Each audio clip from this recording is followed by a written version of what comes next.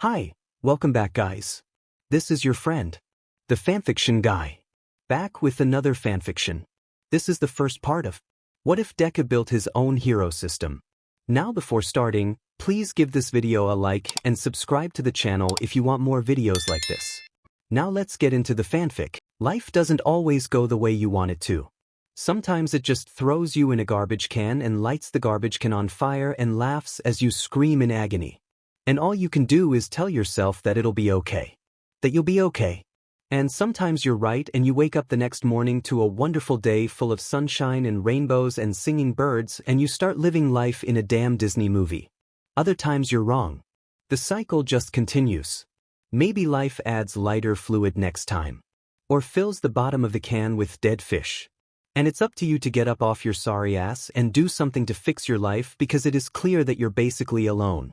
When there's no hero coming to save you, you're forced to save yourself. Be your own hero.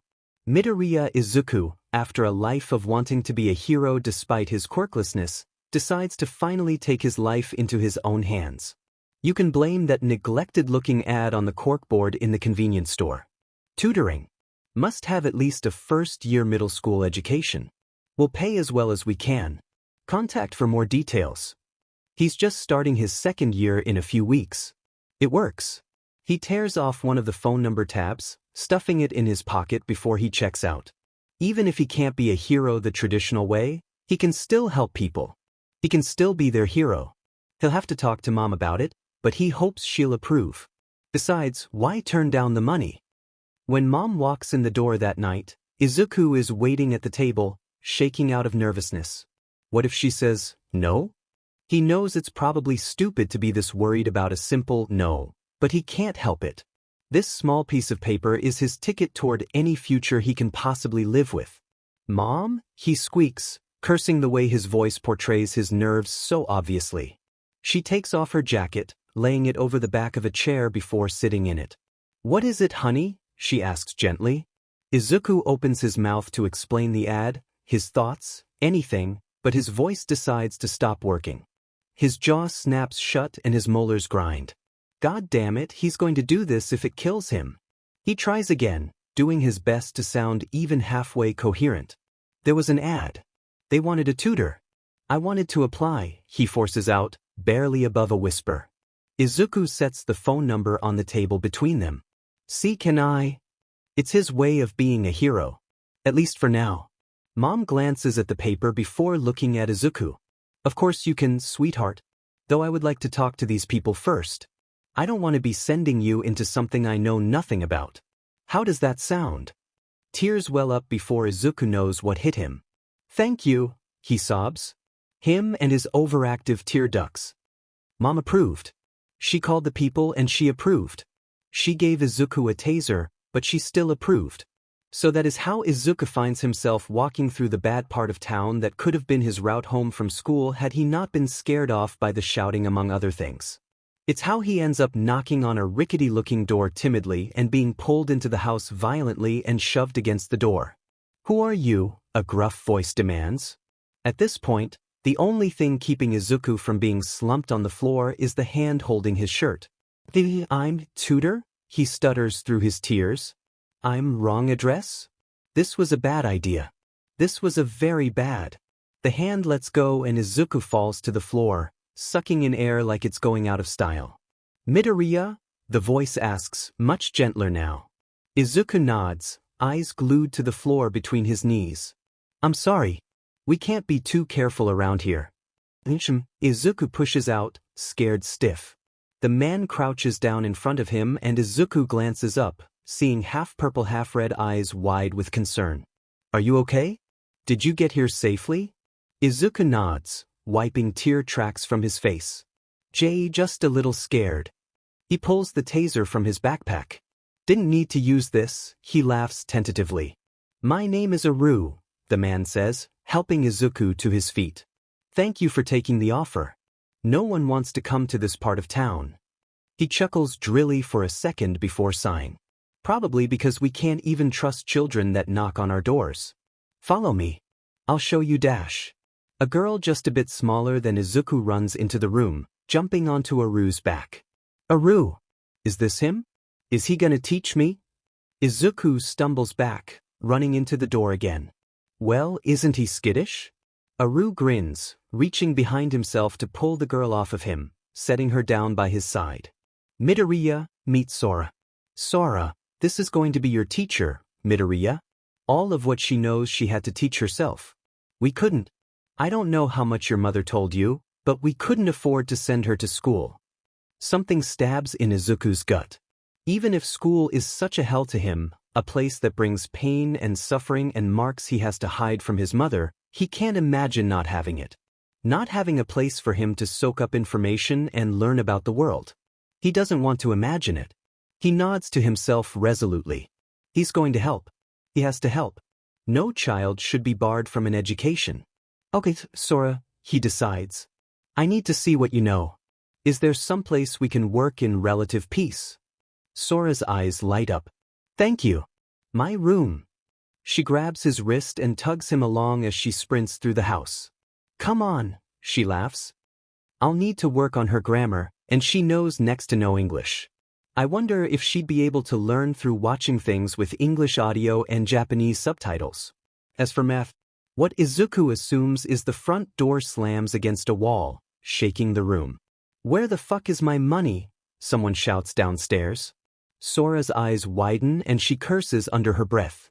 Mito, you gotta go, she hisses, moving things away from the window and shoving it open.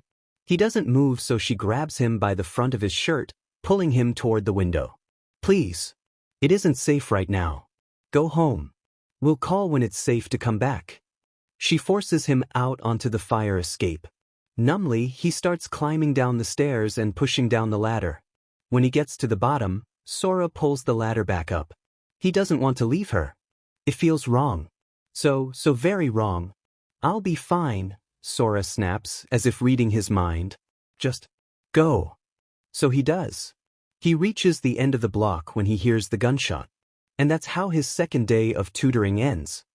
By the end of his first week, Sora had to send him away once more.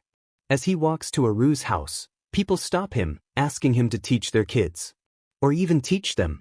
Living in slums like this, not the best for getting a proper education. The more time Izuku spends around here, the more he's convinced. No one cares. No police come through here unless a murder has already happened, and even that doesn't ensure their presence. Izuku has yet to see a single hero around, despite the fact that he would see 2 to 3 weekly in any other part of town, at least one a day in the more populated areas. He doesn't like that these people have to live like this. It's the least he can do to not charge them for his services. Some people choose to give him money despite his protests that they need it more than he does. Some people send him off with food, which he prefers to give to those who can't get enough otherwise. At the end of his second week, he has a 2-hour teaching time blocked out during which he teaches a class as best he can, followed by an hour of individual help. Halfway through his third, he learns why certain groups don't show up to class when others do.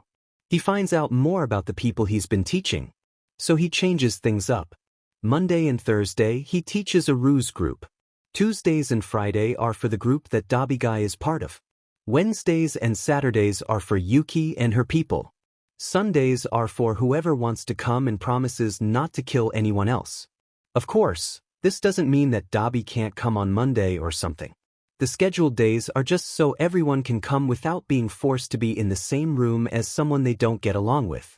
Izuku doesn't want to call them gangs, but in all honesty, that's what they are. School starts up again and Izuku has to shift his schedule. He goes to school, goes to teach, and goes home. He doesn't do much else, unless Sora or Yuki convince him to stay out a bit later or to meet them at this soda shop or that ice cream stand. He doesn't have that much else to do. He is glad for the long sleeves of his uniform. The people he teaches already have enough to worry about, what with paying bills or debts or figuring out how to get their next meals. He doesn't want them worrying about the bruises or the cuts or the burns. Sadly, though, this doesn't last for long. Mito, Sora says when she meets him at the end of the road as he comes from school. You're limping. That is. No, I'm not, he assures, not correcting the limp in the least. Sora knocks his shoulder and he sucks in a breath. And I'm a J-pop star. Mito, what happened? Nothing. His voice is sharp as he trudges on ahead. Nothing happened. Don't worry about it. GTSKS. That's just going to make me worry more. Then worry. Mito just keeps coming in worse and worse shape. It started with the limp. Then she saw the bruise barely hidden under his sleeve.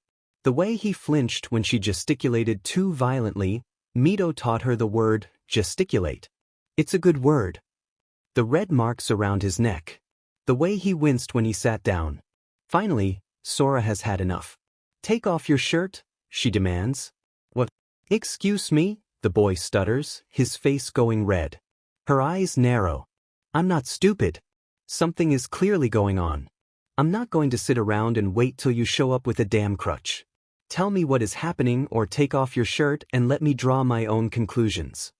He shakes his head. It's no dash. If you try and tell me it's nothing one more time, Midoriya Izuku, I will put my hand or your head through a fucking wall. What happened? The boy blanches as he sinks down in his chair. He mumbles something. Sora leans closer, expression daring him to pull something. What was that? Mito shrinks down even further. The kids at school make fun of me because I'm quirkless, he whimpers. I twitching, Sora gets up from the table. That is clearly more than just making fun of. She pulls open the door. Aru, she shouts, hearing Mito clamber from his seat. Sora, wait. She whips around, pinning him with her glare. He stops moving immediately. You come here. Getting beaten and bloodied and bruised for God knows how long. And you want me to wait? Aru comes into the room in a hurry. Sora, is everything okay? Mito tries to reply. Abso-fucking-lutely not, Sora interrupts. His classmates are bullying him over something stupid. Mito's eyes go wide, pleading with them to stop. Aru's fists clench and vines start to creep between the floorboards. I will take care of that issue, he grits out. Sora knows that Aru has come to see Mito like he sees her. Like his kid. He pulls out his phone, starting to dial, when Mito jumps at him, trying to pry the phone from his hands. Please. Please don't, he begs. Don't hurt them. Even if he doesn't like saying it, Mito knows what kind of people they are. The way things work around here. If you need to do something, teach me to fight. If you can't, find someone who can. I don't want them getting hurt because of me. It's not their fault they were taught, quirkless means worthless. Sora doesn't like how Mito stands up for these people. The ones that hurt him. Seem to treat him like a punching bag. She tries. Aru holds up a hand, silencing her. Fine, he says. I'll find someone with a body type similar to yours to help you fight. You'll stay an extra hour or two after your lessons, or maybe cut some out. You will tell your mother about the bullying so she can do something about it with the school. Am I clear? Mito shrinks under his gaze. They won't care. The teachers. The school. They never cared. Why would they start now, he mutters. Sora's guardian forces Mito to look up at him. Am. Clear? The boy nods. Yes, sir. Mom. Izuku calls as he walks in the door. Can we talk? Inko comes to sit at the dining room table, a questioning look on her face. Mom, I think I'm getting bullied at school. She knew it. She wishes that she was wrong. That her boy was just really, really clumsy. But she knew that wasn't the case. She had the sinking feeling ever since the bruises started appearing. It had only gotten worse when he started trying to hide them. She should have done something. No matter how many times she asked him about it, he just said he fell. He tripped. He bumped into the desk. Inko wishes she had intervened earlier. She should have, and that guilt will sit with her forever. But now that Izuku has come forward about it on his own, hell hath no fury like an angry mother. Instead of walking to the less-than-safe part of town, Izuku starts running. Instead of fearing for his life as soon as he enters said part, Izuku starts feeling as safe there as he does in his own house. Instead of getting curious, somewhat predatory stares, Izuku starts receiving friendly hellos and waves. How funny that he feels safer in such a lawless part of town than in his own school. Of course, Izuku still has to make it through school to be able to go to his safe haven. As he organizes a lesson plan during the break, A calloused hand snatches his notebook from his hand. Hey there, what ya got here? Catch, Katsuki sneers. Katsuki. He flips through the pages for a moment. The fuck is all this? Job, Izuku says quietly. Just go away. Just give it back and go away. Katsuki barks a laugh. A job? While I'm so goddamn happy you decided to give up on that impossible hero dream, really, Deku? You actually think you can do anything? You're worthless. He tears out a page, throwing it over his shoulder. Useless. Another page. Stupid and unnecessary. Another. No one will ever need a quirkless piece of shit like you. He tears the notebook in half, exploding it and throwing it out. He then rips Izuku out of his chair and forces him against the wall with a hand to his throat. Why don't you just give up? On everything? On living, a mental Katsuki jeers in his mind. Shut up, Izuku hisses back. Izuku's mind then shuts down, his body moving on its own. His arm raises above his head before he twists, breaking Katsuki's grip. He then buries his elbow in the blonde's eye socket. The elbow is the perfect shape to fit nicely into someone's eye socket. Akiko, the guy training him for the most part, whispers in his head. When Katsuki stumbles back with a roar, Izuku grabs his backpack and dashes across the hall, opening a window and jumping out onto the grass, running for his life. When he gets a good couple blocks from the school and he doesn't hear explosions telling him his life is coming to a close, he collapses against the wall of an alley, laughing hysterically despite the fact that he's out of breath. He did it. He stood up to Katsuki. Oh, dear God, he stood up to Katsuki. The adrenaline rush dies out and what he did finally hits him. I'm dead. I'm dead. 124% dead. I'm dead and Katsuki is going to kill me. Murder me. Dead, dead, dead, are you alright? Izuku opens his eyes to be met with gold ones. He tries to scramble back, just squishing himself further against the wall. Child, you have no reason to fear. I do not wish to hurt you. I was just concerned as I saw you against the wall, looking on the verge of tears. I'm fine, sir. Thank you, Izuku assures, pushing to his feet. I was just going for a run. Smooth. The man, who looks like he's made of mist, takes a step back and somehow gives him a skeptical look. Which is why you're still in a school uniform and carrying a backpack, I presume? Heck, I go directly from school to my job. The trains don't run at good times for it, and running is a bit faster than walking. Thank you for your concern, though. Maybe he should try learning parkour or free running or something. Could be helpful for getting out of sticky situations. In the back of his mind, a voice whispers that it would help when he becomes a hero, but he squishes that down nice and quick. He gave up on that dream already. He doesn't have to be a pro hero if he can be a hero in his own right. When Izuku tries to walk away, the man follows. Would you mind if I accompanied you to your destination? You seem distressed, and I would hate for something to happen to you. Alarms go off in Izuku's head, and not all of them are stranger danger ones. The biggest one is that he knows that the people in the slums don't take too kindly to strangers. He would hate to ruin any trust he has already built up with them. I would mind. Very much. Please do not follow me, Izuku replies coldly. He's not trying to be rude. He's just trying to keep the peace. When Izuku reaches the street, after having taken about 7 detours to make sure that Mist Guy wasn't following him, he is met by Sora, who looks worried. It's bad today. You're going home. Right now. Normally he would. He'd take Sora at her word and go home. Today, though, he can't make himself. No, I'm not, he says, determination filling his every word despite the fact that he didn't will them out. His legs move on their own as he marches forward, disregarding Sora's protests.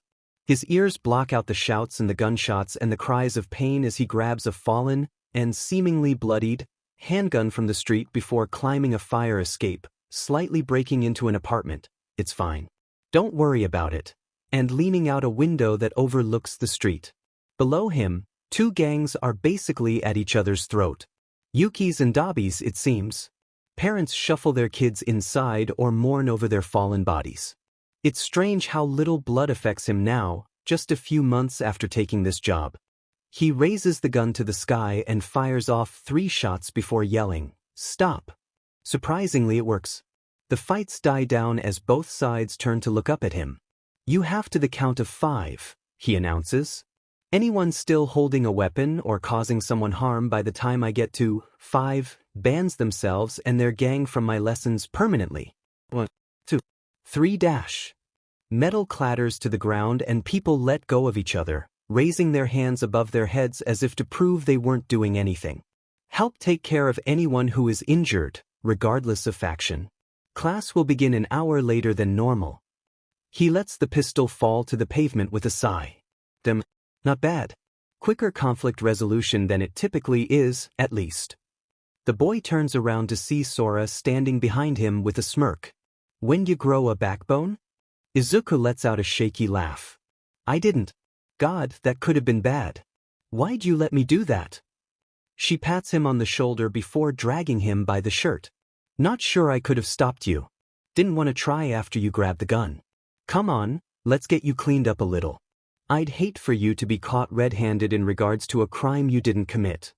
Wait, the gun had blood on it. The gun had blood on it. How the hell did he not freak out over that? "What the hell did I just do?" Sora laughs as she puts his hands under the water running from the sink of whoever owns this apartment. He broke into an apartment and scrubs the red from his hands. "You swore. There's still hope for you yet." Izuku groans wordlessly as Sora continues to laugh and scrub. It hurts to realize how little people actually care about each other. When you get right down to it, there's a reason you're liable to catch sight of at least one hero on any given outing to the city while never seeing a single one if you spend a week in the poor parts of town. Heroes have to have the press on their side. They have to act somewhere where some media outlet will report it. The press doesn't go to the less pretty areas because that isn't what their audience wants to see. Those areas don't get any improvement because the press won't cover them and the public gets to remain in blissful ignorance instead of stepping up to do something. If the press won't go there, the heroes won't either. And all that about crime is most prevalent in the more populated areas of the city, which defines where heroes will patrol. A crock of crap that clearly ignores the most densely populated areas of the city, where the most crime does happen and gets ignored. It feels fake. And to see All Might's smile beaming at him from every corner of his room just feels wrong.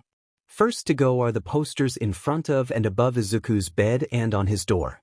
The ones he has to look at every day. Next week takes the ones next to his bed and the plushies from his desk. The next 2 see his closet being mostly cleaned out as well as the limited edition stuff, like that lunchbox or the sweatshirt that says, "All Night." He doesn't destroy any of it. He still respects what heroes do. He doesn't sell it. Not yet, at least. He just shoves everything into the back of his mother's closet. Izuku doesn't like the faded areas around where the posters once were. "Mom, can we paint my room?" That piece of shit Deku has been getting a big head lately. It started the day he decided to grow a damn spine and fight back for once in his life. Gave Katsuki a black eye, the bastard. He doesn't like it. The freak is forgetting his place. He's not quivering under Katsuki's stare like he should, or stepping out of the way first. He's playing fast and dirty rather than just taking the hits he deserves. It's as if he actually thinks he matters.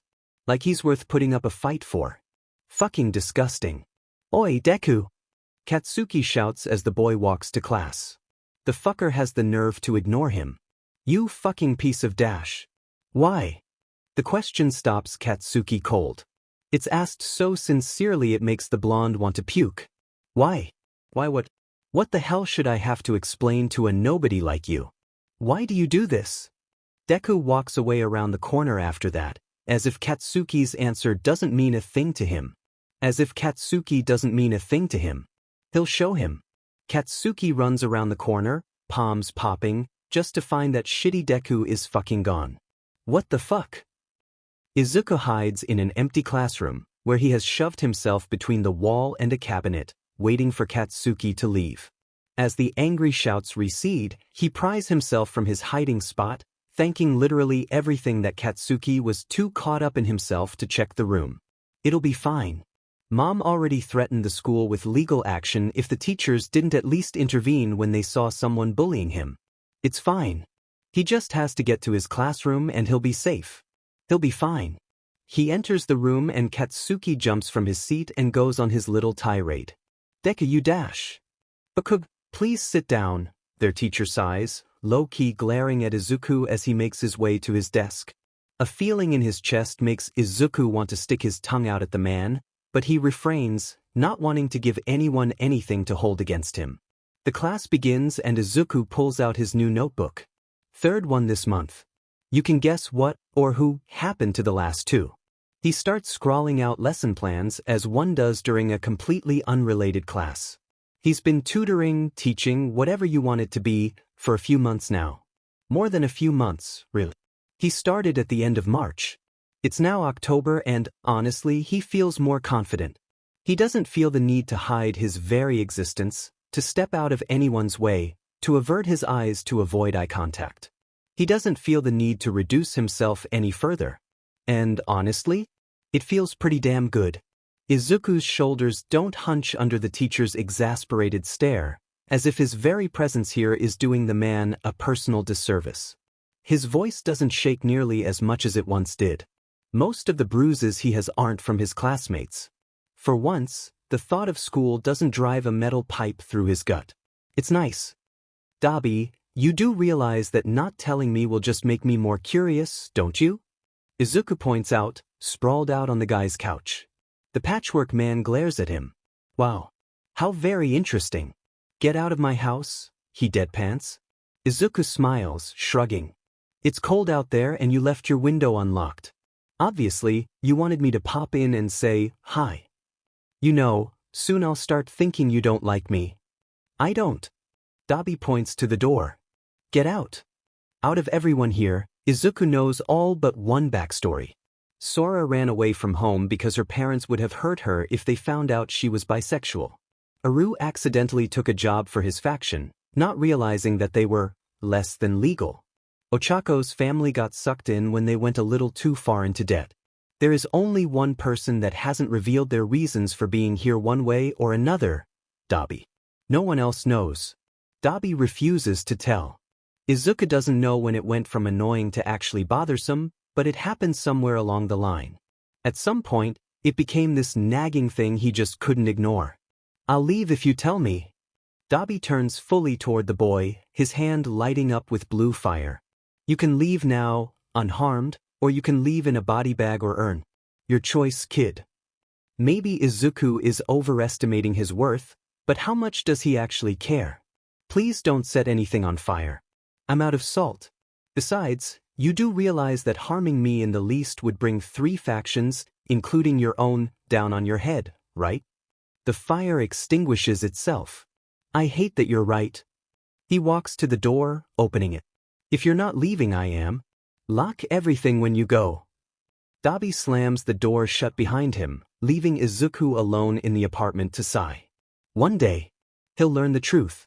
One day, Izuku crawls back out the window. He wonders if Ochako would want to do something today. He knows how this will be received. He does. I want to go to UA, he tells the counselor.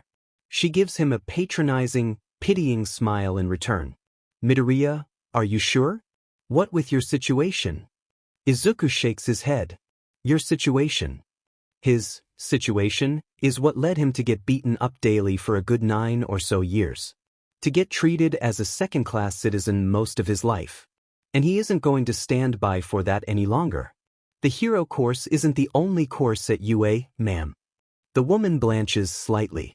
I know, but dash. And the hero course is not the only good course in UA. Yes, it is a highly competitive school. Yes, the written exam is brutal. Do my grades not show that I at least have a shot? Even if it's just general studies? If you come up with a legitimate reason I shouldn't apply that isn't just the your quirkless that I've heard my entire life, please, let me know. I want to be making the best choices I can with my future. As a school faculty member, you're supposed to help ensure that. Not further any agenda you may or may not have. Izuku stands up, bidding the woman adieu. Did he go too far there? Did he overreact? No matter how much he tells himself that he's given up on being a hero, he can't shove it from his mind. Being a teacher would be a fulfilling career, and he'd be able to do his best to bring tolerance to the next generation. But that isn't what he really wants to do with his life. He's seen the injustice in this world. The way the poorer parts of town are neglected. The fact that in the last 10 or so months, he has seen maybe 2 heroes anywhere near Sora Street, if that. Both underground. Because there is absolutely no glory to be had from stopping a robbery in the slums. Maybe, just maybe, this quirkless tutor from Yuzurifu can actually do something. Or maybe that's just wishful thinking. For a hot second there, things seemed to be going pretty well. Izuku was actually pretty happy. Katsuki hadn't pulled any stunts. The teachers have taken his mother's threats seriously. Only 3 fights have broken out in the past month during or surrounding any of Izuku's lessons. While it isn't very visible, he's gained some muscle. Sure, it's all lean as hell, because his kind of body type doesn't bulk up, but he could and has thrown a chair if he wanted and or needed to. This might actually be the happiest he's been since he was diagnosed as quirkless. All good things, however, must come to an end. He scrunches down in his desk as his homeroom teacher goes over high school pics at the start of the 2nd week of Izuku's 3rd year. And he just has to point out that Izuku wants to go to UA. Because that's not going to backfire on Izuku in any way. Nope, not at all. Somehow, Katsuki keeps his shit together well enough not to attack Izuku. He just shouts. A lot. That is until after class. Izuku stays back a bit longer, too absorbed in his notebook to notice that class ended. This one is one of his quirk analysis notebooks. He stretches, only now realizing that everyone is gone. Well, not everyone. Katsuki stalks in and takes his notebook, flanked on either side by 2 of his cronies. Wing Guy and Finger Guy. Those 2 always spell fun. Izuku questions when he became such a sarcastic prick. He's going to blame Sora and Yuki for the most part. Maybe Dabi a bit too. How Ochako remained so sweet despite living there will remain a mice. Oh, there are some people that want his attention. Howdy, fellas. How can I help you on this fine afternoon? Katsuki sneers. Don't apply to you, Deku, he advises. I'm going to be the only one from this shitty school in the middle of ass-fuck nowhere to make it into the hero course. Year me? All Izuku can do is raise an eyebrow. Actually, we're in Muzurifu, not the middle of ass-fuck nowhere. Have you been falling asleep during geography, Katsuki? He stands up, putting his hand out for his notebook, squaring his shoulders and looking the boy in the eye. It seems to unnerve him just the tiniest bit, to have Izuku standing up to him so blatantly, fearless despite the walking atom bomb in front of him. The hero course isn't the only thing UA is known for, anyway. Would you give me back my notebook? The blonde holds up the notebook in question. This one. Izuku nods and Katsuki places his other palm against the cover. Whoops, he mocks, detonating against the cover a few times. US. He then chucks the damaged book. Out the fucking window. What do you want? Izuku demands, wanting nothing more than to deck him. That notebook was almost filled. It took him so damn long to fill it to that point. And this fucking dandelion-looking asshole has the audacity to just poof it out of existence. Maybe it'll be salvageable enough that he can transfer it to another notebook. It's Katsuki's turn to raise an eyebrow. What do I want? I want you to just give up. To finally realize that all you'll ever be is a goddamned doormat and to accept that you peaked when there was still a chance of your quirk coming in. ETSKS, kicking Izuku's backpack.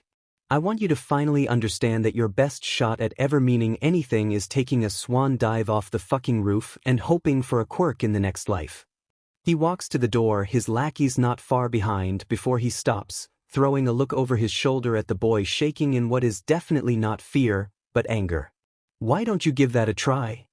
The message is clear. Kill yourself. Do us all a favor and end it all already. And Izuku, ever the people pleaser, smiles. Okay. Cat, Bakugu. He doesn't deserve to have his given name used anymore. Izuku has too much newly gained self-respect for that. Bakugu whips back around. What? He demands. Izuku's smile grows wider. I said, okay. Congratulations, Bakugu. You've won. Are you proud? He pushes past the trio and out into the hallway, carefree in all regards. Are you happy now? I'm going to jump off the roof and go splat. And you're going to be the one to tell my mother exactly why her only son is now just another short paragraph in the obituary section of the newspaper. He laughs and Bakugo cries out in confused outrage before realization finally sets in. He laughs as he runs for the stairwell, taking the steps 2 at a time before he puts his free running into practice, hauling himself up flights at a time till he finally reaches the roof, Bakugo chasing quickly after. He laughs as he takes his shoes off and waits on the edge of the roof as Bakugo slams the door open, eyes wide with panic. Dash. Goodbye, Kaken. Izuku steps backward off the roof and falls with a smile on his face. Goodbye, Kaken. The words ring in Katsuki's ears as Deku steps backward, quickly disappearing from sight. He waits in horror for the thud. The splat. Whatever noise accompanies a however many story drop of a human body onto pavement. It was a joke. He didn't mean for. He didn't want. Deku wasn't supposed to take him seriously.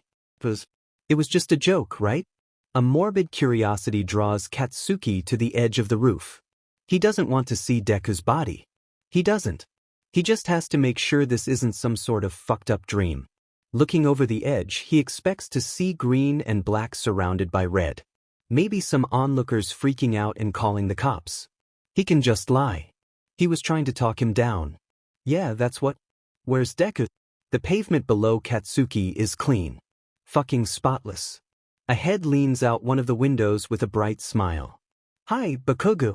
You didn't kill me yet. But you could have, had I not had the support I have currently. Had this happened just a year ago. Words hurt. As much, if not more than your stupid quirk. His smile goes from bright to threatening. I hope you've learned your lesson. It jumps back to dazzling in an instant. Wanna throw my shoes down? Shock holds Katsuki in place. He's not dead. Then rage.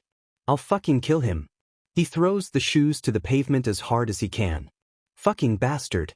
Stepping away from the edge, he shoves his hands in his pockets and ignores the extras that insist on following him around. Get your fucking panties out of their knots. The damn nerd didn't go through with it. But he could have. Katsuki scowls. Shut the fuck up. He almost did. I said, shut up. Had he fucked up the landing, missed whatever he grabbed, had anything gone remotely wrong, he'd be dead. Shut the fuck up. And it'd be all. Fault. Katsuki roars in wordless rage, putting his fist through the wall and ripping it out, stalking away from his cronies. Stupid motherfuckers and stupid fucking voice in his head. Damn, that hurt. Izuku groans to himself. As he fell, he grabbed a windowsill, barely able to haul himself up and into the room. He'd better work on improving that. He did hurt his shoulder. If he dislocated it, Sora and Aru, basically anyone remotely connected to his teaching will kill him. What was his thought process there? What was he planning? You think he was thinking logically at all in that moment? What was he thinking? I'll fucking show you. So he did. By jumping. The roof. Everyone is going to kill him for that alone. He does have to say, though, if he dies, he is more than glad he got to see that confused look on Bakugo's face when he realized he didn't commit involuntary manslaughter. He can die happy now. When he said he could die happy, Izuku didn't mean that he was ready or wanted to die.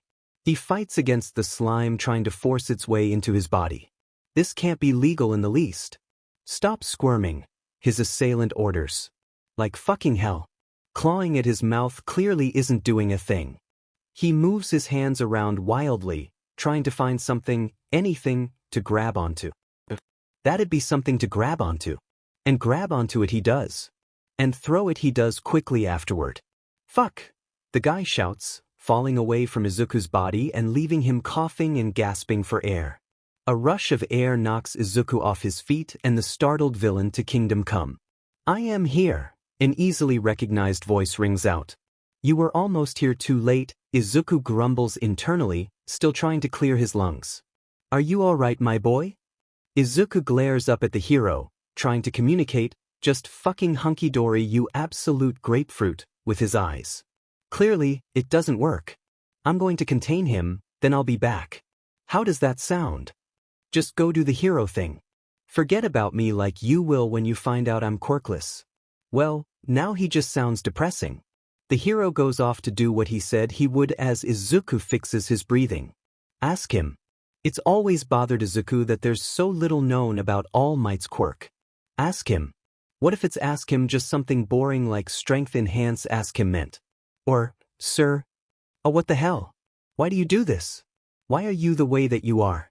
Could someone never mind? I already know the answer. It's going to be the same as everyone else's. Ignore me. All Might glances at him curiously before his eyes widen just the tiniest bit. Had he not accidentally trained himself to look for tells of a starting brawl, Izuku might not have noticed it. Of course, now that he has, he's on edge. He grabs his fallen possessions. At least his notebook hasn't been damaged any further. My boy, would you mind coming with me for a moment? 20 million stranger danger bells go off in Izuku's head, even though this is the #1 hero. Or maybe because he's the #1 hero. I mean, look at the number 2. His casualty rates are higher than some high-profile villains. He only gets away with it because of his pretty little plastic rectangle and a stupid number. Of course, the hero wouldn't consider this, as he is supposed to bring comfort to civilians. So, in essence, this is the moment Izuku gets kidnapped by fucking All Might himself. This is fine. Izuku really wishes he had his taser. His time is almost up. Toshinori can't stay here much longer and risk being revealed. But he can't let it go. The emotion in his voice before he cut off. The way the boy stopped himself from asking a question that seemed so important to him, shutting himself down before Toshinori did, crushing his own hopes and breaking his own heart so no one else could. It hurts to see a child like this. So beaten down and distrusting. That's why he takes the child with him. He just wants to help, be a hero. It never truly occurred to him that maybe the boy didn't want to come with him. That isn't the type of reaction he's used to, at least. And so, in a moment of absolute brilliance on the part of the #1 hero, he grabs the boy he just saved, puts said boy on his back, and sends the two of them hurtling through the sky at way too fucking fast kilometers per hour.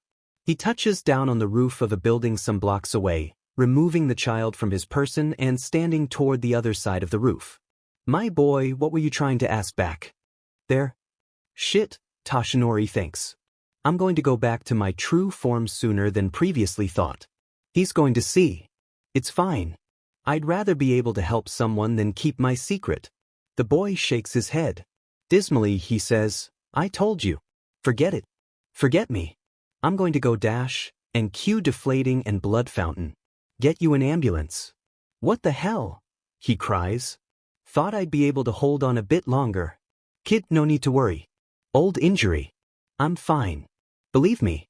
Though I'd prefer this version of me not to become common knowledge. Excuse me if I believe otherwise on the fine part. As for the secret, I'll keep it, the kid deadpans before turning to leave. I know what the answer is going to be, he mutters, seemingly to himself, then stops dead in his tracks. Actually, would you do one thing for me? Toshinori nods, thankful that the boy seems to be trying to open up to him. Would you check to see if my shoulder is dislocated? I don't think I've ever dislocated anything before. Don't know how to tell. Or not. Toshinori gives the child a curious look. Why would your shoulder be dislocated? He asks hesitantly. Wincing, the boy dives into the most vague explanation Toshinori has ever witnessed. And he has dodged around explaining his quirk to the media for years. I jumped off a roof to prove a point. This makes the hero cough up more blood. You what? Jumped. Off a roof. To prove. A point, he repeats, slower. I caught myself on a windowsill.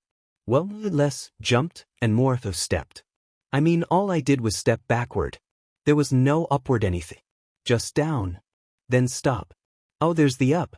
I pulled myself in through a window. Check my shoulder? What is this child? Are you safe? Toshinori questions. He doesn't like the thought that this kid had to fall from a roof at all, let alone the specifics of it. Whether he jumped or stepped, the outcome was the same. He could have died. Yep. Now, are you going to check my shoulder or am I going to walk to my job with a possibly dislocated shoulder? He adjusts his bag on his shoulder, waving a dismissive hand. Whatever. Forget it. It doesn't hurt too bad. Maybe Sora can do something about it. It was nice to meet you, sir, but I must be on my way. Have a nice day. Before Toshinori can do anything, the roof door clangs shut. That didn't go nearly as well as I had expected it to. He shakes his head. Well, at least I captured, His pockets are empty. The villain escaped. Sora, can you spread the word that I'm going to be late? Izuku asks, shaking some more sludge out of his hair. He'll have to take a shower when he gets home. And brush his teeth and go on a damn juice cleanse. Anything to get the thought of that still somehow being in him out of his mind. Got it? Did something happen? She replies. He chuckles drily. A few somethings. Short version, Bakugo Katsuki is an even bigger ass than previously thought and All Might is taller in person. Sora scoffs incredulously. Yeah, I'm gonna need the long version when you get here. Izuku nods as if she could see him. And you'll get it. Shouts come from an alley and Izuku can't stave off his curiosity. You'll get it a bit later than previously thought. What? Izuku? He hangs up the phone, wandering closer to the crowd that has formed at the mouth of the alley. Of course, he can't see anything. After debating a bit in his mind, Izuku decides that his quest for knowledge is more important than the comfort of his shoulder and he shimmies up a lamppost.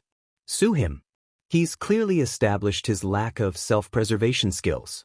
I'm not quite sure what you were expecting. But that is a lot of fire. The alley is full of it. A hero with a water quirk does his best to put it out to no avail. Heroes stand around the edges off the alley, Mount Lady, complaining about being too big to fit into the narrow street, Kamui Woods being too flammable to do anything, others being relatively useless in their own special ways. And the situation they're all being relatively useless about? That slime prick. With the blonde prick. Because if Izuku's going to deal with his problems, they're going to come back and bite him in the ass simultaneously. Slime Guy, who is now named Greg in Izuku's mind, tries to shove himself down a certain Baku bitch's throat and no one moves to help. So Izuku does. He throws himself off the pole and over the crowd, swinging his backpack from his back before landing in a haphazard roll. Pushing to his feet and running, Izuku momentarily questions his life decisions. Here he is risking his life. To save the guy who told him to end said life. If he gets injured here, he will be forcing Bakugo to pay his damn medical bills. When he gets close enough to trust his aim, Izuku launches his backpack at Greg's eye. Something falls to the ground just after the bag makes impact. Yes. The trusty container of salt for when Dabi gets a little too annoyed. When in doubt, Izuku snatches up the container and jumps onto Greg, who is fighting to keep his grip on the writhing Bakugo. You again! Greg shouts in a mix of surprise, anger, and possible fear. Me again. Hope you didn't want to keep this eye either, Izuku grins, dumping the entire container into his eye. Greg screams, pulling away from the two teens. Izuku hooks his hand in Bakugo's collar and drags him away from the villain like a disgruntled mother taking her toddler away from a fight he caused. Bakugo snarls. Get off of me, shitty Deku. The green-haired boy keeps dragging, jostling Bakugo by yanking his collar around a bit. Fuck him. Let him get road rash on his ass. See if Izuku cares. Shut up. You owe me a thing of salt. He drops Bakugo in front of the heroes who aren't trying to detain Greg. Here's your hostage. Kamui Woods blinks a few times. That was brave of you. Tell me, what's your quirk? Don't have one. That perks the ears of every hero not 100% concentrated on Greg. Do you know how reckless that was? You could have gotten seriously hurt.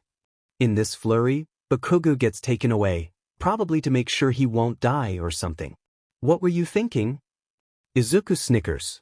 Gotta love that double standard, he mutters. Tell me, why was it brave when I might have had a quirk, but reckless and dangerous when I revealed that I didn't? Mount Lady opens her mouth first. Well, because... The boy puts up a hand. No. You all had quirks, but you couldn't do anything. Because you were all focused on the fact that your quirks weren't suited for this kind of thing, so you all sat on your asses, waiting for a better quirk to come along and watched as Greg over there tried to murder a teenager. A quirkless kid with a backpack and a thing of salt did more than all of you combined. Kid Dash, Kamui Woods tries to interject. A glare is all it takes to silence him. Whatever you're going to tell me. Whatever bullshit about how quirks make people stronger or safer or less prone to accident that I've already heard or had insinuated to me every day since that doctor diagnosed me, shove it where the sun don't shine, Groot. A quirk is what brought this situation on in the first place. Sparky over there, Izuku says, throwing a finger out toward where Bakugo sits with a shock blanket, used his quirk and only served to make everything worse. While you praise a strong quirk like it's a gift from a god themselves, a strong quirk is what made all of you useless, he spits. So do not lecture me about quirks or lack thereof. Izuku stalks away, collecting his things and heading to his job. Maybe someone will spar with him. Toshinori reaches the scene as the boy climbs the light pole. He curses himself for not being more careful, for letting the villain get away. And now? His time with One for All has run out. He can't even fix his mistake. Then the boy jumps off the post, hurling his bag at the villain, then pouring something into his eye. He de-escalates the situation before Toshinori can even try to step in. He was going to try to force his muscle form and take down the villain as soon as he saw the boy jump. A child should not have to do more to save someone than a hero. He would make a good successor, wouldn't he? Toshinori tries to wait around, wanting to talk to the boy, see if he's interested in heroics. Then he hears it. What's your quirk? Don't have one. It freezes Toshinori's insides. He remembers the teasing he would get before he received One for All. The mocking stares and the laughter at his expense. He hates the idea that children still have to deal with that. The harassment. The boy starts yelling, his words echoing off the walls off the alleyway with a built-up anger someone so young should not have yet. Heard. Paul. The scorn, the hatred, the absolute annoyed exasperation, all of it just fills Toshinori's mouth with a disgusting, acrid taste and cements his feet in place. Have things gotten worse for quirkless youth? How didn't he know? Yeah, believe it or not, Izuku does in fact have a breaking point. And he's pretty damn close to it. Baited to suicide, almost murdered, saving the kid that baited him from the guy that tried to kill him, then having to bitch out heroes for not doing the bare minimum of their job and making him do their jobs for them. It's enough to bring a guy a little close to the edge. Dabi, who was threatening to singe off Yuki's eyebrows, sits down immediately when Izuku enters the room. Hitomi's jaw snaps shut mid-insult. Mariko lets Setsuko win the arm wrestling match, both turning to face forward, hands folded in their laps. Is his bad mood that obvious? No matter. Izuku tosses his bag on the table in the front of the room. For an abandoned school building, this place isn't that bad. I'm not taking any shit today. Any yelling, any fights, any quirk use, and I walk out. No lessons for a week. If you are going to cause trouble, get the hell out, he growls, thrusting a hand toward the door. A hand goes up tentatively, barely standing above the crowd. If that is not a question about kinetic and potential energies, it can wait. The hand sinks. Great, now, where does this pen have the most potential energy?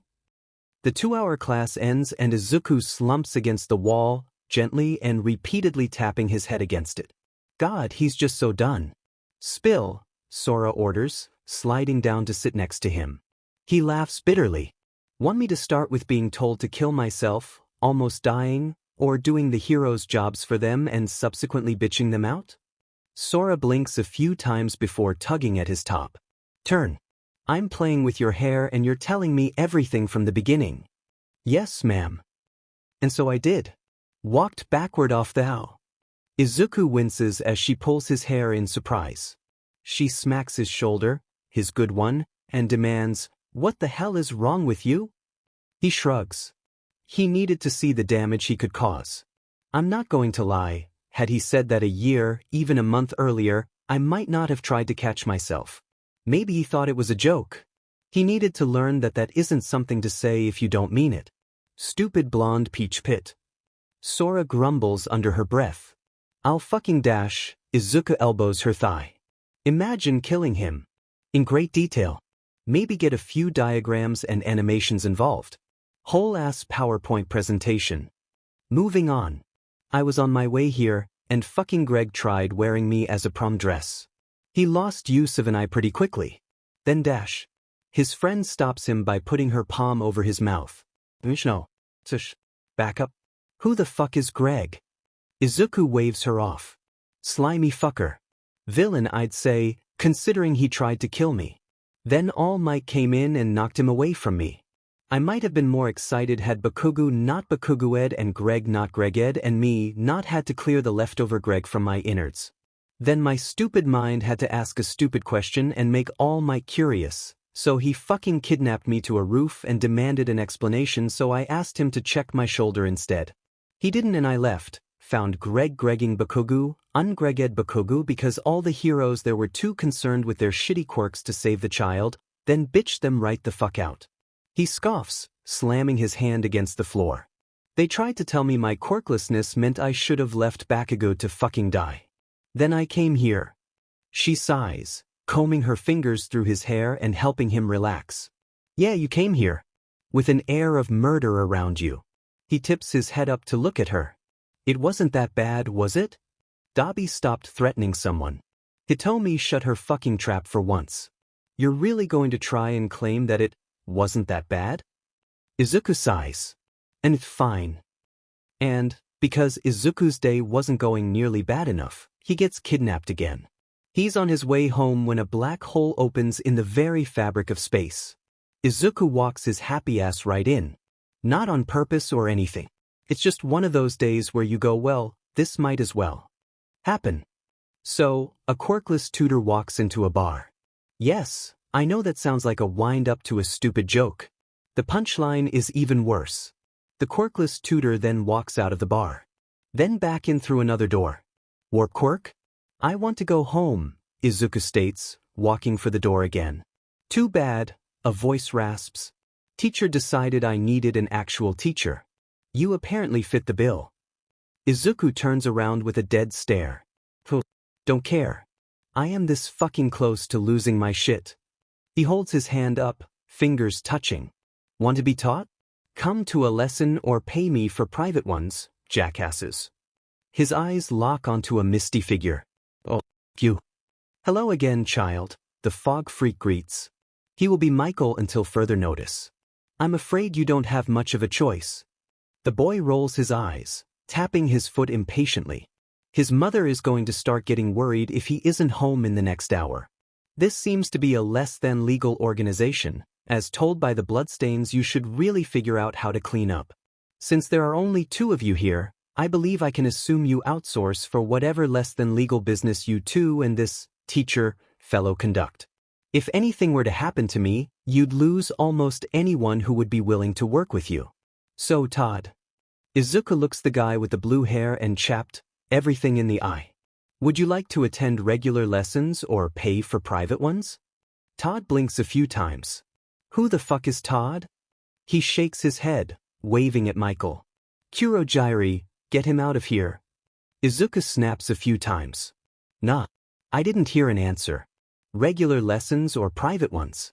I refuse to be kidnapped twice in one day just to get absolutely nothing in return. He starts stalking toward the man that seemed to have organized this kidnapping. I jumped off a roof. He stops in front of Todd. I was almost murdered. He slams his hand flat against the top of the bar, sticking his nose in Todd's face. I then saved the guy who told me to die from certain death via the guy that tried to kill me. He grabs an empty glass from the bar, refusing to break eye contact. Then I had to lecture some stupid fucking heroes for trying to tell me that a lack of quirk means I'm made of fucking glass despite the fact that I did what they fucking couldn't. Izuku throws the glass at the wall opposite the bar, feeling a sort of cathartic relief as it shatters, shards tinkling against the bar floor. You can imagine the kind of stress I am currently under, he hisses. I will leave whenever I want. And you will answer me right. Fucking. Now. Private lessons would work wonderfully, Michael, Kurogyri, interrupts. How would you like your payment? Cash would be fine, thank you, Izuku replies, pushing his hair out of his face. Would you drop me off on the north side of Block 2? It's still far enough from home that no one would question him about it, yet close enough that he should be home before Mom. Michael nods. At least, it looks like a nod. Mist makes it a little hard to tell. It would be my pleasure. Michael's portal spits Izuku out in an alleyway on the north side of Block 2, as promised. Izuku walks the rest of the way home, feeling less angry than he did. Which doesn't last very long. How sweet, Izuku deadpants. You waited for me. And they say chivalry is dead. Bakugo snarls. Shut the fuck up, Deku. Fucking dumbass. I didn't need your help. Izuku's expression is more blank than one might expect. His eyes portray only boredom while his shoulders make him seem almost relaxed. And I didn't need you to tell me to kill myself. Guess we're both getting things we didn't want or ask for. He starts to walk past the blonde before his shoulder gets grabbed. The bad one. Ow, you prick, he yelps, swatting Bakugo's arm away. The taller boy bares his teeth. Do you hear me? You didn't help me. You're just weak and worthless and you dash. Next time I'll just let you die. Shoving Izuku away, Bakugo activates his quirk. The fuck you just say? Izuku cocks his head. Is your quirk starting to damage your hearing? Next time I will just let you die. He shrugs, nonchalant. Your quirk made it too difficult for the heroes to reach you. You weren't going to free yourself. It would have been impossible unless you changed tactics, but you're too stubborn for that. A lazy smile falls onto Izuku's face. A worthless, quirkless deck with a salt shaker was able to do more than you, Baku. Don't you see? Quirks aren't everything. He chuckles, a thought coming to mind. Wow. If I had actually gone through with it, both of us would be dead. How funny. You dash. Izuku doesn't stick around to hear the end of it. He jumps over a fence, running through yard after yard before reaching his own. He shoves open the door, throws himself in, slams and locks it, and collapses against it. There is no doubt in his mind. He was supposed to die today, but instead flipped God off as he moonwalked into hell, or his everyday life. So, as it turns out, Todd's real and completely not fake name is Shigaraki Tamura, while Michael is, in fact, called Kurogyri. Izuku learns this when Kurogyri nabs him again and drags him back to the bar. You can't keep doing that, Izuku sighs, sitting down in a booth.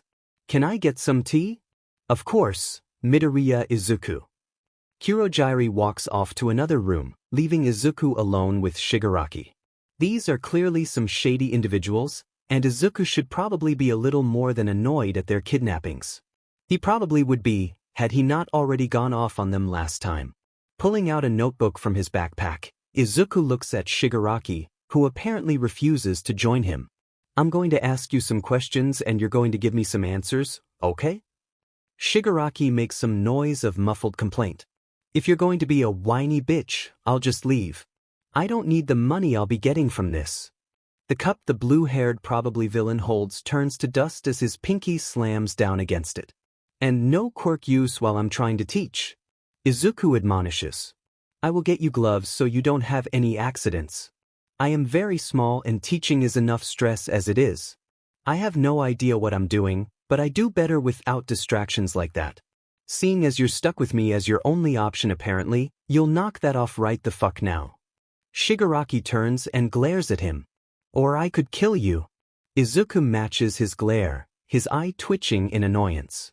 Didn't work out that well for the last two to try. Also, no illegality in my presence. I refuse to be called as a witness to a crime.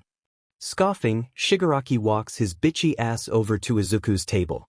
Before you ask me anything, you stupid NPC, I get to ask you something first.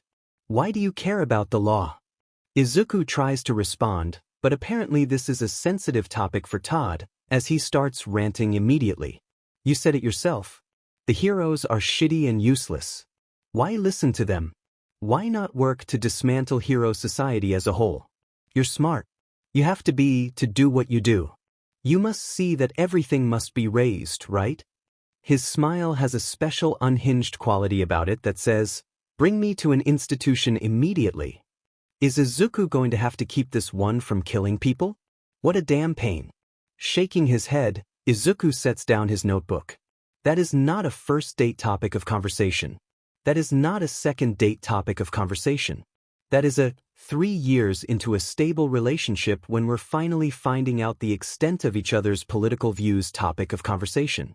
What makes you think you should be having a conversation too personal for a first date with a child you have met twice and who is now your teacher? He picks up his notebook, writing things down. Excitable, overzealous, vaguely childish, hates heroes, likes video games. Tamura, dear, I don't hate heroes. Not that much, anyway. I admire what they do, I just don't like the way they do things. If I had to take a wild guess here, you were probably hated for having such a destructive quirk. The teacher guy probably found you, took you in, and poisoned you against heroes, leading to your admiration of him and the way you're absolutely spoiled. Am I too far off? All I'm trying to say here is that I don't have to subscribe to your ideals for us to work together. I will not break the law, and you will not do it in my presence. Makes sense? I don't give a lick of shit about what you do in your free time. Sometimes one must be very direct about their wishes. Very, very, very, very direct. So, do you know how to divide fractions? Sundays, noon to 2. If you abduct me more than 5 minutes before noon, this is over. Got it, Kurogyari? Izuku lays out how this is going to work as he packs his things after the lesson. Great. He's going to be late. He still has to stop by the library for some old textbooks. Maybe he should start sending people to do his bidding. Or maybe not. The librarians are nice and one is a retired English teacher.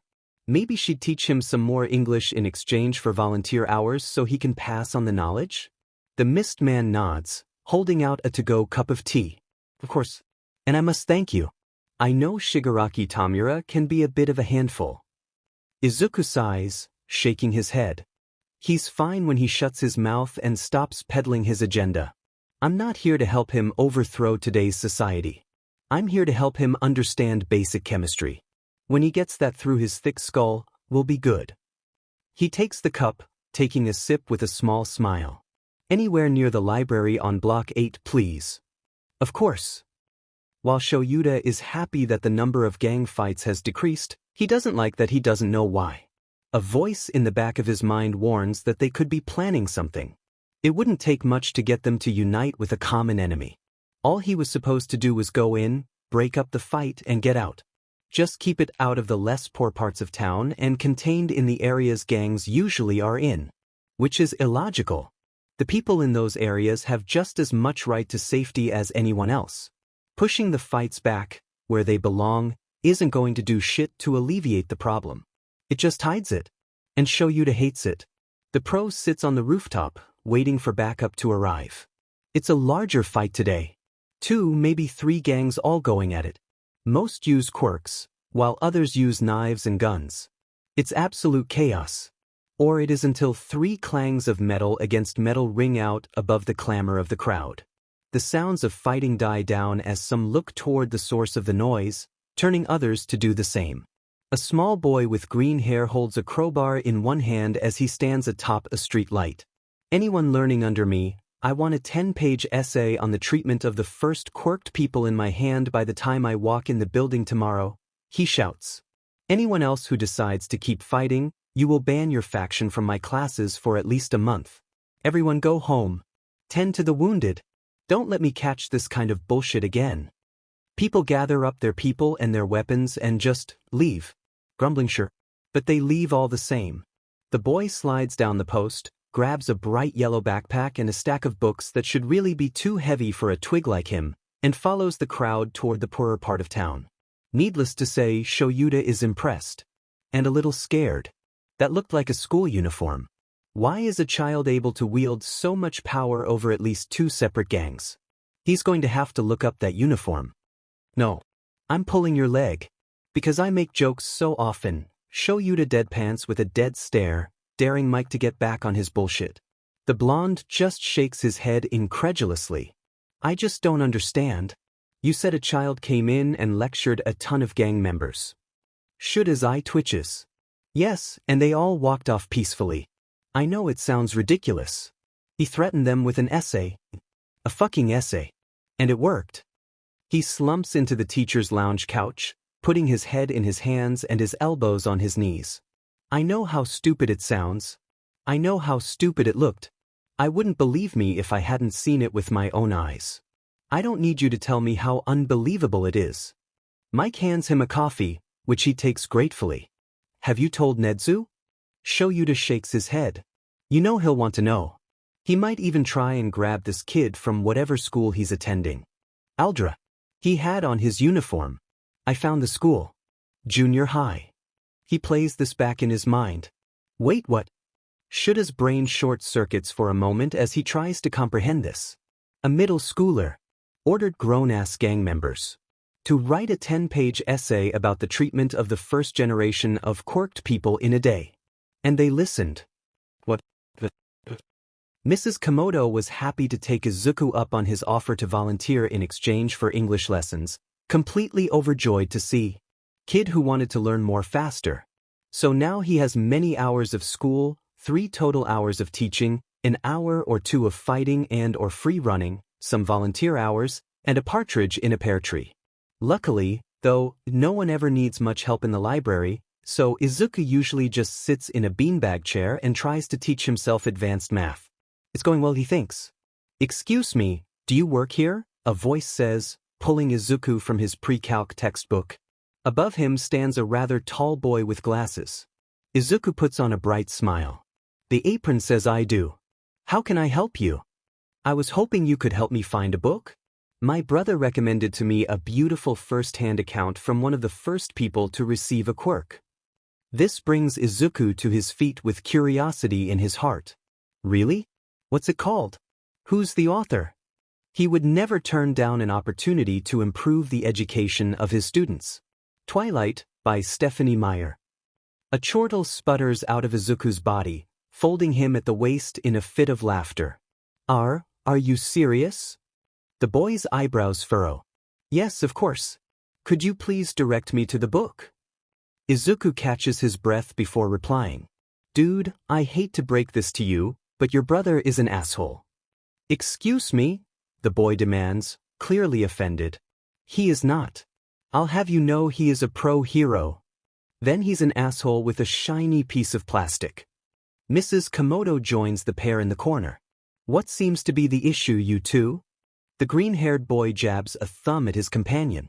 His brother convinced him that Twilight is a memoir from the first generation of quirk users, and now he refuses to believe his brother was wrong. The woman chuckles. Oh, hon, your brother's pulling your leg. But bring him round here next time you visit. I'd love to meet him.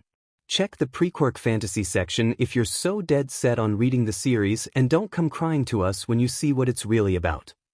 Thank you, ma'am, the boy says, bowing and making his way in the proper direction. How he didn't figure something was up when Mrs. Komodo said, pre-quirk fantasy, is beyond either of them. Either way, the two librarians will hold this day in their hearts forevermore. Kid, you're shifting your weight back too much. It's taking power away from your kick and messing with where you'll hit and what you'll hit with. You'll break your foot rather than the other guy's jaw, Akiko points out, grabbing Izuku's ankle and calf, pulling him into place. If you kick like this, you won't be stumbling when you bring your foot back down. His foot drops as soon as Akiko lets it go. Or they catch my foot like you just did. Akiko takes a few steps back, putting up a light guard. That's why you gotta be quick. Quicker than their hands. Quicker than their heads. We just gotta make your body as quick as that mind and mouth of yours. Come on. One more time. And Izuku's on the ground 5 minutes later. Standing over Izuku, Akiko shrugs. Longer than last time. He puts out a hand to help Izuku up. Izuku takes it, twisting to throw his leg over the arm and pull Akiko to the ground. You little shit. Izuku pushes to his feet. I figured that one out finally. Proud. A smirk appears on his mentor's face. Very. He sits up, a lazy grin crinkling the scar on his cheek. You're not doing terribly. You might even stand a chance against, like, 1.5 kids your age. That's counting quirks. 1 to 3 should be your sweet zone right now, depending on quirk. Maybe, just maybe. Izuku doesn't want to get his hopes up. He shouldn't. If you have a question, just ask it, Izuku. Akiko gives him a look of, come on, just do the thing. So Izuku does the thing. Hey, I need you to, if you would. Please just spit it out, kiddo. You gotta go home at some point. Be honest, Izuku grits out. Do you think I'll be able to pass the UA entrance exam? Hero course. His hands ring together at his waist nervously, fingers tangling and untangling as he pushes through the nervous energy. I still have a few months, but does it seem reasonable to hope? Akiko purses his lips, pensively humming and only serving to further increase Izuku's levels of anxiety. He shouldn't have asked. He, probably. Izuku freezes, wide eyes staring at his teacher. You're smart enough for it, so the written exam should be a breeze. I know you've been teaching yourself high school material, you madman. So long as they don't do something stupid and vaguely discriminatory against people with non-destructive quirks like make you fight robots or something, the skills I expect you to build up in the next few months should be more than enough. Even then, you're smart enough to find a workaround. I'll do my best to help you get ready if that's what you really want. Izuku's eyes start to tear up. People don't usually support this. Support a quirkless kid going to UA. That's not a common occurrence. Thank you, Akiko. No problem, kiddo. You're teaching my sister for free, anyway. It's the least I can do. He has to leave, Izuku announces, looking at the bar's only other patron, a guy with a thing for explosives. Better keep him away from Bakugo. Hey, out. The man turns in his chair to look at the offending child. What the hell'd you say to me, kid? Drumming his fingers against the side of his leg impatiently, Izuku cocks his head. You deaf or something, hoss? I said, get the fuck out. I have a lesson to teach and Mr. Powder Blue Prius over there isn't going to learn about the First Quirk War without my help. Skedaddle. Evacuate. Kurogyri opens a warp gate under the man's chair. Thank you for your patronage. Goodbye. He falls through with a gasp and Izuku takes a seat in his usual booth, waiting for Tamura to join him. I apologize for that, Midoriya Izuku, Tamura's keeper says sincerely. Izuku shakes his head as Tamura sits across from him. It's fine. Next time it happens, though, I'm walking out. I'd rather not be a known face or name in whatever level of the criminal underground you people are in. Gang members? That's fine. The shit? Less fine. From his bag, Izuku pulls out a few notebooks, a textbook, and half a glove. Digital artist's glove. Covers 2 fingers so you don't accidentally something out of existence, he explains, tossing the glove at his student. Okay, so, the First Quirk War started between Argentina and Brazil in the year 2XX over illegal smuggling using quirks. Both countries blamed each other for, you look confused. That's because I am, Tamura deadpants. Then say something, you overflowing bag of glitter. I thought the First Quirk War started when Archduke Fritz Fertiland got killed. Fritz?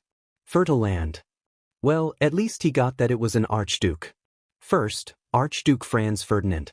Second, that was the First World War. Not Quirk War. You know what? Izuku tears an empty page from one of his notebooks, scribbling a title. This game. Good for learning history. I want you to obtain it legally and play it. We will check in with how much you retain from it as we go. Sound good? He holds out the paper to Kurogyri, because he knows Tamura won't be doing any of his own shopping, before ripping it back. Legally, he stresses with narrowed eyes, handing the page over. Alright, moving on. Polynomials. It all bothers Katsuki. Deku, having things to do and people to see. Deku, being busy and coming home just before dark some nights. Deku, showing bruises Katsuki knows for a fact didn't come from him or any of his lackeys when he changes for gym, unashamed. Deku, knowing what the hell he's doing in this game or having any ability for that sport. Deku, dodging his punches or even returning a hit here or there. What bothers Katsuki is Deku. Who the hell does he think he is? Who the hell gave him the right to become anything more than a sniveling, groveling pebble on Katsuki's road to success? All he was ever meant to be was a stepping stone. A quirkless nobody who would only be good for a punching bag. What makes him think he can rise above it? He doesn't care about Deku. He doesn't. The bastard could drop dead on the side of the road and Katsuki wouldn't bat an eye. Okay, maybe that's a lie. the sentiment still stands. He doesn't care about Deku. He doesn't care what he does in his free time. He has to know what's been causing this change in that asshole. So, if Katsuki chooses to follow Deku one day after school, so be it. And if he does so from a reasonable distance so Deku won't notice him, oh well. Deku enters an empty alley, forcing Katsuki to wait by the entrance as to not get caught. I know you're there. Stop following me. But that plan doesn't work. Deku's voice is cold and commanding and only serves to put a burning anger in Katsuki's chest. The short fuck turns on his heel, facing the mouth of the alley. Come out. Katsuki isn't following Deku's directions. He's stepping out of his own accord. Deku's expression goes from cold and annoyed to surprised, maybe even scared. But he should be scared of Katsuki. Bakugo? Why you can't follow me? Bakugo. Deku's been calling him that a lot lately. Ever since the day with that slimy fucker. No more Kaken, though that's been gone for a while. No more Katsuki. Bakugo. It should make Katsuki feel good, right? Deku has stopped imagining that they're friends. That they're close enough for nicknames or given names. It should be a good thing. So why does it sit like a frozen rock in his stomach? What the hell are you even doing, Deku? What the fuck happened to you? He stalks closer. Putting his arms up defensively, Deku takes a few steps backward. No, Bakugo, you don't understand. They will literally kill you. Obituary, funeral, everything. You will get murdered if you follow me. Bullshit. Absolute bullshit. The fear was for you. Not of you, the stupid voice in the back of his head whispers. Shut. They know you told me to kill myself. Deku shouts and Katsuki stalls. They are insanely protective over me. They will hurt you. I didn't dash. You did. You told me to take a swan dive off the school roof and hope for a quirk in the next life. And if you think those words aren't engraved on the inside of my skull by now, that I don't hear them on the dark days and see your stupid sneer, you're sorely mistaken. Deku's fists ball at his sides, his expression turning to anger. Why do you hate me so much? He explodes. What the fuck did I ever do to you? All I did was exist. I wanted to be your friend. And it took me going to the most dangerous place in town besides within 5 feet of you daily for months for me to figure it out. You're a piece of shit with no regard for anyone but yourself and you're bloody damn well not worth my time. And now you're trying to fuck up the thing that has made me the happiest I've been in years. Get your head out of your fucking ass and stop following me around like a fucking lost puppy. He walks away, leaving Katsuki glued to his spot. Go home, Deku orders quietly as he turns the corner. What the fuck? As he walks away, Izuku replays his words in his head. Nothing he said was wrong. It wasn't. None of it was anything like a lie. It could have been said more delicately, sure, but honestly? It needed to be said. He's done. He's done taking Bakugo's shit. He's done silencing himself. Izuku. Sora stands in his path with a concerned expression. You okay? He nods, carefully avoiding her gaze. Just lovely. She jabs his shoulder, making him look at her. That was Bakugo you were yelling at, right? When he nods again, her brows angle in anger as she tries to push past him. I'll dash. Do nothing, Izuku finishes, catching her arm. You will do nothing. I can handle myself and if anyone is going to kick his ass before you, it's me. Sora sighs, detaching Izuku's hand from her elbow. Fine. I will do nothing. Happy? Izuku glances at her out of the corner of his eye. Do I look happy? He knows he doesn't. He looks exhausted and done. When we get there, I'm taking a nap. Why did you even come to meet me, anyway? His friend shrugs. I was bored. Oh, and Akiko wanted to talk to you. He looked vaguely pissed, but that might just be his face. Ochako also had some things she wanted to ask about. It can all wait till after the nap. Breaking news. The universe hates Izuku's guts. It's a combination of the muffled scream, the thud, and Izuku's untamable curiosity that has him running through the alley network till he sees the man with many a blade standing over a heroine. Feather touch or feather step, he thinks her name is. It's Michelle now. And the man is Jerry. Jerry is busy preaching about fake heroes and how Michelle doesn't fit his perception of them. It now occurs to Izuku that Jerry may or may not be the hero killer, Stain. Izuku didn't know he was in Yuzurifu. He may or may not remain Jerry for the time being. I have a question. Izuku calls, putting a hand in the air. Despite Izuku's purely curious expression, Jerry regards him with disgust. Another one? But this is just a boy, he mutters to himself. Kid, get out of here. Michelle shouts before Jerry shoves a blade in her face. Izuku furrows his eyebrows with a pout. Sir, you kill people you don't believe fit into your box of what counts as a hero, correct? What happened to you? What hero let you down? Who wrought you on a genocidal warpath? He crosses his arms. Maybe you were raised to hate. That's how it is against quirkless people. Some people are able to grow out of it, but not all. The boy walks closer as the killer glares. Now dash. No, Izuku stops maybe 3 feet away, staring into Jerry's fucked up face. Class is in session. I talk, you listen. No weapons in class. In the moment of surprise that freezes Jerry, Izuku takes both the sword and knife from his hands, throwing them behind him. In the past, people have taken it upon themselves to kill those they didn't deem fit to live. Give me 3 aspects these people would condemn people to death over. Jerry glances at Michelle as if asking for help. How the hell is she supposed to help you? She doesn't seem able to move, you lard. Race, religion, sexuality? Great. He broke a serial killer. What a thing to add to his resume. Put it right up there with teaching criminals and possible villains. Smiling, Izuku nods. But racism, anti-Semitism, and homophobia.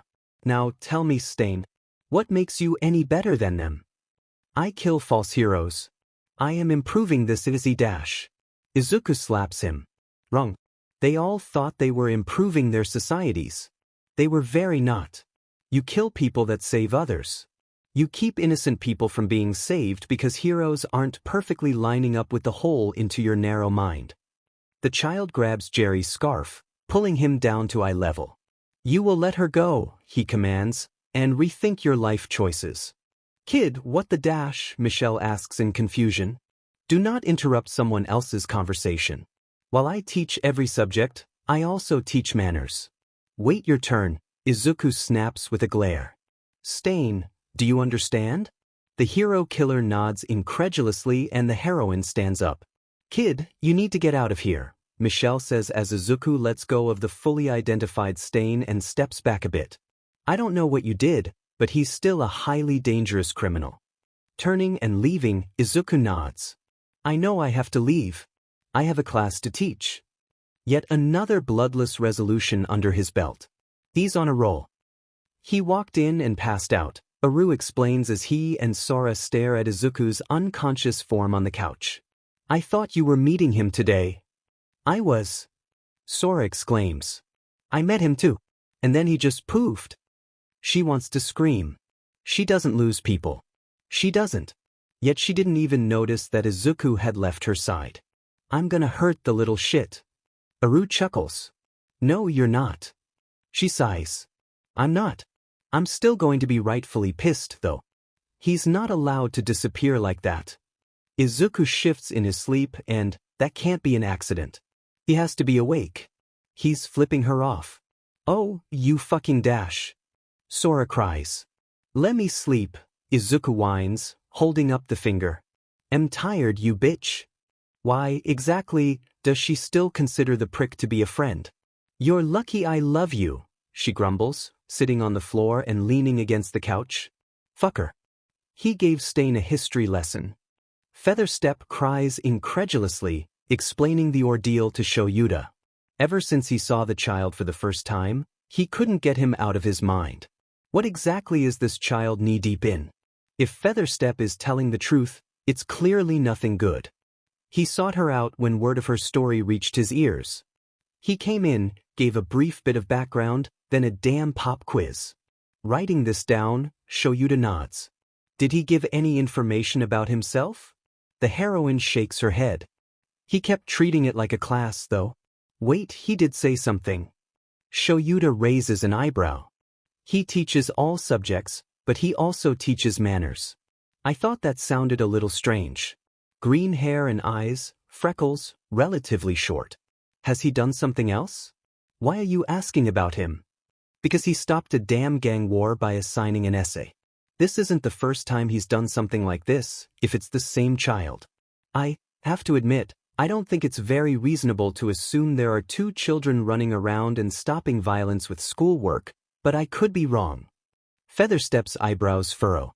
Can I assume you don't have his identity? I have his school. This description will probably help me ID him.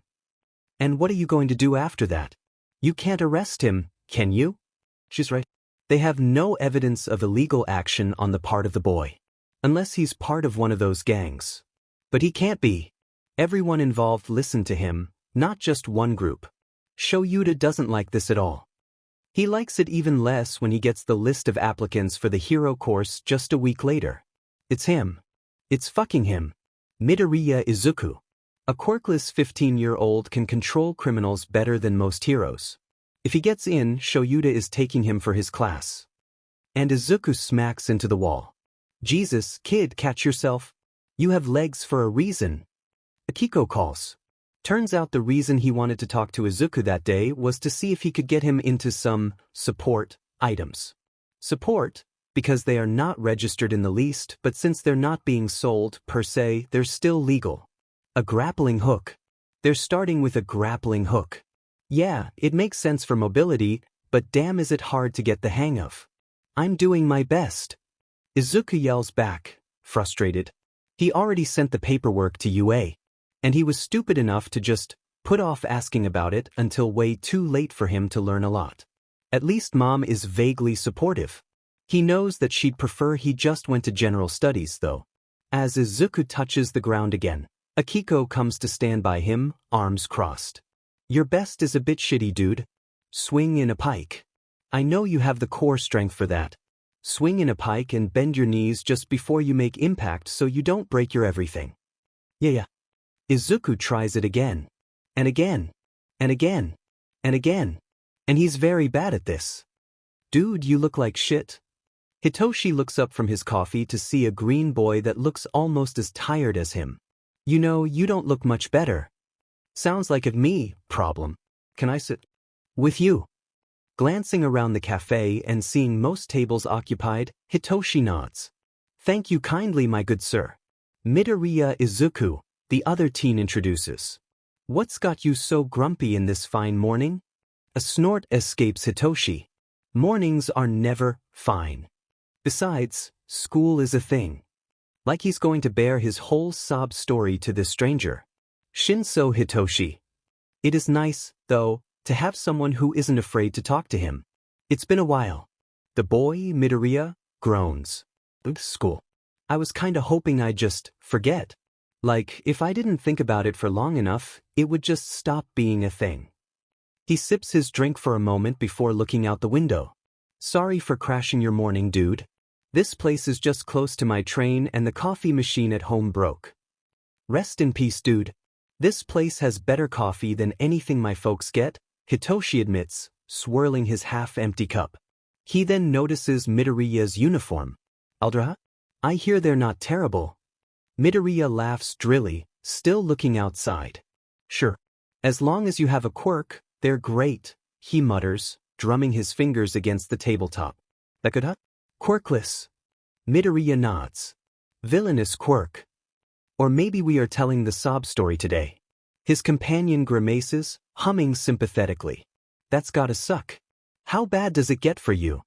Hitoshi shrugs, sipping his drink. Not terrible. They're all afraid to talk to me. I just get ignored and talked about behind my back. You. Midoriya quirks an eyebrow. Oh, I'm the most popular guy in school, clearly. Sarcasm. Hitoshi likes this kid. It's been better since I learned to fight. Oh, ow. But there is this one asshole. Told me to jump off the roof, tried to follow me after school to ruin the one thing that gets me through the school day or something. Maybe he was just wondering where the hell I bought the backbone that clearly didn't come with the product.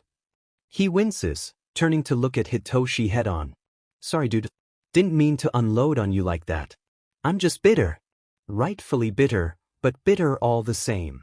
He stretches and Hitoshi sees some bruises by his wrists. He doesn't. But why are people such assholes? Why do they feel the need to hurt people? Midoriya, dude, that's actually terrible.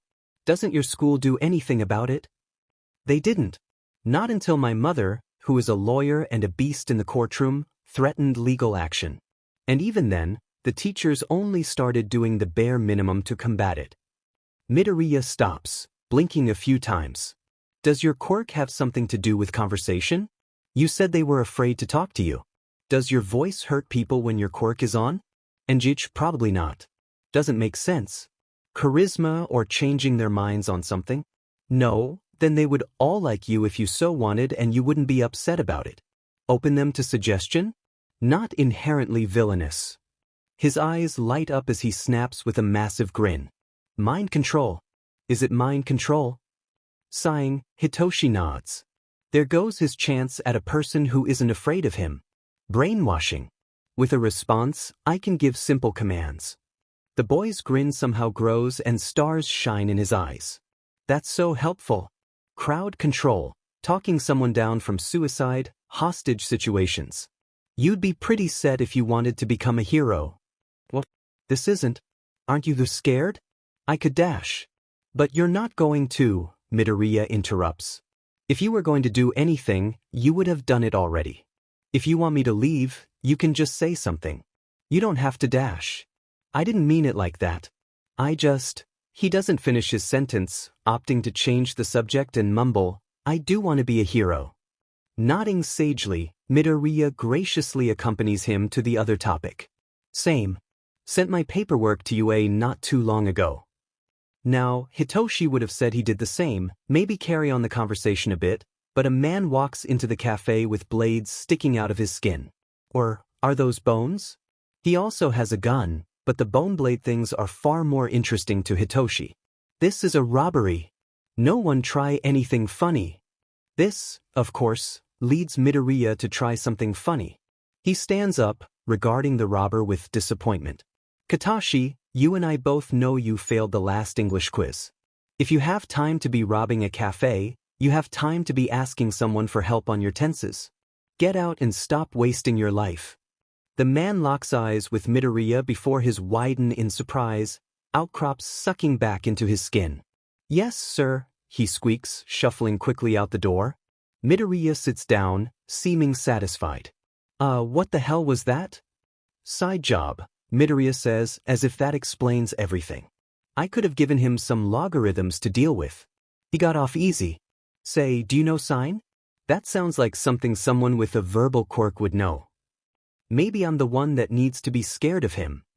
Just jiggle it a bit more, K? Ito suggests. Lockpicking is a skill Izuku is apparently picking up. Heard you shut down Kata's little attempt yesterday? Hearing the click, Izuku pulls the lock open. My one rule is do not commit a crime in my presence. That is all I ask.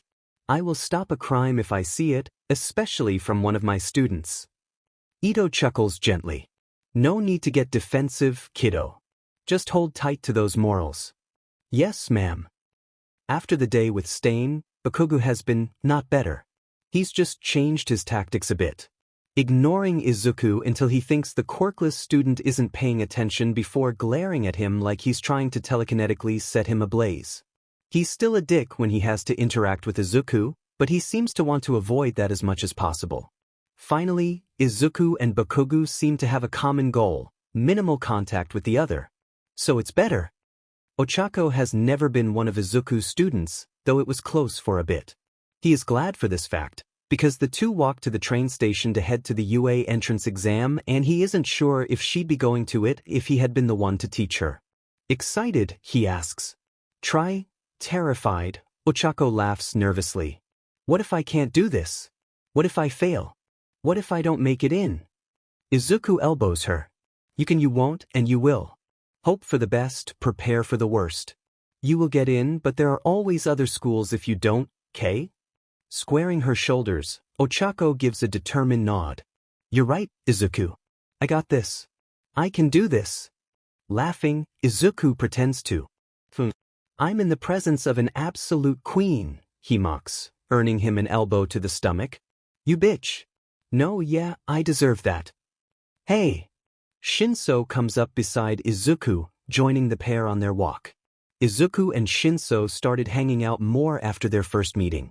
The former may or may not have pried sign lessons from the latter, but who's to say? You two ready? Both nod, though Izuku gives a confident grin. I have a grappling hook, he tells excitedly. And no classes today, so I get to go home and sleep after this. He was banned from teaching for the entire week by both his mother and Akiko. It's as if they don't want him burning out or something like that. To be fair, this is the most rested he's felt in a while. Maybe he's overworking himself the tiniest bit. How about you? Shinso shrugs. Couldn't sleep last night. I'm mostly running on caffeine at the moment. So, no different than any other day? Izuku jokes. Fuck off. Shinso grumbles with a glare, burying his face in a long drink of his coffee, which Izuku snatches and sips with a playful glint in his eye. But you have more than enough energy. Izuku pouts, exaggeratedly crossing his arms after Shinso steals his drink back. Ochako, he whines. Shinso's being mean. Ochako giggles. You deserve it. It's not nice to steal people's things. Exam. Shinso reminds, walking on ahead. Don't remind me, Izuku groans. The written exam was actually pretty easy, if not slightly unfair. Some of the stuff on there was stuff that Izuku had to teach himself. So it was high school material that someone who wasn't learning advanced things wouldn't know. Luckily, though, Izuku has been studying advanced material. That just leaves the practical. And Izuku is a little nervous. He has a grappling hook and a few other bits and bobs, but he might have a bit of trouble and they're fighting robots. Izuku isn't quite sure how long he was zoned out, but he comes back to someone asking Present Mike about the robots. He's only mentioned 3, but there seems to be 4 silhouettes. Surely the hero was about to get to that. Mumbling. That is a distraction to all of us. Just apologize and get this out of the way. I'm sorry, but would you interrupting Present Mike not be considered more of a distraction? Izuku says against his better judgment, standing from his chair. Is that the Twilight Kid? I'm almost positive he was about to get to the 4th robot. Speaking of robots, is this form of testing not unfair for those with less destructive quirks? There are many heroes whose quirks would be highly unsuited for this type of exam, but still do incredibly well in the field of heroics. Midnight, Sir Night-Eye, even Nedzu. But I digress. I sincerely apologize for the disruption, sir. The boy calls over the crowd. Try and call me out like that. Little shit. I know you read Twilight. Fight me. The applicants were separated so no one from the same school would be together. As Izuku and Ochako didn't attend the same middle school, they got shoved into the same test, which is pretty cool. What's decidedly less cool is when Izuku tries to go wish Ochako luck, but he gets stopped by Twilight Boy. Are you attempting to distract her and disrupt her concentration? And the gold medal for jumping to conclusions goes to Ochako.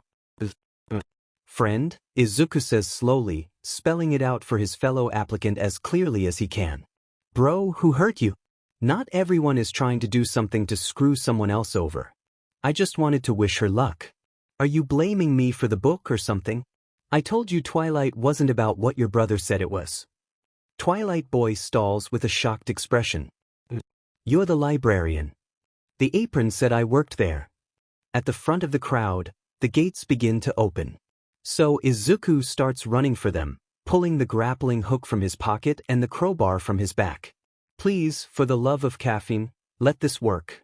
He pulls the trigger on the grappling hook, retracting it and jumping when it hooks on the door and starts pulling him forward and flinging him into the city. Here's to hoping for the best. Before Mike even calls, go, a green head is zipping through the barely open gates. Shoyuta stands up in his seat, jabbing a finger at the screen. Him, he hisses. Eraser, you okay? Midnight asks cautiously, leaning away from him. Sitting down with a huff, Shoyuta glares at the boy on screen. That's the one that's been resolving conflict with education, he spits, fingers drumming against his knee. His shoulders hunch as he leans in closer, keeping this Midoriya kid in his line of sight. He doesn't care what he has to do. He will figure out what the hell this child has been doing with his life. Why he can do what he does. What are you? It's actually not terribly hard to get by with just a grappling hook and a crowbar. He's barely had to use the crowbar at all. The robots seem relatively stupid and highly prone to friendly fire. Izuku leads them around, making them aim at him and instead hit another bot as he zips out of the way with his grappling hook, which is the best goddamn invention, and Izuku is sorry he ever shithooked it. He sits pretty at about 20 points currently, which isn't a lot, but he also assumes there's some other method of scoring at play here. More than just a few hero students Izuku has seen in the recent sports festivals have had less physical quirks. Like that Togata guy. Permeation is not good for breaking robots. Besides, it isn't logical to choose future heroes based solely on who can break shit best. A robot two-pointer, by the looks of it, bears down on another examinee as she focuses on the three-pointer down the street. Watch your six. Izuku shouts, swinging onto the offending bot's back as the girl crushes her target with a giant hand. He digs the crowbar into its neck and pries its head off before swinging off. Please be careful, he calls back to the girl, slamming his feet into the head of a one-point robot as it tries to shoot. Hey, it's Twilight Boy. Best leave him alone as to not get accused of trying to mess others up. Twilight runs off as Izuku pulls himself toward the next bot. Speed quirk. Not bad. Mike releases the zero-pointer and Shoyuta follows the boy across the screens. He would love to watch him take down the behemoth of a bot with a pop quiz on Newton's third law. Fuck. Big OL bot headed straight for the Ochako. Izuku's mind shrieks, drowning itself out as he runs through scenario after scenario. Make a fucking hole, he screeches, shoving through the retreating students. She's not moving. Why isn't she moving? Debris. Debris on her leg. She can't move. He doesn't have a plan. He doesn't have a fucking plan. In a last-ditch effort, because the death trap is getting too damn close, Izuku fires the grappling hook at its head and jumps when it hooks on, flying over the applicants in a panicked moment of adrenaline-fueled stupidity. So, basically how he goes through life with added fear. Landing on what he thinks he can consider the robot's shoulder, Izuku does his best to pry open a metal panel, only getting it open a foot or so. That's enough to do something. Just break it, Izuku. I don't care how, just break it. Izuku's mind grinds to a stop. And he does something he seems to be good at. He jumps into the bot, catching himself on a bundle of wires and not giving a flying fuck if he gets electrocuted.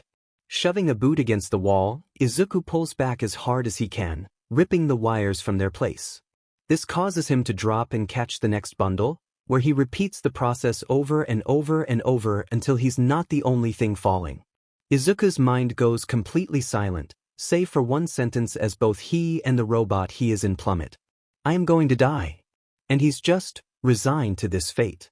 It's dark as he falls, though he can feel the air pulling at his clothes and hair, trying to keep him aloft. Little slices of light come through the slots in the panels, blinding him before plunging him back into darkness. Is there not anything to hear, or is the blood pounding in his ears and them popping from the rapid pressure change just blocking it out? After a while, which has probably only been a few seconds, Izuku closes his eyes, letting life happen to him. Saving a friend isn't a terrible way to go. A moment later, Izuku yelps in surprise and pain, eyes flying open as something catches the back of his shirt.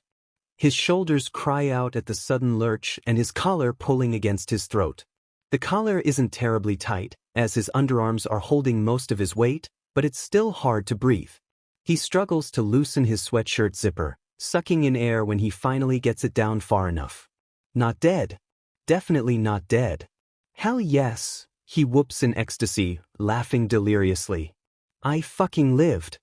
Though he is a bit stuck. Izuku. Ochako calls from outside. Are you okay? If anything, I messed up my shoulders on the landing, he reports. I am also very stuck and will require assistance getting down. How about you? My leg got stuck, but I'm fine. Power loader is coming in for you. Thank fuck. The hero cuts into the robot carcass, entering before looking up at Izuku, who hangs about 3 yards in the air. Hi, Izuku greets with a nonchalant smile and a wave. Don't mind me. Just hanging out. Power Loader shakes his head as he uses his mech suit to unstick Izuku as he mutters, "This is the one Eraser was interested in?" Or something of the sort. "Do you know how reckless that was?" he finally reprimands as he lifts Izuku off his metal savior. "Yes, but I wasn't thinking about that at the time," Izuku explains meekly. "My friend was going to get run over and I had no assurances that the bot was going to be stopped before it hit her. I got up there and didn't have a plan or the time to make one. So my plan became break shit. I'd say I did pretty well in that department." Setting Izuku down, Power Loader tuts. "You could have died." Izuku crosses his arms and fuck is that painful. Definitely did something to his shoulders. "But I didn't," he points out with a determined glare. "Where might one find some medical attention? I am not a fan of the pain in my shoulders currently." Sighing, Power Loader points to the hole in the metal. Recovery Girl is outside. "Thank you kindly." Izuku walks outside and promptly blinds himself in the sunlight. "That's him?" a woman asks skeptically. Sadly, a man sighs in response. Izuku squints against the natural light before his eyes readjust. A short woman stands next to a relatively disheveled man. Izuku raises an eyebrow and a hand, careful not to move his shoulder. "Hi." The woman walks up to him with a highly judgmental expression that Izuku really doesn't appreciate. "I'm gonna fix you up, then you're going to talk to him," she explains, leaving no room for discussion as she kisses his shoulder.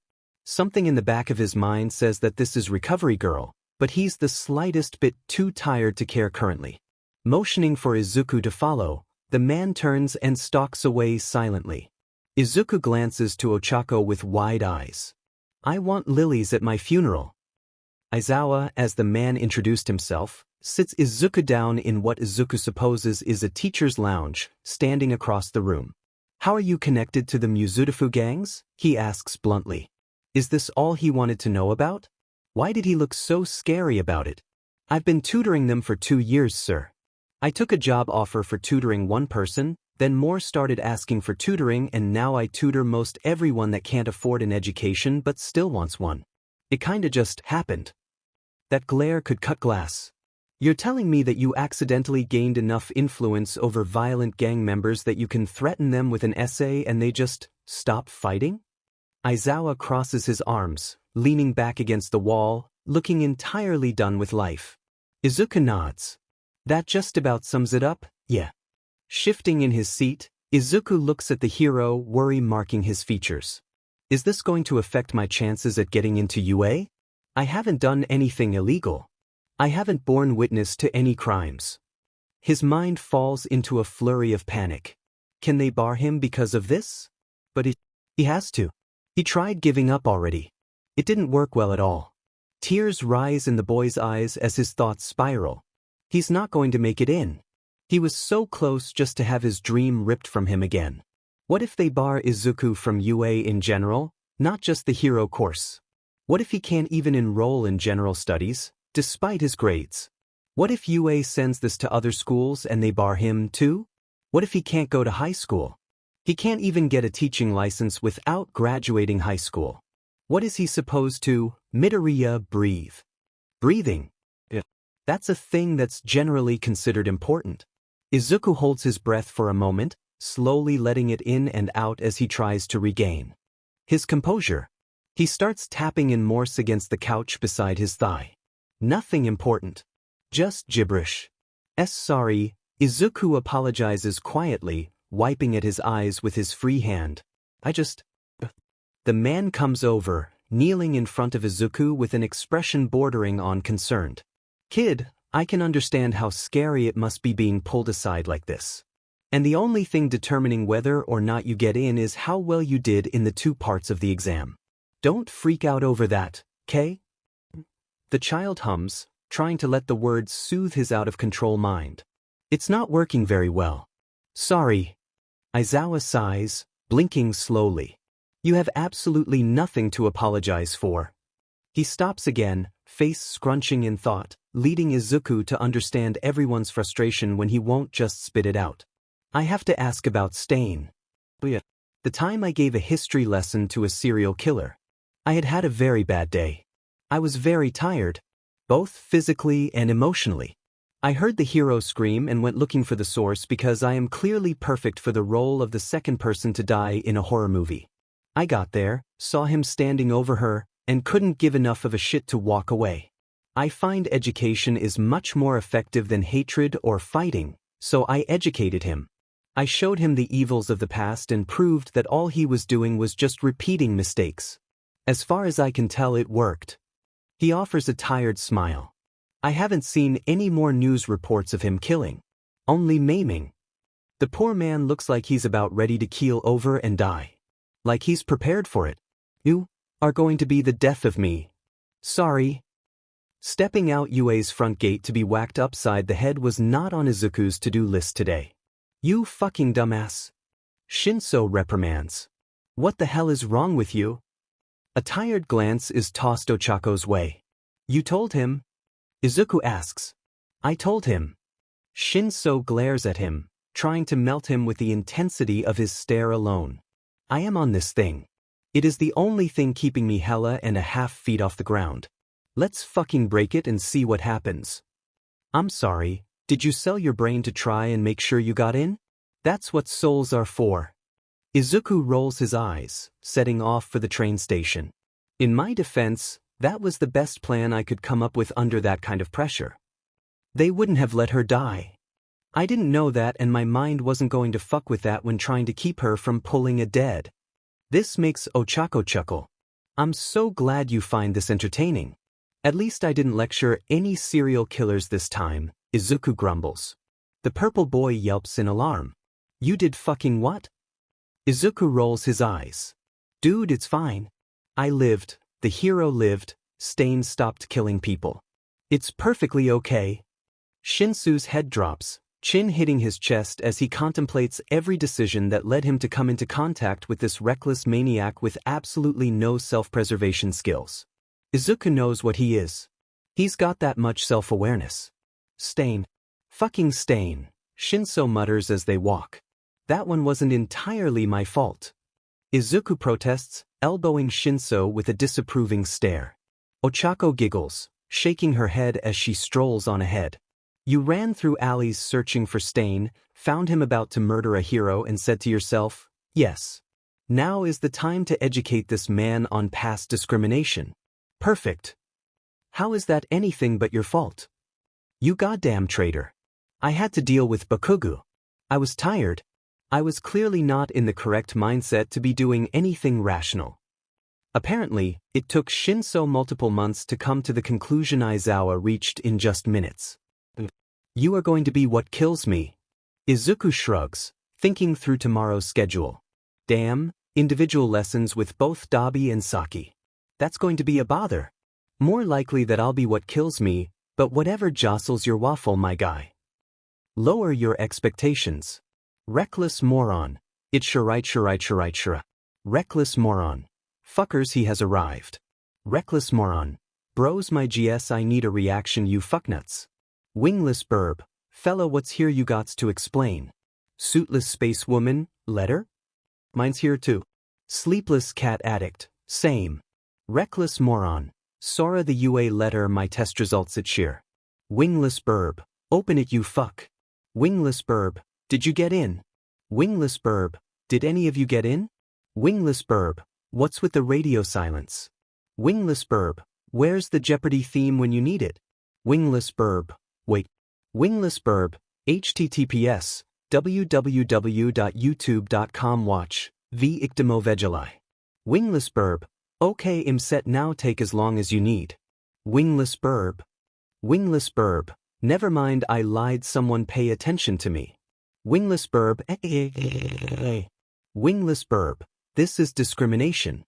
Wingless burb. I does not take this long to read a fucking letter. Wingless burb. Izuku? Ochako? Shinsu? Wingless burb. I must adjust to my life of solitude. No, Shinsu is typing type faster. Sleepless cat addict. Jesus Christ, did Midoriya let you have caffeine again? Sleepless cat addict. I'm in Gen Ed. Sleepless cat addict. I was like 4 points short of hero course. Sleepless cat addict. Looks like I'm gonna have to kick someone's ass in the SF and take their spot or something. Wingless burb. Fuck him up homeboy. Sleepless cat addict. What about you too? Suitless space woman. Ending this I did it HELP. Sleepless cat addict. Could I get that in Japanese please? Suitless space woman. I made it into the hero course. Wingless burb. Heck, I am so proud of you. Wingless burb. My fucking queen. Suitless space woman. I'm so happy help. Sleepless cat addict. Nice work dude. Sleepless cat addict. And Midoriya? Sleepless cat addict. Midoriya? Suitless space woman. Izuku? Wingless burb. Bitch ass motherfucker? Izuku's phone, however, lays seizing and forgotten on his bed while its owner sits on the floor, an envelope clutched to his chest as he sobs. In front of him lays two things, a metal projector disc and a small slip of paper. Midoriya Izuku. Class placement, 1A chapter text. 27 villain points, 38 for keeping the robots from hurting people, and 60 from saving Ochako from the 0-point robot.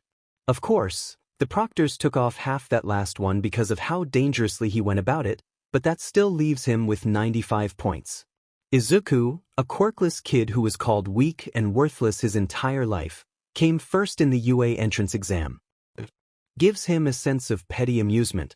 Almost everyone he has met outside his job, which is more volunteer work than job at this point, had told him he couldn't do something. He was quirkless, so he was weak. Since he was quirkless and weak, he couldn't do anything. Not anymore, so take that, fuckers. Before he and Ochako even open the door to Class 1, he can hear it and feel it in his bones. The latter opens the door and Izuku gets slapped in the face with two waves of self-righteousness fighting against each other. Twilight Boy and Bakugu argue over the fact that Bakugu has his foot on the desk and Izuku can't help but groan. Seriously, Bakugu? You can't even try to make a good first impression? He crosses the room, tapping Twilight Boy's shoulder lightly to get him out of the way before crossing his arms at Bakugu. Hi, buddy. Were you expecting to see me again? He asks in a fake sweet tone with a smirk. Bakugu snarls, his foot swinging off the top of the desk as he pushes to his feet. Deku, he bites out. How the hell are you here? Well, Izuku laughs. I did well in the entrance exams. According to my projection, I did the best. Feeling a presence beside him, Izuku glances to his left to see a fuming Ochako. This is Bakugu? She asks, barely covering her displeasure. The blonde turns his attention to the girl for a moment, narrowing his eyes before raising a brow. Yeah. And what's it to you, round cheek? What the fuck? Ochako slaps him across the face and sends him up toward the ceiling. Put me down, you psycho bitch. Please, Ochako, why? Izuku sighs, exasperated. Apologize to Izuku first. Ochako demands, setting her jaw and crossing her arms with a scowl. Setting a hand on his friend's shoulder, Izuku shakes his head. Ochako, please put him down. The less conflict we get into, the better. When she looks ready to protest, Izuku fixes her with a glare that assigns her a research paper if she says a word. She rolls her eyes before touching her fingertips together. Release, she mutters, smirking when Bakugu falls straight down, his chest slamming into his desk with a grunt. This is going to be a long year. A sigh turns Izuku's attention to the door where a familiar face lays in a caterpillar suit. Midoriya. I heard yelling and a thud and I come in to see you standing over your classmate's body. Why am I not surprised? Izuku shrugs. In my defense dash. I'm not going to like this explanation. I can already tell. Aizawa peels himself from what Izuku now realizes is a sleeping bag, folding it up and crossing his arms with a tired stare. I did not touch him and he was being an ass to Twilight Boy. Blinking as his mind processes what his mouth just said, Izuku turns to Twilight Boy. What's your name? Twilight Boy stares at his feet, seemingly embarrassed. Ida Tenya. Putting out a hand, Izuku smiles. Midoriya Izuku. Nice to formally meet you. Aizawa crosses to the front of the room, glaring at Izuku the entire time. Is that what Izuku looks like when he's trying to teach? Well, that's strange to see. To your seats, he orders in a tone that no one takes lightly, everyone not in a seat finding theirs. He glances around, seeming to think about how to word something before settling on, "Get your gym uniforms on and meet me outside." The class stands up, filing out of the room. "Not you, Midoriya. Nedzu wanted to speak with you." Double fuck. The boy enters Nedzu's office, visibly shaken and nervous. "Good morning, sir," he greets cheerily, the smile on his face a poor attempt to hide his nerves. "You wanted to see me?" Nedzu nods, his face unreadable. "I did. Please, sit." He does. "Midoriya, do you have any idea why I've called you here?" Izuku shakes his head. It's a lie, but he also doesn't trust his voice not to shake. It's his first day and this is fucking Nedzu. "It has been brought to my attention that, for the past 2 years, you have been teaching those at the bottom of the social ladder. Those our society kicks to the ground and laughs at as they try to fight their way back to the top just to squish them back down at the first opportunity. Why?" Swallowing, Izuku squeaks out his explanation. "Well, sir, I just took the ad. And I went to teach one girl and more people asked and it kind of just grew. A lot." He wrings his hands in his lap, refusing eye contact. "These are dangerous people, Midoriya, yet you interact with them on a regular basis, even instilling discipline in them." The principal pauses for a moment and Izuku is forced to look up, his curiosity getting the better of him. Where is this going? Does he want information on the gangs? Does he want Izuku to disassemble them? To stop teaching? He doesn't want to stop. It has also come to my attention that I have hired an absolute fuckwit. Please help him. He has no idea what he's doing. Izuku chokes on air, coughing as he tries to comprehend the animal's words. "What?" Smiling a smile that says Nedzu is screaming inside, the principal explains, "All Might is a new teacher here, but he's also a new teacher in general. You'll receive a fair rate to act as a silent co-teacher for UA's Foundations of Heroics course. This oversight is entirely our fault, and I would appreciate it if you were to show these students the same professionalism you would your regular clientele." Blinking, Izuku runs through that offer? Whatever it was, he runs through it in his head 3 times before speaking. "What you're telling me is that you hired a man with no teaching experience to teach, likely to serve some other end which I likely won't learn about for a while if at all, and you want a 15-year-old who has been teaching gang members and probable criminals for 2 years to help said man teach heroics. Sound about right?" The principal nods. "Glad we understand each other. Do we have a deal?" He tips his head side to side a few times before smiling. "All right. Sounds like a plan." "Yagi!" Nedzu calls into the open air. He said yes. The hero in question enters the room as Izuku turns around, his eyes widening in surprise. "It's you!" Izuku nods slowly, pursing his lips. "Yep. Never really thought of you as the teaching type before I got the projection." All Might shrinks down to his true form with a look of blatant confusion. "Midoriya Izuku?" he asks, trying to check his facts before he puts his foot in his mouth. Izuku nods again. "You're the one that scored highest in the entrance exam? But you're dash. If you say, quirkless, I will scream. Quirklessness should not make you expect any less from someone," Izuku reprimands, a cold glint in his eye. "A teacher should be able to form opinions based on the person rather than the stereotype. A person should, too, but a teacher's is more likely to bring direct harm to the person getting judged. A strong quirk does not make a good hero, just as a weak quirk doesn't make someone useless. You of all people should know that." Whoops, slipped into teacher mode for a second. Nedzu clears his throat. "Midoriya, I hired you to teach the students, not the teachers." Whoops. "Yagi doesn't have any classes till tomorrow. You two can sort this out however you will." Getting up, Izuku looks All Might in the sunken eyes. "I will stay late today and we can go over your lesson plans." "Work for you?" "Yes," the skeleton of a man agrees. "Thank you, young Midoriya." The boy waves it off. "Can I go back to class?" he asks the principal, despite already moving toward the door. He really doesn't wait for an answer. "Pardon my language, sir, but are you fucking kidding me?" Izuku slams the plan down on the table between them a little harder than he meant to. "We have known each other for a single day. We have never had to work together like this, even with people we know and get along with well. There is no guarantee that any of these partnerships and matchups will not end up in injury. The boy clutches at his hair in frustration, breathing deeply to keep from losing his shit. You are putting teenagers in a building, stepping back to a point where you cannot intervene if things go south, and telling them to use their quirks to accomplish a goal. All Might blinks rapidly, glancing between the boy and the lesson plan between them. Is this bad? He asks tentatively. Is this bad? Really? No. Not bad at all. Definitely not bad in the least.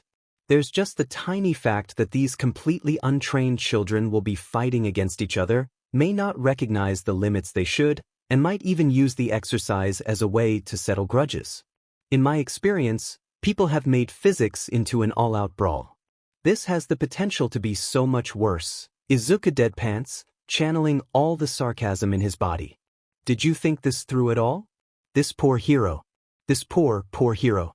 He was so not cut out for teaching. I thought I did.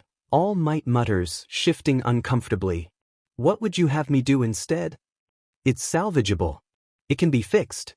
I will establish connections. Figure out who knows who and gets along well or poorly with who. Izuku pulls out his notebook, flipping to a clean page and writing out a class list. It wasn't a bad idea on its own. I'll give you that much.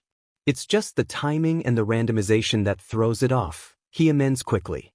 Ashido and Kirishima went to the same middle school and seemed to get along well.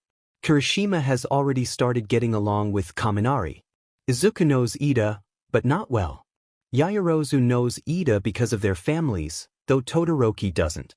Endeavor apparently didn't see the need to establish those kinds of connections for his heir. Todoroki doesn't talk to anyone. And then there's Izuku, who gets along well with Ochako, meaning both of them dislike Bakugo. They're probably not the only ones.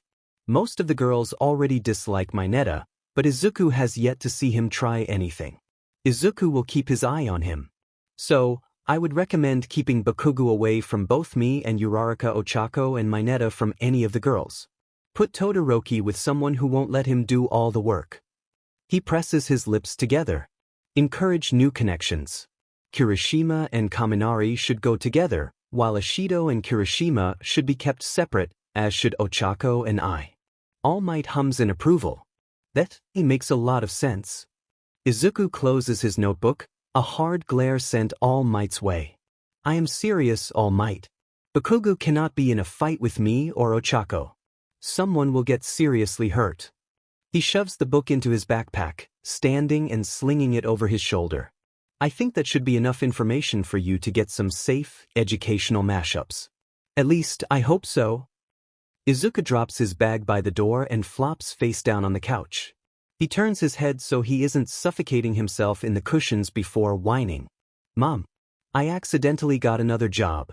He groans. I think I'm now a teacher at you. A pan clatters to the floor as Mom rushes into the room. You, what? Her tone pleads for an explanation, which makes Izuku sit up.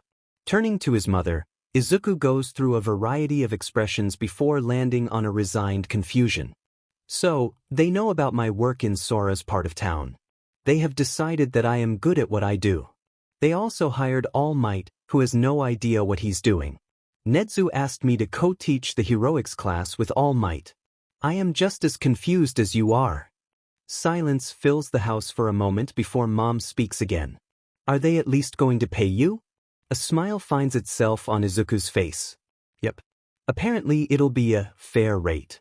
Since this is UA, I might not be surprised if my paycheck starts to rival yours. Proud? Very, Mom replies, joining Izuku on the couch. I'll always be proud of you, sweetheart. You've done so much for yourself and I couldn't ask for more except for you to learn your own limits. She pulls Izuku into a hug, squeezing him like she thinks he might disappear if she lets go. Please, Izuku. Take care of yourself. Returning the hug and burying his face into his mother's shoulder, Izuku nods. I will, he mumbles. He will try, at least. Izuku is going to have to file a complaint on behalf of most of the girls' hero costumes. Especially Ochako's, Yaoyorozu's, and Hagikyure's. What ends up happening is Izuku gets paired with the Ice Queen against Kaminari and Kirishima. He's flattered that All Might has apparently decided Izuku has the strength of will not to let Todoroki walk all over him. And he doesn't hate Todoroki, per se. He just seems stubborn.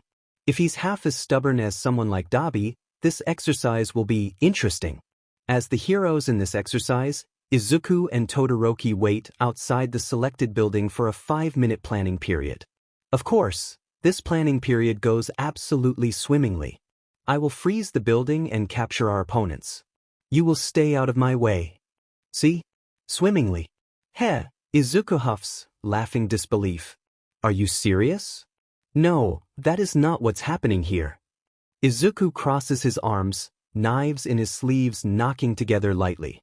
Tsushima accompanies the cold glare he gives Izuku with a raised eyebrow. Do you have a problem? He asks, clearly annoyed or bothered or something.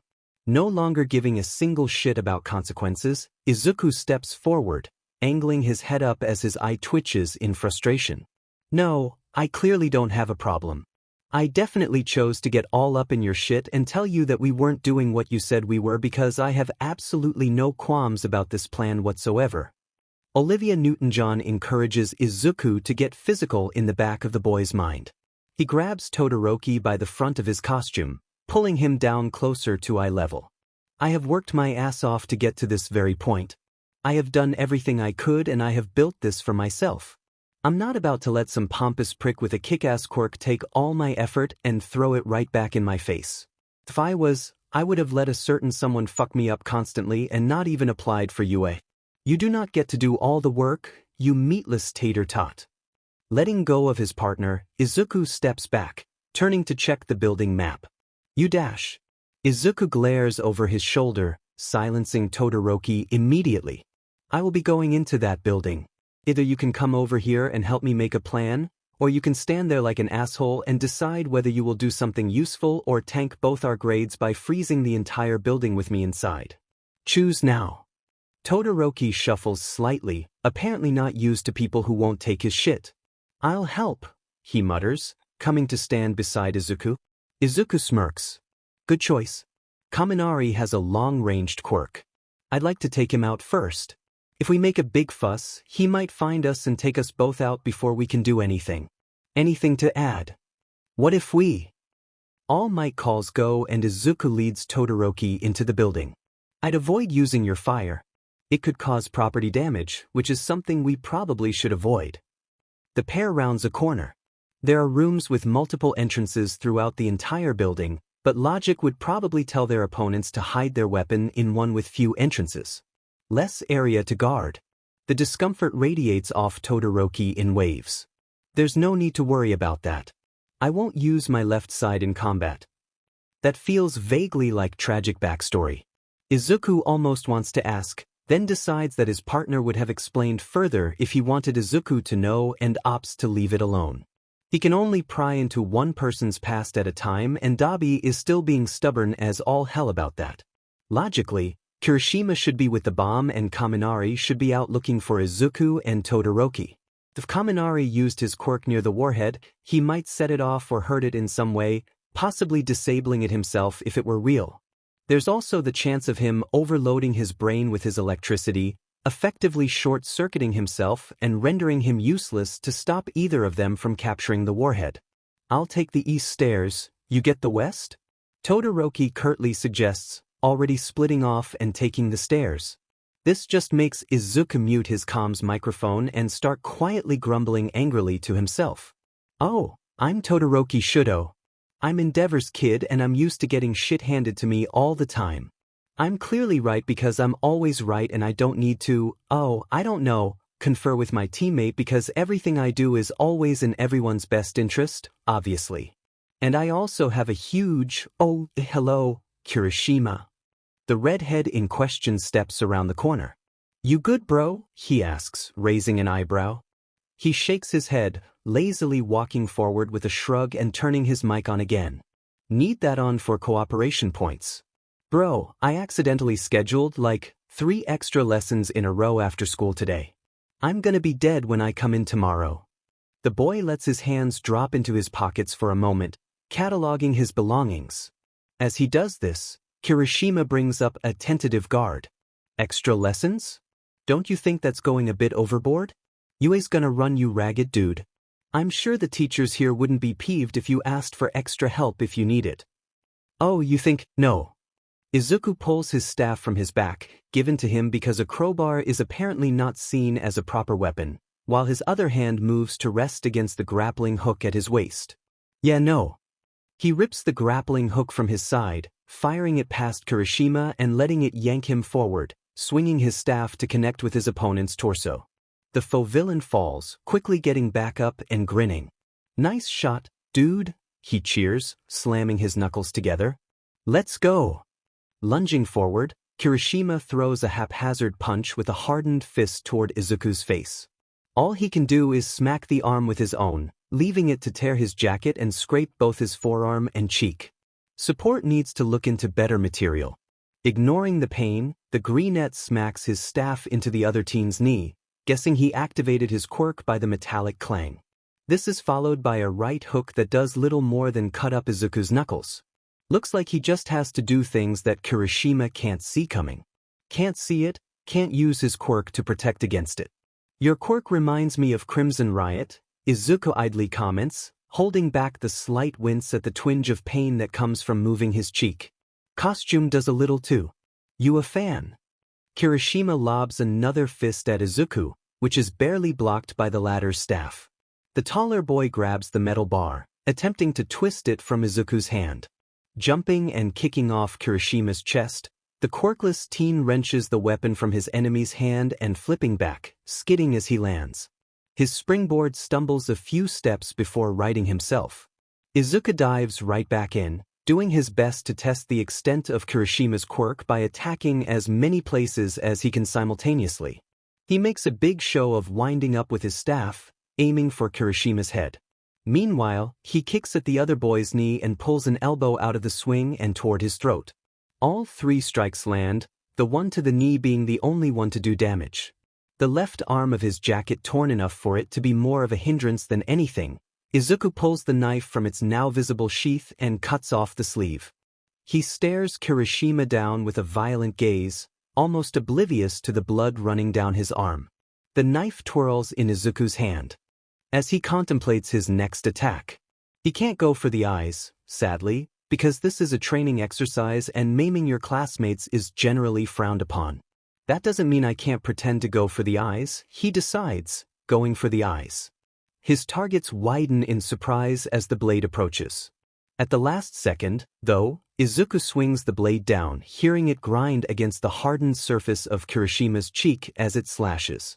Kirishima grabs Izuku by his shirt and hair, throwing him as best he can into the wall, looking awfully baffled. On a whim, Izuku tries to turn the baffled expression into one of pure bewilderment. Okay, here's how I see this, begins the greenette. We are two unarmed men in a battle of wits. I'm too mentally dense to know when to back down and you're too physically dense for me to do jack shit. We are at an impasse. Therefore, I propose a friendly game of rock, paper, scissors to settle the score. Winner gets to capture the loser. What did you say? Poor Kirishima looks like his brain just shut off mid-fight. And no, he replies, sounding more confused than anything, as if asking Izuku if this was the right answer. Bold of him to assume Izuku knows anything. Well, it was worth a try, right? Grappling hook to the rescue once again, Izuku shoots past Kirishima, launching himself into the redhead's chest. Maybe his opponent just has issues with balance or Izuku's good at hitting just the right spot, but the boy falls to the ground once again, momentarily pinned by the smaller of the two. Out of curiosity, do you happen to know what you rank on the Mohs scale with your quirk activated? Izuku asks it with such a genuine interest in his eye that Kirishima stops fighting back for a moment. Now he's thrown him off his rhythm. Honestly, if he can't do anything physically to beat Kirishima, he might as well stall him long enough for Todoroki to get the young Todoroki has secured the warhead. The heroes are victorious. For a second there, Katsuki actually thought Deku was going to fight for once in his life. Physical fighting, not shitty mind games and faking his own suicide. Then he went back to his cheap tricks, if Shitty Hair's face was anything to go by. Katsuki might almost feel disappointed in the nerd. But, of course, saying that would imply that Katsuki actually gives half a shit and he wouldn't want anyone getting the wrong fucking idea. Stupid fucking Deku. When Izuku returns to class after a swarm of students asking what the fuck just happened and a quick healing a la Recovery Girl, All Might has just started the next match. He wordlessly hands Izuku an earpiece with a look that says that they'll talk later. Sucks to be him. Izuku has classes. The hero will just have to either talk quickly or wait. Todoroki keeps side-eyeing him and, despite Izuku's best efforts, he can't make himself ignore him. Wonder what his problem is. He pins his gaze to the screen, listening to Bakugo and Jairu squabble. Why does he get an earpiece? Ashido asks, sounding almost whiny. That's not fair. Bakugo lets loose a line of expletives that would make his mother cringe. And she's the one that taught him to swear. Netsu has me working on quirk analysis, Izuku explains in a tired voice, as if this is the 78th time he's had to retell the tale. It's easier for me to analyze when I know the intention behind this move or that attack. Someone behind him gasps. Netsu? Hagakure questions. Why? Izuku doesn't offer a response beyond his non-committal shrug. On screen, Jairu thwops Bakugo upside the head with one of her jacks. You're at a 10 and I'm going to need you to bring it down to at least a 7, if not a 5, she drawls. He opens his mouth, likely to cuss her out, but she smacks him again. You keep running your mouth like that and they'll find us just because you were too loud. If you shut your face, I can try and find them with my quirk. Izuku smirks. She's smart and she won't take Bakugo's shit. This was a good partner choice on All Might's part. Though scowling, Bakugo stops talking as Jairu jabs her jack into the wall. Stupid fucking bitch thinks she can boss me her, Bakugo grumbles before getting hit a third time. Shut, Jairu orders coolly, glaring. You're making this harder than it has to be and if we lose, it'll be your fault. Izuku can't help his snicker. For once, Izuku isn't the only one telling Bakugo off. Maybe Izuku should start spending time around Jairu after this is over. After the fight, their classmates focus on Midoriya rather than Shudo. On the one hand, he's grateful to not have to deal with attention, but what, exactly, did his partner do to warrant this response? He almost wants to ask. This desire builds throughout the rest of the rounds till he can barely fight it anymore. Just before sheer curiosity overtakes him, Kirishima pulls Shudo's quarry aside. You really can't blame Shudo if he follows, can you? He waits just around a corner from the pair. Kirishima seemed befuddled as the 2-3 broke off from the pack. That just makes Shudo want to know what happened even more. Midoriya? Opens the red-haired boy tentatively. What's up? The other teen replies smoothly. Shudo can picture the nonchalance with which he rocks back on his heels, hands shoved haphazardly in his pockets. Kirishima pauses, likely combing over his words one last time. What was that? In our fight? When you just dash? Midoriya laughs, a light-hearted noise even Shudo can appreciate. Dude, I have, no filter. Sometimes it works in my favor. It's good for confusing the ever-living shit out of whoever I'm talking to. Sometimes it doesn't work in my favor at all. Your quirk's really cool, by the way. You could do a lot with that. And I'm sorry for hitting you a bunch. It was kinda my way of trying to work around your quirk. By the rock-paper-scissors offer, you can see that didn't go incredibly. I'll get it at some point, though. Shudo hears footsteps and turns to walk away, heading back to change. Come on, dude. We're gonna be late for our next class if we don't go now. When Midoriya and Kirishima catch up to Shudo, the bicolored teen watches the shortest of the three's smile fall. He doesn't look upset or angry or contemptuous. His smile just falls. All Shudo can do is glare at his receding back. He's not sure how to feel about the greenette, but it currently isn't anything good. Todoroki was listening in on Izuku's conversation, as if Izuku didn't already dislike his cocky arrogance. He'll prove he isn't someone to be overlooked and underestimated soon enough. From what I can tell, Kuda has some confidence issues and Todoroki flat out refuses to use his fire, which could prove problematic for his future. Izuku mutters, more to himself than to the deflated hero across from him.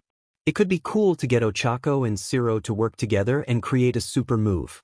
Maybe using Kirishima as a projectile? His pencil scritching in his notebook isn't quite loud enough to hide the sound of All Might shifting uncomfortably. Young Midoriya, he opens. Would you please dash? Izuku keeps talking, barely aware that the man said a thing. Satu and Kaminari could both learn a thing about restraint with their quirks. Maybe Vlad King would be able to help them with that. Young Midoriya, Shuji, Hagakure, and Jiru could all do well in Stealth Field's dash. Midoriya Izuku.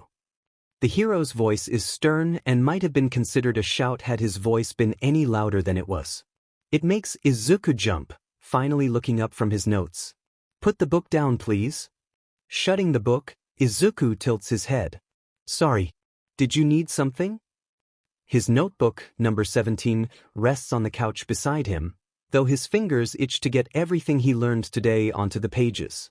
The man fixes him with a piercing blue stare, seeming to try and draw all the boy's secrets from his body with his eyes. Today, during the exercise? What in the world was that? He runs a hand through his hair, eyes swimming in a sea of confusion. What was what? Izuku's eyes widen in pure curiosity. Do you mean my questions? All Might purses his lips a moment. Among other things. Young Midoriya, it was clear to me that your mind was elsewhere. What? It wasn't though? My mind was on the fight. You weren't fighting seriously. That kind of carelessness can and will get you killed.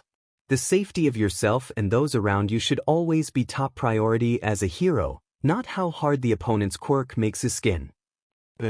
Izuku's a little upset now. I'm sorry, sir, but I'm not exactly sure what fight you were watching, but here's what I experienced. I tried attacking. I did. I tried real hard and got all bumped and scraped up for my efforts. A little more than upset, maybe. His tone is defensive, annoyed, and standoffish as he points to the scar on his cheek.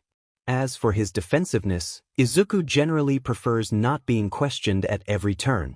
Call him crazy, but he likes to think people trust him to have some idea of what he's doing. Clearly that didn't work. So I posited a peaceful resolution. A game of chance, which Kirishima then declined. In my hopes that Todoroki would find the target before time ran out, I decided my main goal was to stall.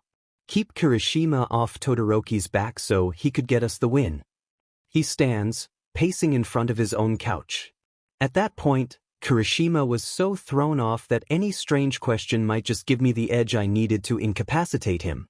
I asked a strange question, since my words were clearly able to do what I could not.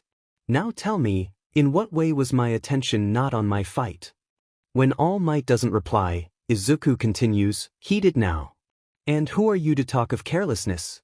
Of not looking out for your own safety? I have never once seen you back down from a fight. Not when you were bleeding or ill or on the verge of passing out from exhaustion. I have heard stories of you going all over Japan in a single day, taking out every big bad and stopping any and every crime you came across along the way. The teen's pacing stops as he jerks to stare at the hero in front of him, the fire in his eyes looking eerie behind the green of his iris. You have a goddamn hole in your chest, and you're going to lecture me about self-preservation? I don't think so. You have no right. No authority. That injury should have put you out of commission, but here you are, however many years later, still the number fucking one hero. Izuku lets loose a wordless shout of frustration, nails digging into the flesh of his palms. I dash. Izuku silences the blonde with a teacher-grade glare. What kind of example are you setting for your fans? He hisses, leaning in close. That it's okay to run yourself into the ground so long as you're protecting others? That you can break yourself beyond repair so long as you can save the day? That one should definitely disregard their own safety for the sake of those around them. He scoffs, a dry laugh peeling from his lips. Maybe before you try being a teacher, you should try learning a thing or two. Common sense, for instance. Collecting his belongings, Izuku storms out, leaving All Might to contemplate his human existence.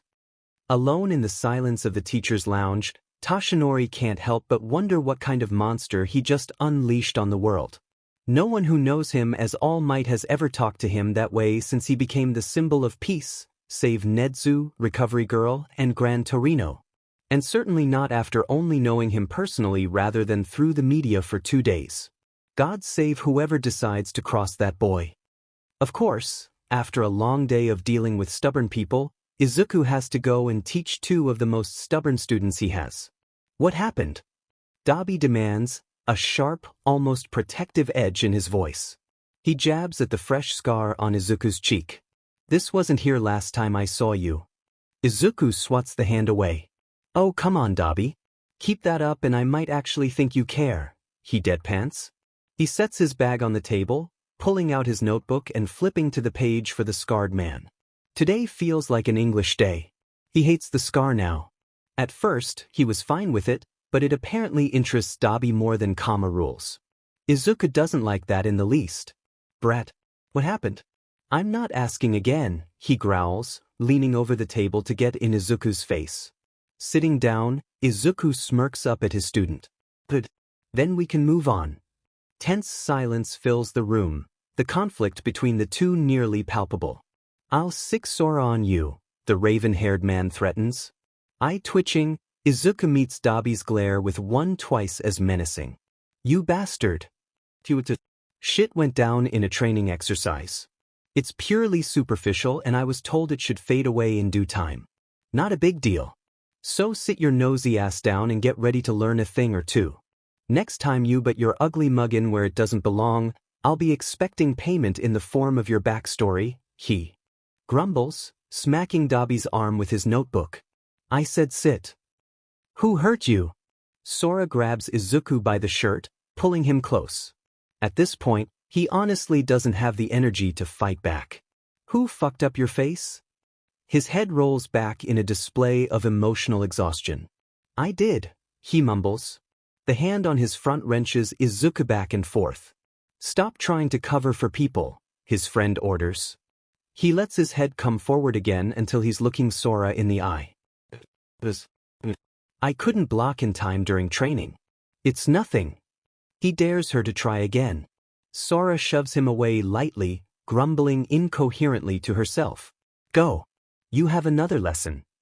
Izuku puts up a mock salute, expression rather blank save for the tired, though playful glint in his eye. Yes, milady.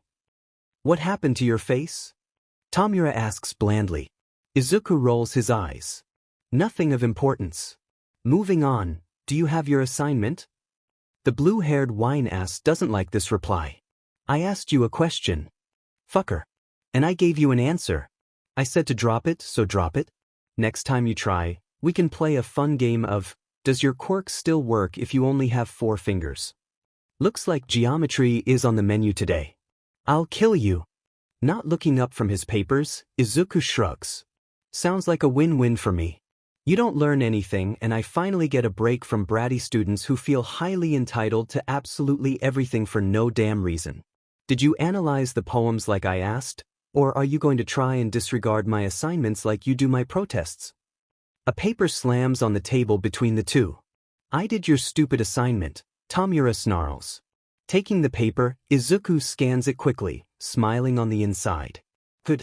You can actually follow the most simple instructions. I was getting worried there. The analysis isn't terrible in the least. It's up to Izuku's standards and shows that, despite his shitty personality, Tamura actually wants to learn. Let's talk about radians. It hit Toshinori when he got home that he didn't get a chance to ask young Midoriya about the certain someone he'd mentioned before the exercise started. He almost doesn't want to ask now, worried about making his partial colleague unwilling to cooperate with him. This would be why the hero finds himself having tea with Nezu, trying to sort things out. Yagi, you may not realize this, but in your pursuit of knowledge, you insulted his strategy. As a strategy-oriented creature myself, I can see why Midoriya got upset. Nezu stirs some sugar into his tea before taking a tentative taste. And, from what you've told me, he does raise some valid points. You do overwork yourself more often than you should, and that injury should have put you out of commission a long time ago. You can't fault him for taking offense to you not practicing what you preach and insulting his thought process rather than trying to understand it. The hero winces, hand tightening around his T. And how should I go about fixing this? Toshinori knows he's more combat-oriented than anything. Sure, he's personable but mostly in a marketable way. At this point, he's mostly just scared of accidentally making things worse. Nedzu tuts, his teacup clinking against its saucer. That's up to you to figure out.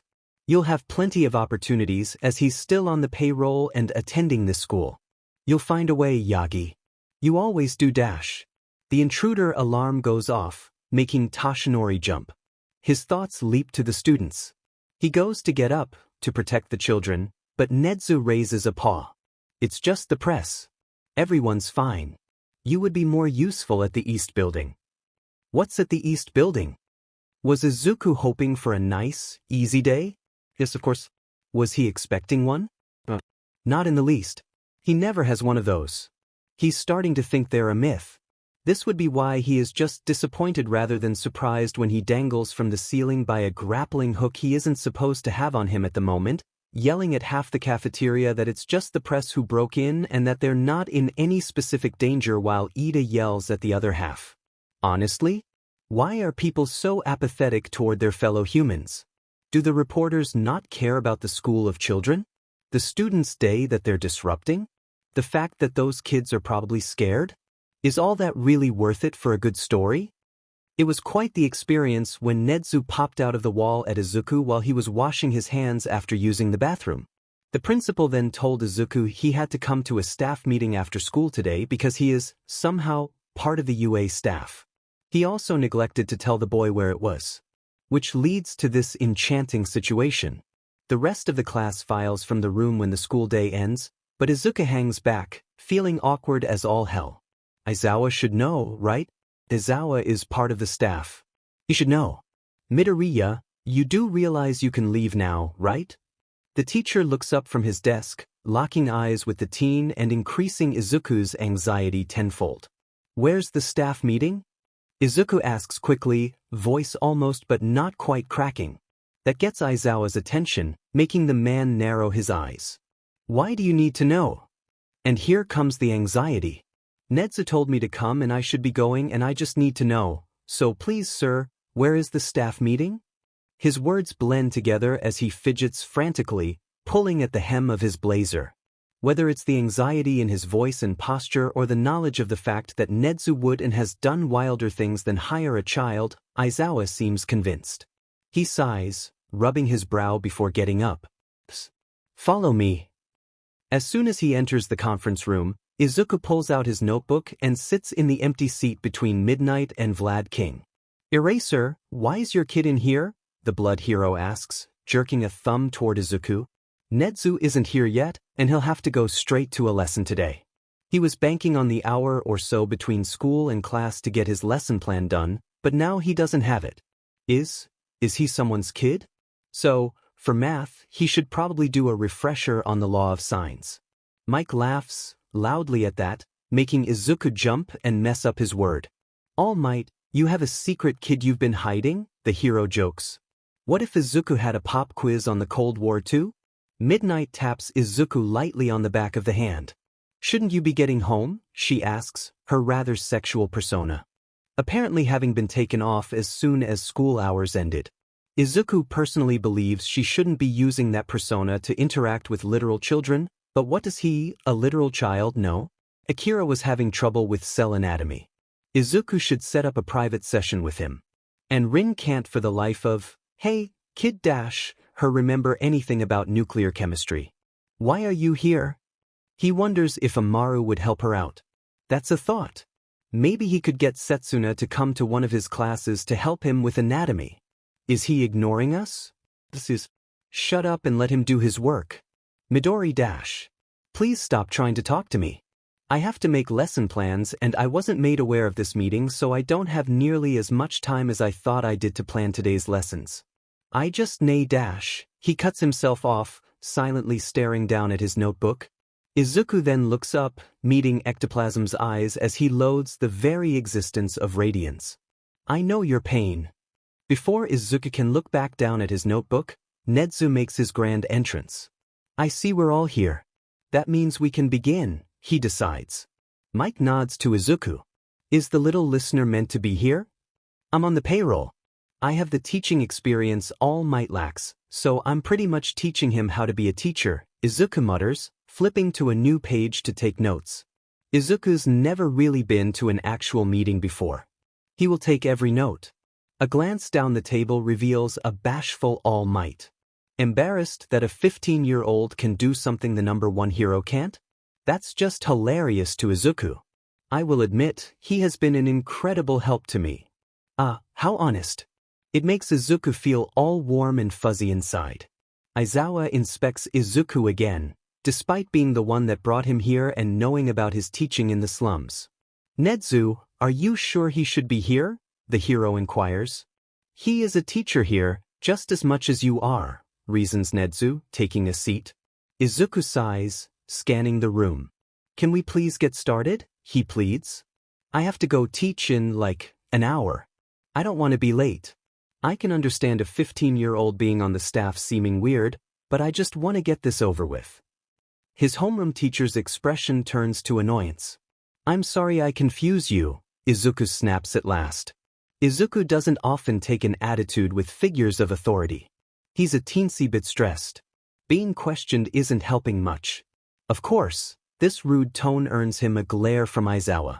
And Izuku is just at the point in his exasperation that he glares right back. Teacher-grade glare, generally reserved for students who are being disruptive and making Izuku contemplate murder. Aizawa legitimately flinches, which is something Izuku never thought he'd witness. Holy shit, Present Mike whispers from the other side of midnight, the quietest Izuku has ever heard him. What is this kid? The child leans out around midnight, fixing the voice hero with the same glare, plus a twitching eye. Running on an hour of sleep. This kid is running on an hour of sleep and will have to go from here to deal with my students who, if this day continues to be shit, will drive me up a wall. He turns to Nedzu, expression pleading. Please start the meeting. Midnight dearest, why are you the way that you are? Damn, Deracer. I didn't know you had a kid.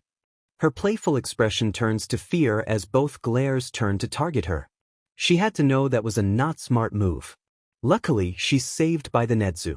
First order of business, the break-in today.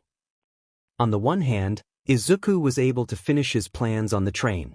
On the other, nothing pisses Izuku off more than people not listening to him. That can probably be attributed to years of being ignored, but we're not here to unpack Izuku's tragic backstory. We're here to hear about Izuku's lesson the day of the break-in, and the staff meeting that mainly served to put him on edge. Reporters weren't the only ones to get past the gate, or so it was explained to Izuku, but, again, let's not get off topic. Let me set the scene. Students of various ages, all sitting in the old desks of the aged, dilapidated, run-down school. Most are good children, regardless of their actual age. Most being the operative word. In the back corner of the room sits a group of about 5 students, all murmuring something Izuku can't quite hear and generally ignoring his lesson. That just won't do. The greenette hears whispers of attack and something about a monster. He doesn't really care about the content of the conversation, just that there is one. With a passive-aggressive smile, Izuku closes the textbook on the desk in front of him and picks it up. He then holds it off the side of the desk, above the floor. When it drops, it lands with a loud thud that echoes through the room, pulling the inattentive students' focus from their words. Hey, get the fuck out. Izuku invites with the same jovial tone you'd invite an old friend into your house. Like, hey, it's been a while, but worse. A few words of dissent rise up around the room until Izuku pushes another book off the desk like an asshole cat. The room falls silent again and he tilts his head, smile still on his face, though slightly strained. I am here of my own accord. You are here of your own accord. If you're planning on wasting my time, just leave. It's your choice whether or not you learn. No one is making you attend this class. He throws a hand toward the door. Either shut up and pay attention, or leave. I'm an attention whore. All eyes on me, you little shits. The offending students, much to Izuku's pleasure, face forward, looking slightly guilty. When no one gets up, Izuku crosses his arms. Are we all ready to get back to the lesson?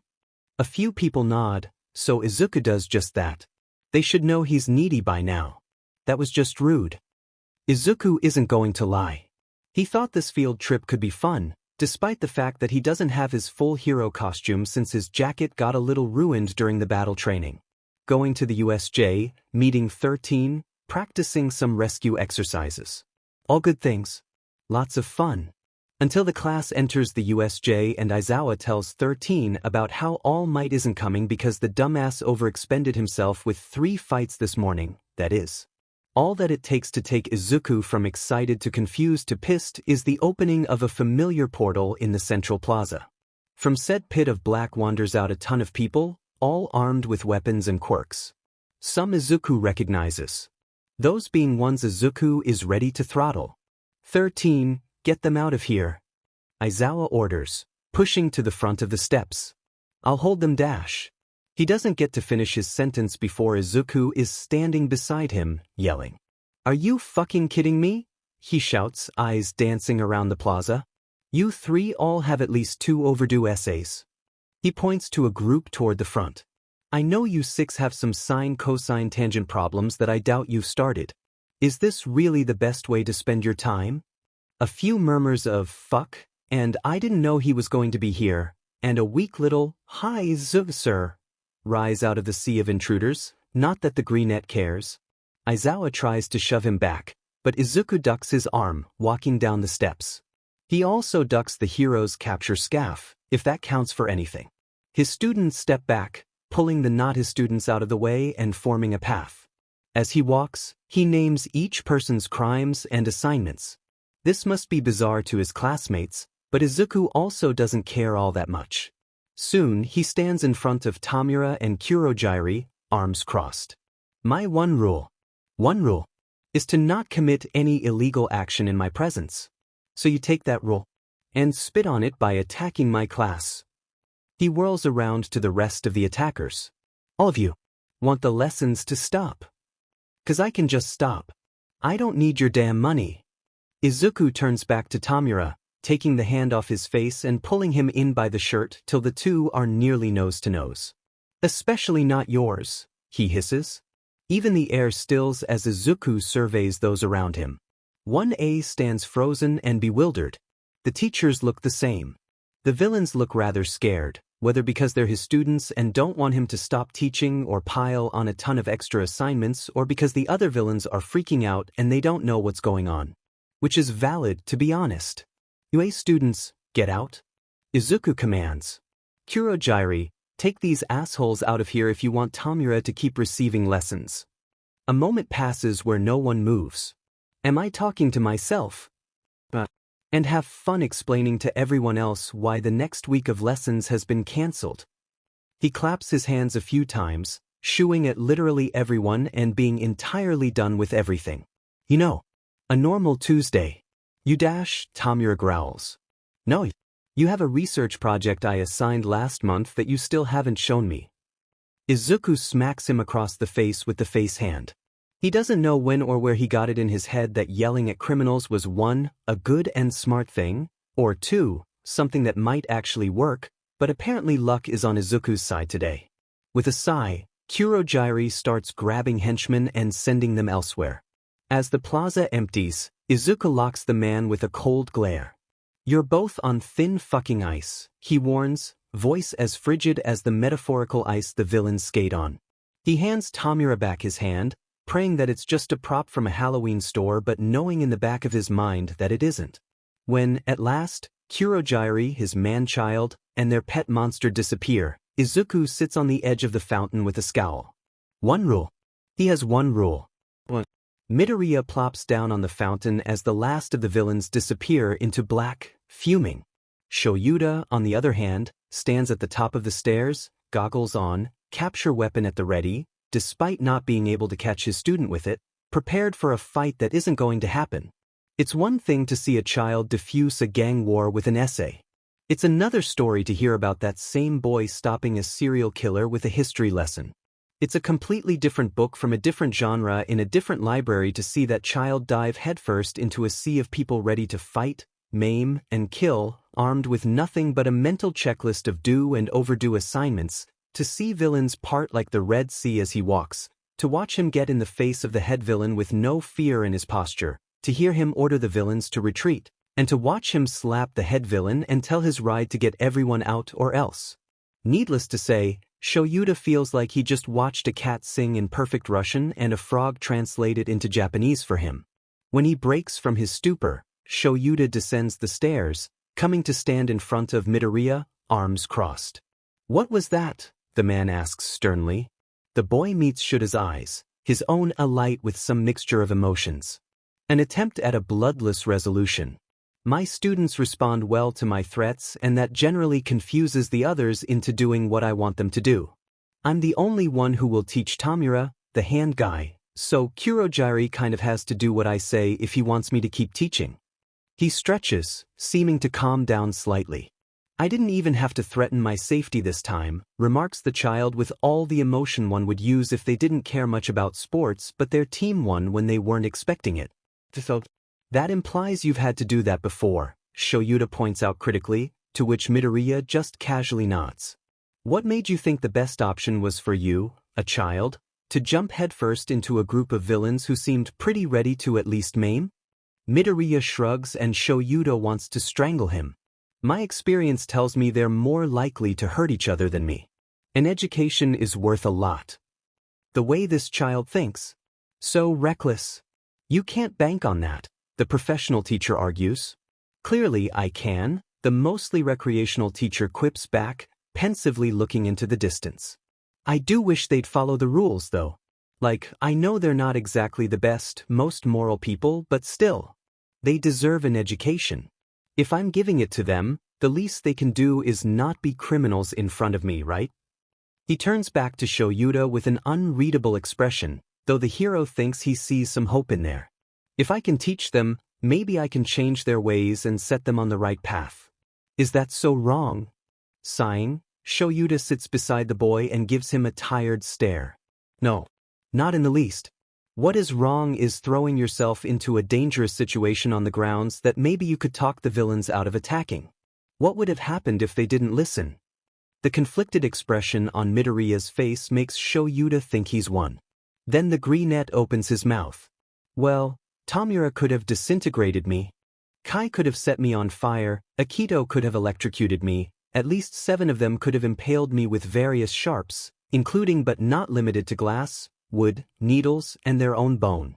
I could have been thrown, had my neck snapped, had the strength of Earth's gravity on me increased to the point that I was crushed under my own weight, been drowned what?" Midoriya now notices Shuta's worried and confused expression, it seems. How is this child so flippant about his own life? How can he sit there and rattle off a list of ways he could have been killed had things not gone according to plan, like he's giving a menu for tomorrow's brunch? "Midoriya, don't you care about your own safety?" Shoyuta asks after a moment. "How did you make it this far if you care so little?" "Overwhelming spite, resentment, and determination," the boy explains, leading Shoyuta to realize he said that last bit aloud. "Aizawa, I'm quirkless. You know this, as do I. Quirkless folk aren't treated especially great in this world. People don't care about us. They don't even see us as human till they're digging a human-sized hole in the ground for the 20-something-year-old who was killed in a hate crime, or the 6-year-old who couldn't survive the bully's strong quirk, or the 14-year-old who jumped off the school roof because the one person who may have actually been his friend once told him he was worthless and that he should kill himself, hoping for a better quirk on the next go-around on the carousel of life. You all must have thought it when you got my application. What's a quirkless kid supposed to do? How can a quirkless kid make it in a hero school? How can a quirkless kid expect to make it past the practical? Tell me, how many of you followed me on the screen, watching my every move because it was so intriguing that a quirkless kid thought he stood a chance? Because you wanted to see how the quirkless kid would try and get through this." Midoriya stands up, shoving his hands into the pockets of his jacket and starting to walk away. "How many of you were genuinely surprised when I took down the 0-pointer on my own?" He pauses, glancing over his shoulder a moment, meeting Shuta's eyes with sad ones of his own. "How many were surprised when I took first, and how many times did you rewatch the footage to make sure I didn't cheat?" At this, he starts walking again, rejoining his classmates and fielding a bunch of questions he dances around the answers of like a pro. Shoyuta feels sick. How much of that actually happened while he and the others were judging the exam? How much of that speech was speculation and how much was honest experience? How can Shoyuta fix this, not just for Midoriya, but for any quirkless kid? Kirishima is the first to approach Izuku after his talk with Aizawa. "Dude, what the hell was that?" he questions, eyes wide with alarm as he grabs Izuku by the shoulders. Successful? Izuku tries, quirking up the corner of his lip in an awkward half-smile. Ochako sidles up beside the pair, jabbing playfully at Izuku's side. "Sora's gonna kill you," she sing-songs. Chuckling, Izuku shakes his head with a more genuine smile. "No, she won't. Odds were in my favor. 9 out of 10 chance that everyone would listen and fuck off and life would be good," the boy assures, patting his friend on the back. The redhead's jaw drops. "That's still a 1 in 10 chance that they murdered you." Like it was manly as hell, but still. Raising an eyebrow, Izuku crosses his arms. And then they get murdered or tortured because someone willing to teach in the slums is not something that you come across very often. "I'm a hot commodity that many are protective of," he explains. "Their own gangs would probably turn against them if they even sat by and watched as someone attacked me." "You're not wrong," Ochako corroborates with a fond smile. "Aru would probably take out half of them on his own." Kirishima looks ready to blow a gasket, maybe throttle Izuku, maybe drop to the ground in the fetal position. "Deku, what the dash?" Izuku rounds on Bakugo, who stalks up behind him, snarling and growling. "See? Regular old Tuesday. I'm not in the mood for your shit today. Shut your face or I won't tell Ochako to put you down next time." Everyone loads back up on the bus and heads back to the school, deciding the safety of the USJ has been compromised. Uraraka is the only one that actually talks to Midoriya, the two of them being the only ones who talk at all aside from the spread whispers here and there. For the most part, the ride back is occupied by the class staring at Midoriya and trying to figure out what the fuck he is because he clearly isn't human, Shudo very not excluded. Nothing about Midoriya makes sense for Shudo. He's one of the first people to see Shudo and not jump to Endeavor, rather forcing him to prove himself worthy of respect and consideration. He didn't for a second let Shudo boss him around. He asked nonsense questions while locked in battle. Nedzu picked him out for something that he apparently can't go into depth about. He decided that the best way to defuse the attack was to yell at the villains about schoolwork. And it worked. Literally every expectation Shudo may have had about anyone in UA has been shattered by one tiny, reckless, green child. What's he going to pull out of his ass next? He's quirkless? Ridiculous. After a round of extensive questioning by the Muzutafu police, which is essentially just Izuku repeating what he has already said about 34 3/4 times, Izuku heads straight to Sora. Or he tries to, at least. At the end of the road, he is met by a good chunk of his students who attacked the USJ. Congratulations on making it into the hero course. They cheer, fear hiding in their frilly words. Izuku glares at them all, silently threatening them with murder and math. "Out of my sight," he commands, voice dark. "I'll see you all next week, when lessons begin again. That is, unless someone decides they want me to extend the education ban." This gets them scurrying away like spooked crabs, allowing Izuku to continue in peace. That is until Dabi decides to be a nosy little shit. He's very good at it. "Brat," he greets. "Dipshit," Izuku replies, not sparing him a glance until the scarred man places a hand on his shoulder. "What? Heard you had a bit of fun at school today." Izuku opens his mouth to tell him off. "You were on the news. The dumbass kid that stopped an attack by doing pretty much nothing. The press got footage but couldn't get audio.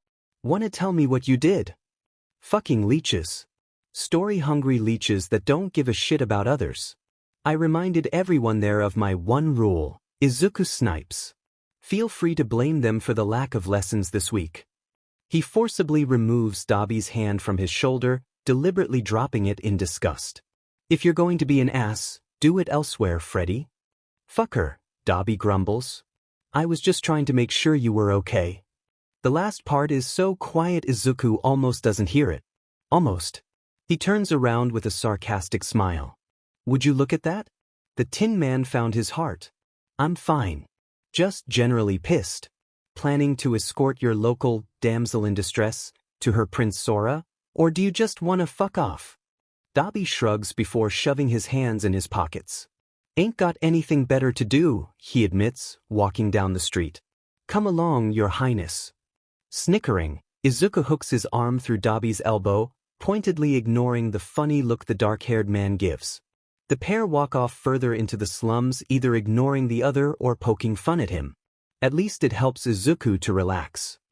While aware of the events of the USJ attack, Nezu doesn't expect 13 and Eraserhead to come seek him out. Nezu, could we have a moment of your time? Asks the gender-ambiguous hero. When he nods, the pair fully enter his office, shutting the door behind them. Aizawa begins first. The USJ brought up some concerns to the two of us, mainly regarding Midoriya. He 13 butts in, cutting off their coworker. He ordered the villains to leave. And the villains listened. I'm not sure how much we can trust him. He's clearly working with them, they explain. I'm aware. He teaches in the poorer parts of town, and those that can't get an education for whatever reason have taken to his classes. I was aware of his connection before hiring him, the principal counters. The dark-haired hero purses his lips. He had a connection with the villains leading the attack. What if he's a spy or something? Didn't Mike point out the possibility of a traitor? 13 argues. It seems to be Aizawa's turn to stand up for the green-haired child. If I know anything about Midoriya, he isn't the type. He goes out of his way to avoid bloodshed. I doubt he would intentionally do anything that would put his classmates in danger. Nezu smiles, glad he isn't the only one seeing reality. Indeed. Now, I'm glad you two saw it pertinent to bring this to my attention, but I do have to ask that, unless evidence against Midoriya comes up, we stay away from attempting to condemn our students. His paw taps against his desk. Besides, if he is a mole, we're still getting information about the villains whether he means to reveal it or not. There are many ways to take care of traitors. Midoriya will grow to regret picking the villain side if that's the side he's chosen. The next day, when homeroom starts, Shoyuta begins to explain the sports festival and its importance. It is the biggest event of the year, after all. He only gets halfway through his spiel, though, when a phone rings. Midoriya pales, wincing once when it starts and again when he sees Shuta's glare. Sorry. I must have knocked the volume button. Alternative, no, I won't, he corrects as he looks at the screen. Yeah, I have to take this. I'm really sorry for the interruption. He gets up, probably to go take the call outside. Put it on speaker, Shoyuta orders, halting Midoriya just before the door. The boy gives him a skeptical look and Shoyuta just waves for him to get on with it. Yes, sir, he says, obeying. Then speaking in what Shoyuta believes is Italian. Yes, you read that right. Italian. The person on the other end of the line, a man, judging by his voice, also speaks in Italian, though his is much more fluid than Midoriya's. Soon, Midoriya begins to smile, even laughing a bit before saying something else, still in Italian. I'm sorry, but I can't talk right now. I'm in class, he says at last, reverting back to Japanese. The man says a few more things in Italian, which Midoriya replies to with Italian. Shoyuta thinks he hears his family name in there. Suddenly, the man switches to heavily accented Japanese. You take care of this boy, Aizawa Shoyuta, he commands. You take very good care of him. Don't threaten my teachers. Midoriya scolds. I'm hanging up now. Goodbye and tell your son I'm proud of him. He then ends the call, mutes his phone, and slides it into his backpack. I am sorry about that, sir. If I didn't answer, he would have traced the call and that didn't go especially well last time. Shoyuta blinks a few times. What was that? He asks at last. The green-haired boy looks away slightly. Are you sure you want to know? Shoyuta doesn't move, just glares. A higher-up in the Italian mafia. I helped his son with biology for a bit and said son just got into medical school. He wanted to thank me for my help. Why do you have contacts in the Italian mafia? Why don't you? They have really good food. Shuta's stare turns judgmental in a split second. Really? He deadpants. And the Italian? Payment for my services. I also think I accidentally ordered dinner with how many noodle names I substituted in there. Midoriya sits back down like nothing happened, leaving Shoyuta to both reconcile this in his mind and finish his explanation. Damn problem child. Izuku has many regrets in life. While postponing classes for a week is not one of them, deciding to plan lessons as far into the future as possible with his week of freedom most definitely is. He hasn't slept in 2 days and he is suffering. But he's also stubborn, and he already has 3 weeks planned out. He isn't stopping until his body makes him. Midoriya passed out 2.5 minutes into the staff meeting a few days after the USJ. Shoyuta knows this because the kid walked in looking like he was going to faint at any moment and the adult was afraid he'd do it standing. It's obvious the child hasn't been sleeping. As he sat next to Shoyuta and subsequently fell asleep on his shoulder, it became Shuta's duty to take care of him, which is why he has been stuffed in Shuta's sleeping bag and placed in the corner. Nedzu regards the sleeping student for a moment before turning his attention to his laptop. That's a shame. I somewhat wanted him to witness this. No matter. A few key taps later, a familiar sight shows up on the projection screen at the end of the table. I know there have been protests against having a child on the staff. I understand those protests. But I would also like you all to see how Midoriya works. How much control he can have over a given situation. A recording. It was recorded. And, unlike that clip the media got, this has audio. So everyone can hear his student telling armed and dangerous villains, possibly murderers, to go fuck themselves. And they're almost impressed. And when Midoriya slaps Shigaraki with his face hand, it seems no one was quite expecting that from the child asleep in the corner. Wait till they find out about the Italian mob. Midnight glances back at Midoriya a few times, trying to reconcile the normally polite boy she has in her classes with the one on screen, telling the man who wanted to attack his class that he's missing an assignment and he won't stand for it. Mike just stares at the screen, incredulous. As you have all probably heard by now, Midoriya Izuku single-handedly stopped what could have been a massacre without any violence, save that slap. Nedzu recaps when the clip ends. I would hope no one will question his position in this school. He's 16. Glad tries to reason when he finally drags his eyes away from the still image of Midoriya waving off those who probably would have happily murdered everyone in the building had their teacher not been there. Shoyuta rolls his eyes, tossing a glance toward the one person he has met with bigger eye bags than him. 15 actually. He's also smart and knows how to defuse a situation. This isn't the first time he's done something like this, and I doubt it'll be the last. He shakes his head, knowing the child currently stealing his sleeping bag will likely be the death of his dark hair and birth of his gray streaks. I have it on good authority that he's probably the reason why Stain hasn't killed in a few months. He is a force to be reckoned with, and honestly, for your sake, I hope he isn't awake right now. Midoriya rolls over, facing out into the room. He grumbles a bit and Vlad actually looks a little scared. It's understandable. The kid made Shoyuta flinch with a single glare. This paper was due 3 weeks ago, you blown bulb, the child suddenly cries out. Vlad, being closest, actually jumps so badly he falls out of his chair. Shoyuta can't help but be proud of his student. You know what really butters Izuku's biscuits? Having the good mood brought on by one of his students moving forward in life crushed like a pesky little fly under the wheels of an 18-wheeler when a ton of other students just appear in the doorway of Class 1A. Can I help you? He asks tentatively, scanning the apparent audience. Why are they here? Mineta asks, shaking in his boots. He still rubs Izuku the wrong way. He's seen how the kid looks at the girls. Scoping out the competition, Tiny Dick, Bakuga growls, standing in the doorway. Makes sense that this shitty bunch of cannon fodder wants to check us out before the sports festival. We are the class that survived a villain attack after all. Not that it'll mean jack at dash. Izuku rolls his eyes. We survived because I bitched the villains out. No need to act all high and mighty unless you want to fill in the missing words. High up on the stairs and away from danger, and a mighty big pain in my ass. He steps up beside the blonde and catches a flash of purple in the crowd. Shinso, he asks incredulously. Why are you? The boy in question shrugs. Was curious, me mumbles. Is the rest of your class as bad as him? Shinso points to Bakugo to emphasize his point.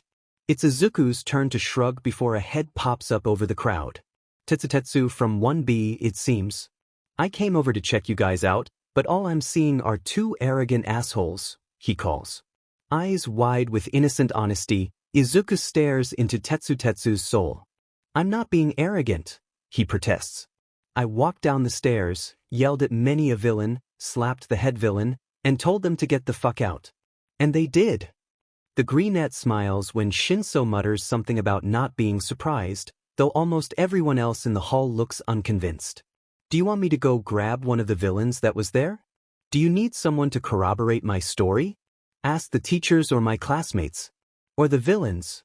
I can and will go hunt one or two down. I have at least 3 on speed dial. A moment of silence fills the hall at Izuku's last declaration before he exhales, shaking his head. I'll see you in the cafeteria, Shinso, he sighs, turning and heading for the classroom window. Izuku? Ochako asks as he pushes the window open. The boy doesn't acknowledge anything as he pulls his grappling hook from his bag and hooks it on the windowsill. He waves to the crowd still at the door with a small smirk before he steps out the window, lowering himself with what has come to be his favorite tool. What is he? Ashido hisses, staring at the open window. Ochako smiles, shrugging. Honestly, I'm not really sure myself. I know he's smart and kind and happy to help, but I also know he's been through some stuff. I know he's become desensitized to a lot of situations that he probably shouldn't be desensitized to this young, and I know he'll leave out big details in a story because they just seem normal to him. She chuckles fondly. I heard a rumor he stopped Stain from killing a hero and got out without Stain touching him once. Crossing her arms, Ashido nods sagely. I see now. He's not human. Got it. The next 2 weeks include Izuku and Ochako practicing fighting several types of opponents, Quirkless and Akiko almost having to physically restrain Izuku from teaching too many classes and overworking himself. Sora makes it fun, Aru makes it difficult, and Dabi makes it Dabi-ish. The fact that he's helping at all is a miracle in Izuku's eyes. Though he does worry for his eyebrows, what with how narrowly he's been dodging the man's attacks. Ducking the latest blast of blue fire, Izuku pops up beside Dabi's arm, pressing a knife against his throat and one against his elbow, threatening to cut the tendon. A bright smile spreads across his face before he twists, kicking the back of Dabi's knee and moving as the black-haired student drops to the ground. Was that good? He asks, turning to Akiko. His mentor smiles, but not really at him. Izuku feels something touch his ankle and stomps on it as hard as he can. Dabi cries out in pain and Izuku thinks he might have heard a crack. But it's not over till it's over, Akiko praises. He isn't wrong, per se, but that kind of advice would get Izuku killed if he was any more reckless. Sora disrupts Izuku's thoughts by flying between him and Akiko, skidding across the floor before lunging back into her fight with Ochako with an excited grin. Not surprising, though Izuku might be interested in watching a quirked fight between the two. Speaking of quirked versus quirkless fighting, I thought we said quirkless. Izuku admonishes, glaring at the man on the ground. Dabi scowls up at him. Because I clearly love to follow instructions, he deadpants, rolling to his back and sitting up, all with a judgmental gaze locked on Izuku. What a fucking prick. Izuku groans, helping Dabi to his feet. Not like I'll get the luxury of quirkless fighting during the sports festival, he admits. There you are. Dabi teases. It's all about perspective. This makes Izuku cock his head. Positive thinking? He asks with a raised brow, leading the dark-haired man to nod. With a smirk, Izuku pulls the man in, pressing the knife to his throat. Then how about you turn this knife into a fucking baguette? Then, Mr. Molotov. Do it all with the power of positive thinking. When Dabi's grin falls, Izuku's grows. That's what I thought. He drops the knife to his side with a laugh. Smartest. To be completely honest, Izuku kind of, maybe, sort of, somewhat, has been zoned out this entire time. Like, one moment, he was changing into his gym uniform, as one does for the UA Sports Festival. At some point he started running through lesson plans and strategies in his head. Most liquids shrink when they solidify and he should move erratically when facing someone with long-ranged attacks. That kind of thing. While he was doing that, he somehow ended up in the middle of a stadium with Ochako elbowing him. Go make a speech, Mr. First Place in the entrance exam, she urges, putting her hands out for his things. Oh shit. Well, this is going to go swimmingly, isn't it? No plan, no speech in mind, nothing. He could go the Bakugo route and be a massive prick to everyone. I'm gonna win cause I'm Bakugo Katsuki and I'm the best and you're all losers and assholes and dumbass. But that won't work. It'd be easier, but no. Maybe Dabi? I don't fucking care. This is stupid and I'm only here, 'cause I have to be. Just start the thing and get this bullshit over with. Dabi-ish. Of course it's going to be Dabi-ish, it's a fucking imitation. In the end, as he stands up at the microphone and Midnight gives Izuku a thumbs up, he does what he does best, he starts lecturing. In this world of quirks, we're all always told that those are what matter. Our quirks are so important to our futures. If you have this quirk, you should have that job. If you have a water quirk, you should be a fireman. If you have a food-related quirk, you should try for the culinary field. If you have a quirk that isn't very suited for combat, you should by no means make any attempt to be a hero. To that, I have but one thing to say, if you'll all kindly excuse my language. He beams into the camera as it floats past. Izuku raises his right hand nice and high and flips off the entire audience. Fuck that. Fuck this society that tries to tell me what I can and can't do. Fuck this society that lets people treat others like shit just because they have a strong quirk. Fuck this society that looks at quirks more than it does people. You know why? His smile grows even wider as he raises his voice, done being silenced. Done being told to keep his head down. Done being the weak, quirkless kid that everyone but his students always saw him as. My name is Midoriya Izuku and I am the quirkless guy that came first in the UA entrance exam. He declares to the world as his middle finger drops, swinging lifelessly by his side, all his energy flooding his voice. I am not what I am called. I am not weak. I am not useless. I am what I make myself into. I can be a fucking hero if I damn well want to be. And so can anyone else. He didn't realize it while he was giving his speech, but he apparently started to tear up a bit somewhere in there. When he turns around to his fellow students, there is only silence. No one claps. No one boos. No one moves. No one breathes. So Izuku raises his fist in the air and shouts the school motto as loud as he can. Go beyond, he prompts. After a moment's pause, a majority of the first years raise their fists as well. Plus ultra. They chorus in return. As Izuku rejoins the pack, a few students slap his back or cheer him on. It's weird to say the least. People who don't try and slap him down when they find out he's quirkless. It's nice. Interesting kid you've got there, Eraser. Present Mike quips over the speakers. He stopped the USJ attack too. Wonder what he'll do next. Aizawa groans and Izuku has to suppress a smile, taking his belongings back from Ochako. Something that will take at least 5 years off my life, I can almost guarantee it. For some reason, Izuku begins to think he'll be the lone reason Aizawa ends up with half his hair turned gray by the end of the school year. True to Izuku's style, he tunes the world out once again, basically skimming Midnight's words. Obstacle course, anything goes, blah blah blah. He's not trying to be rude. He's being efficient. Speaking of efficient and anything goes, Izuku opts to take every second he can, throwing himself through the newly formed opening to the course with the grappling hook in his right hand before the start noise goes off, his crowbar trailing along behind him in his left. Anything goes. Why play fair when you can play smart? The hook flings him forward, making him tuck and roll when he lands and start running on his own. What might the first obstacle be? Classmates. The first obstacle is his own classmates. Specifically, Todoroki Shuto. Reflexes gained through fighting Dabi, who refuses to fight without his quirk because he's a stuck-up toaster, are the only things that keep Izuku from getting frozen to the ground. The crackle of ice behind him makes Izuku to jump, cursing the fact that he'll be landing on ice. Well, he lands. And slips. 'Cause that's what happens when you land on ice. After a bit of fighting with gravity and the distinct lack of traction, Izuku ends up back on his feet just as Todoroki skates by like a pro figure skater.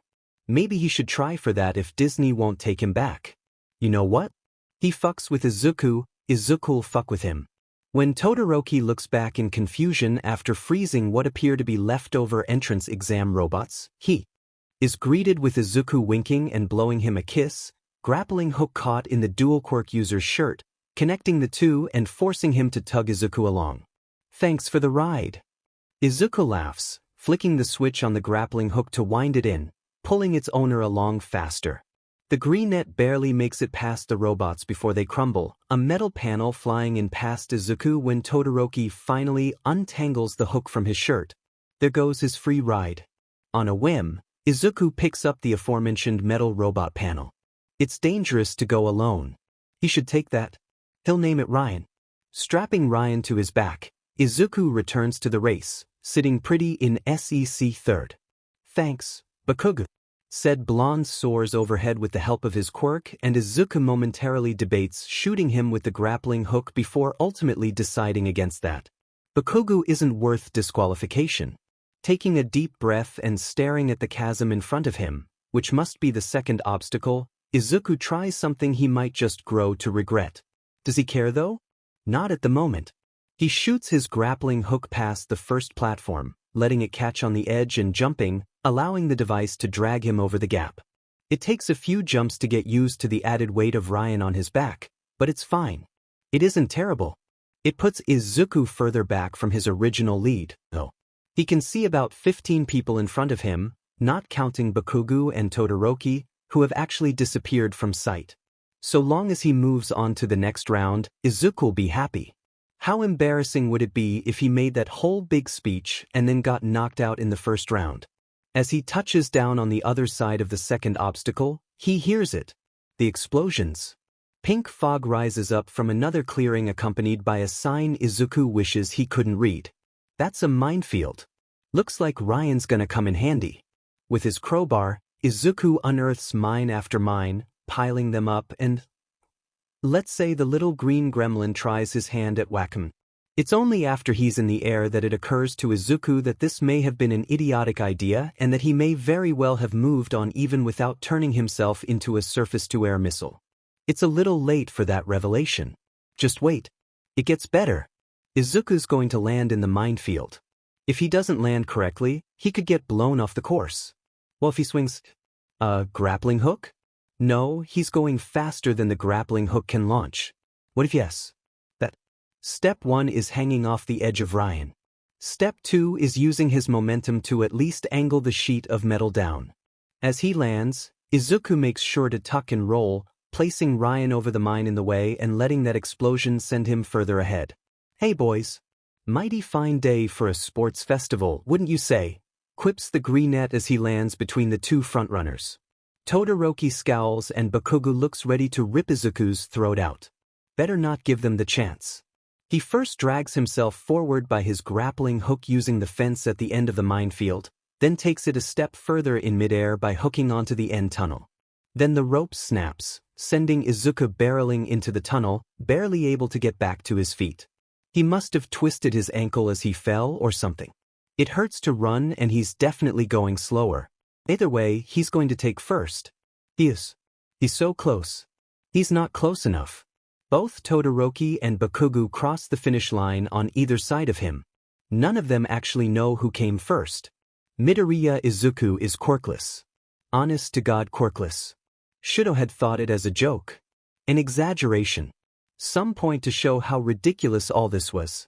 But no. Midoriya Izuku is quirkless. It only hits him now, after the race. It hits him like a 4x4 to the face.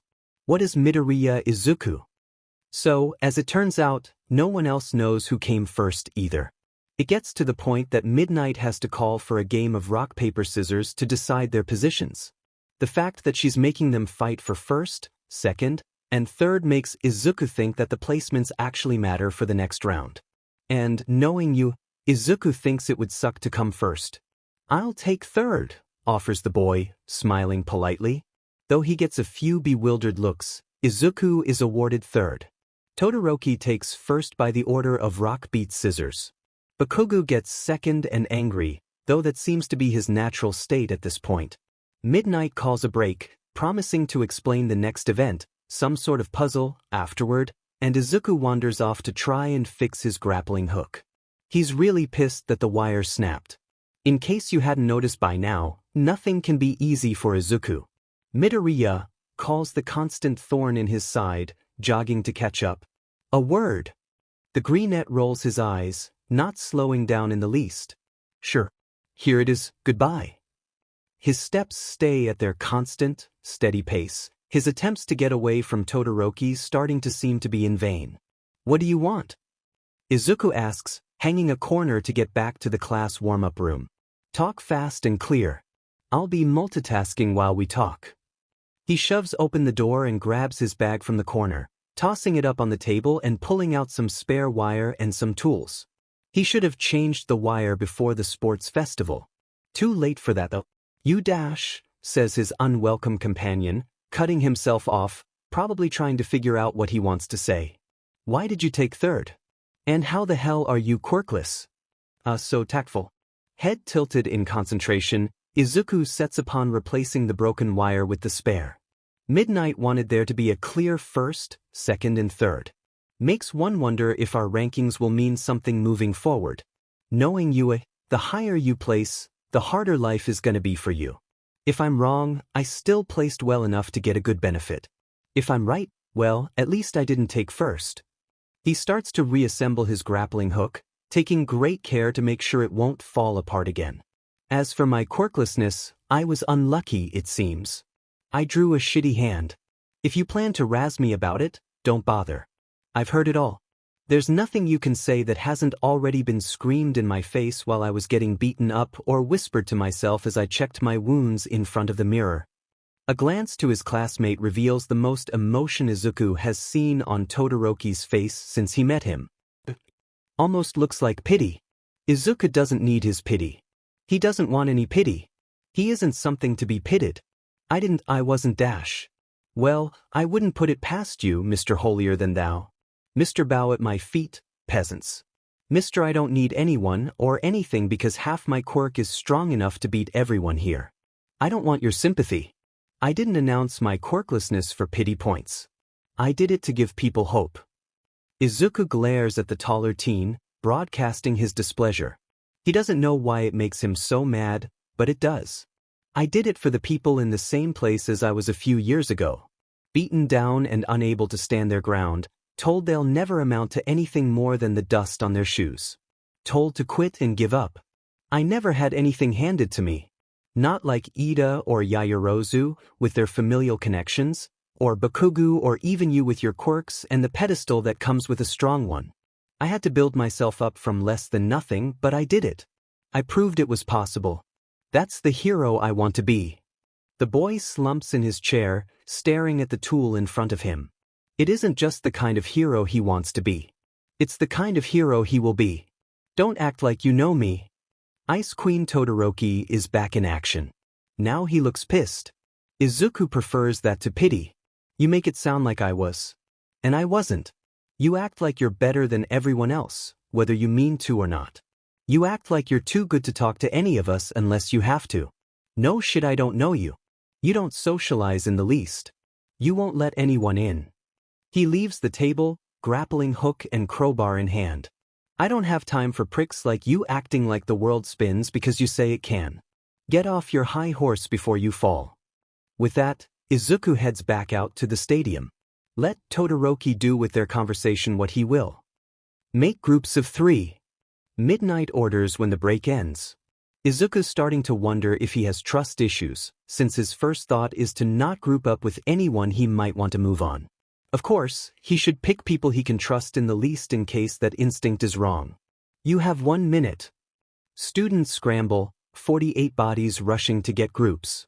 Izuku ends up with Hagakure and Tsuyu. He thinks it's a good group. On the one hand, he won't be heartbroken if they don't move on, but they also have valuable skill sets that could help them all advance. Izuku doesn't pay much attention to the other groups beyond snickering when he sees that Todoroki and Bakugu were shoved in a group together. For their sakes, Izuku hopes his isn't a cooperative event. Neither are exactly keen on teamwork. Aizawa then begins to explain the next event, both for the students and the audience. The next event will be logic-based. Sure, it isn't exactly flashy, like the other events, but a hero's entire career cannot be just glitz and glam. Izuku could probably name at least 5 heroes that would beg to differ. The groups our students are in now will not be teammates, but opponents. Only one can move on. Called it. The other competitors express their concern or disappointment or surprise in various ways, including but not limited to yelping, going wide-eyed, staring at their group in fear, staring at their group with hostility, and hanging their heads in despair. The placements in the first round will decide the difficulty of your logic puzzles. The better you placed, the harder your puzzle will be. A group that has 10th, 15th, and 38th will have easier problems than one with 1st, 2nd, and 3rd but harder questions than a group with 4th, 28th, and 43rd. All questions in a group will be of the same difficulty. Call that the idea that the better you placed, the more hellish life would be for you going on. That's not all, listeners. Present Mike chimes in. In the individual groups, whoever placed best gets to do 2 puzzles of the same difficulty. Did not call that in the least. Izuku should have gone with Bakugu or Todoroki. Midnight begins to walk around, holding out tablets to each of the students. Select your name, instructs the heroine as she reaches Izuku's group. When everyone is signed in, there'll be a countdown and your question, or questions, will show up on screen. Type your answer and your reasoning. The first one done moves on. She moves on to the next group, leaving Izuku and the girls to scroll through the list and find their names. After signing in, Izuku looks up to his opponents with an apologetic half-smile. Sorry guys. I guess I accidentally made our questions harder. Tsuyu shrugs.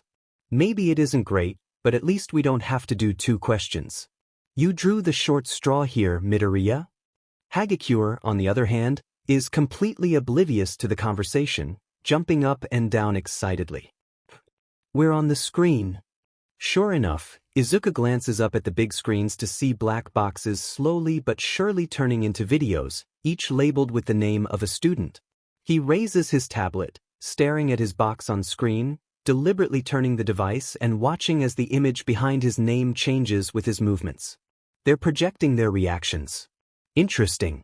When every box has come to life with a live feed, they get a 5-second countdown before questions appear on screen. A civilian intervenes in a hero fight. They save the hero's life, but it allows the villain to get away. Should the civilian be punished? Why or why not? Answer in 150 words or less. Izuku can't stop the laughter before it spills out, probably making for a great image on the big screen. His mind jumps back to the slime villain incident. Yeah, it's not exactly the same, but it's pretty damn close. It's also interesting that at least this question seems to be a question of morals and ethics as well as logic. He starts typing his answer quickly. The civilian should not be punished. If the civilian saved the hero's life, that means the hero would have died otherwise. And odds are, what with this hero-saturated society, there was at least one other hero around. Since the civilian had saved the hero, the other hero would have nothing to do besides pursue the villain. The villain's escape should be blamed on the hero rather than the civilian, if blame should be placed at all. A law should not be worth more than a life. And, if the civilian didn't use their quirk, there was no law broken. There was no vigilantism. There is nothing to punish them for. He taps the done button, moving on to his next question. From the looks of things, Tsuyu and Hagakure are still working on their questions. Midoriya looks confident. Present my comments. And plenty of others much less so. Aizawa returns. Of course Izuku is confident. His question was easy. There is a hostage situation in a densely populated residential district. The villain has a quirk that you could easily fight and win against, but they're holding a civilian hostage, threatening to kill them if anyone attempts to intervene in any way. How do you proceed? Explain in 200 words or less. Back off and let the police other heroes handle it. Engage the villain. Try to talk the villain down. Offer yourself in exchange for the hostage. Multiple choice? Izuku scans the options a few more times, trying to use process of elimination to come to an answer. A isn't correct, as letting others handle it does nothing to solve the problem. The other heroes on scene could do something to exacerbate the situation, possibly ending in the hostage's death. B, for Izuku personally, is a head-ass decision. Whatever the villain has ready to kill the hostage, Izuku would almost definitely be slower than it. He wouldn't be even halfway to the villain before the hostage's body hit the ground. C could also go horribly wrong. Bargaining would be setting the villain free, while trying to sympathize could anger the villain. And they'd kill the hostage. That just leaves D, which is stupid. You'd be incapacitating yourself, making yourself a liability, and forcing the other heroes to try and save you now instead. It doesn't end the situation, just replaces the person in danger. Sneaky. Very, very sneaky. None of the answers are right. Not in Izuku's eyes, at least. I choose choice E, none of the above. All have much more possibility for disaster than I would like to have in any situation. In all honesty, it depends on the villain. If it's a student of mine or someone related to one, I would remind them of my one rule: don't commit crimes in my presence. I would then threaten to stop teaching them and anyone they're associated with. Those I teach take my services very seriously. If it isn't one of my students, depending on what they're threatening their hostage with, I may very well just shoot them, only aiming to kill if there is no way to ensure the civilian's safety otherwise. Though I'd want to preserve all life, a civilian's life comes before that of a villain. The boy submits his final answer, watching the screens around the stadium while he waits for anything to happen next. He isn't the first one done. Shinso and Siro each have a border of green around their images. Izuku glances to his part of the screen, waiting for the green border to show up around it. His answers are probably being evaluated. Finally, his box goes green and Tsuyu and Hagikure's go red. Tsuyu glances at him, surprised. You did both of yours already? He nods with a smile. They were both pretty simple for me. I have relative experience with both situations. It just seems whoever was judging the answers thought my ideas were right, or maybe my reasoning was good or something. Midnight collects their tablets with an intrigued look that lingers on Izuku momentarily. Did she see his answers, or is she just surprised that the one with 2 questions finished first? What were your questions like? Izuku asks casually, trying to waste time until the others are done. He can't imagine this to be very entertaining. What do you mean I got it wrong? Never mind. It's entertaining. A look to the screen shows Bakugu's furious face glaring at his tablet. Izuku almost worries he blows it up. Bakugo Katsuki couldn't handle an ethical logic puzzle. So he blew up his tablet. Very entertaining. For some unknowable reason, Izuku finds himself unsurprised at Bakugo's explosive outburst. Your mom's gonna be pissed if she has to pay for that, he calls, drawing the blonde's murderous intent from the flaming wreckage of his tablet to what might end up the flaming wreckage of a quirkless boy. Kirishima, who apparently either finished already or decided Izuku's life was more important than moving on, holds Bakugo back from charging and possibly maiming Izuku. How sweet. He does, however, wonder what kind of question could cause that kind of reaction in Bakugo. Sure, he doesn't like being wrong, but he's more of the type to try again. And he's definitely not the type to give up a chance at winning like that. Maybe Izuku can ask Nedzu under the guise of teachy purposes. Bakugo isn't the only one who looks rather upset. Todoroki does too. Izuku can't help but think he may be partially to blame for that. He did kind of rip into the bicolored teen earlier. Like, none of it was a lie, but he probably could have said it better. Gentler or something. Not with annoyance and possibly some anger fueling his words. Maybe he should apologize? Todoroki lets his tablet drop to his side with a more neutral expression than the pure frustration moments ago. A look at the screens adorning the stadium lets Izuku know he's moving on, too. At least that means Izuku going off didn't keep him from advancing. If that was the case, Izuku would not have been happy with himself in the least. Just a few minutes later, the finalists are announced along with the brackets for the 1v1s. When he locks eyes with his first opponent, Izuku can see the fear in his soul. Shinso does not look enthused in the least. So, Todoroki puts Siro into a glacier not 2 seconds into their match. Izuku's going to have to fight that if he beats Shinso and the next guy. And Izuku is going to beat them. No ifs, ands, or buts about it. He will win. Two students step out into the stage, Izuku swinging his crowbar idly and Shinso walking with his hands in his pocket. They both look much more relaxed than they really should. So, on a scale from 1 to flat earther at an astrophysics convention, how absolutely fucked am I? Shinso asks, a lazy smile on his face. Izuku shrugs, holding his crowbar across his thighs. Very, he replies, dropping his weapon of choice. He feels Shinso take control of him just for a moment, then gets jarred out of it by his crowbar falling on his foot. Shinso just sighs, shaking his head and laughing to himself. I'm not sure what else I was expecting. Not wanting to hurt his foot further, Izuku doesn't respond, slowly approaching his friend opponent. Shinso steps back, making Izuku wonder about the purple-themed teens. Plan. A dark look passes over Shinsu's face before disappearing, his resolve clearly visible. You know, Midoriya, I know you're here to break down barriers and stuff, but really? What do you think a quirkless fuck-up like yourself can do? What are you trying to prove? Oh, this motherfucker. Izuku steps forward, clenching his jaw.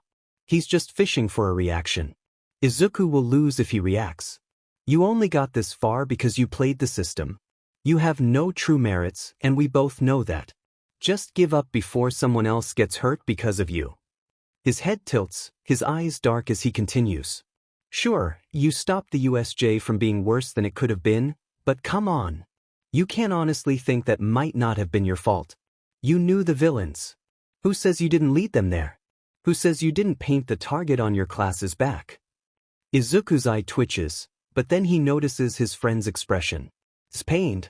Like it's physically hurting him to say these things. Izuku should end this quickly. He rushes his friend, going for a punch that Shinso barely dodges.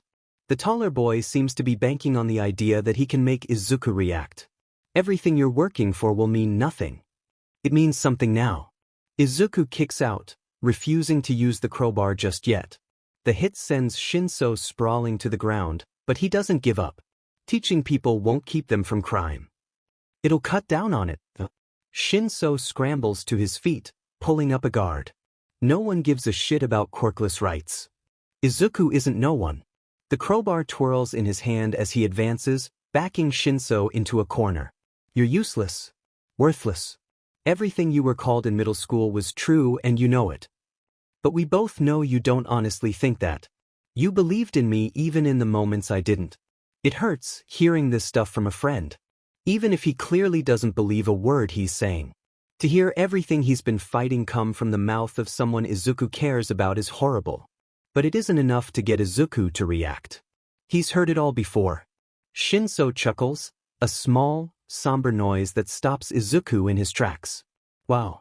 I can't even drag a reaction out of you, he mutters, kicking at the concrete.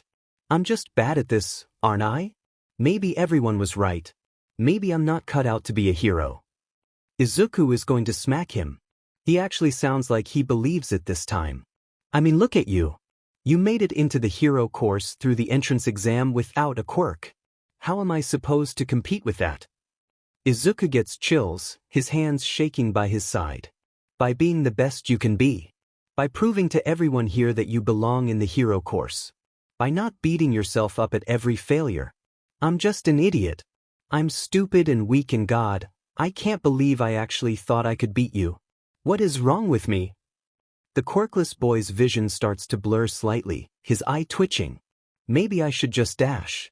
He doesn't get the chance to finish his sentence, since Izuku slams his shoulder into his chest, derailing his pity parade and sending him flying out of the ring. Maybe you should just stop talking shit. Izuku shouts. You have as much right to the hero course as I do. If I can worm my way in, so can you. The green-haired ball of rage jumps off the concrete platform, leaning over Shinso, who sits on the grass, wide-eyed. Shinso, you will be a hero and a damn good one at that. You were the first person to believe in me for nothing in return. You're smart enough to see that insulting my friend would do more than insulting me. You were strong enough to fight as best you could and even fight against the part of your mind telling you not to say what you did. You're not here to compete with me. In a few years, we will be working side by side. We will be the heroes no one thought could do it.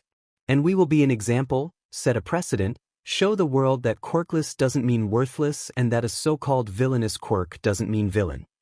He helps Shinso to his feet, pulling him into a hug. I said it in my speech and I'll say it again. We are not what we are called.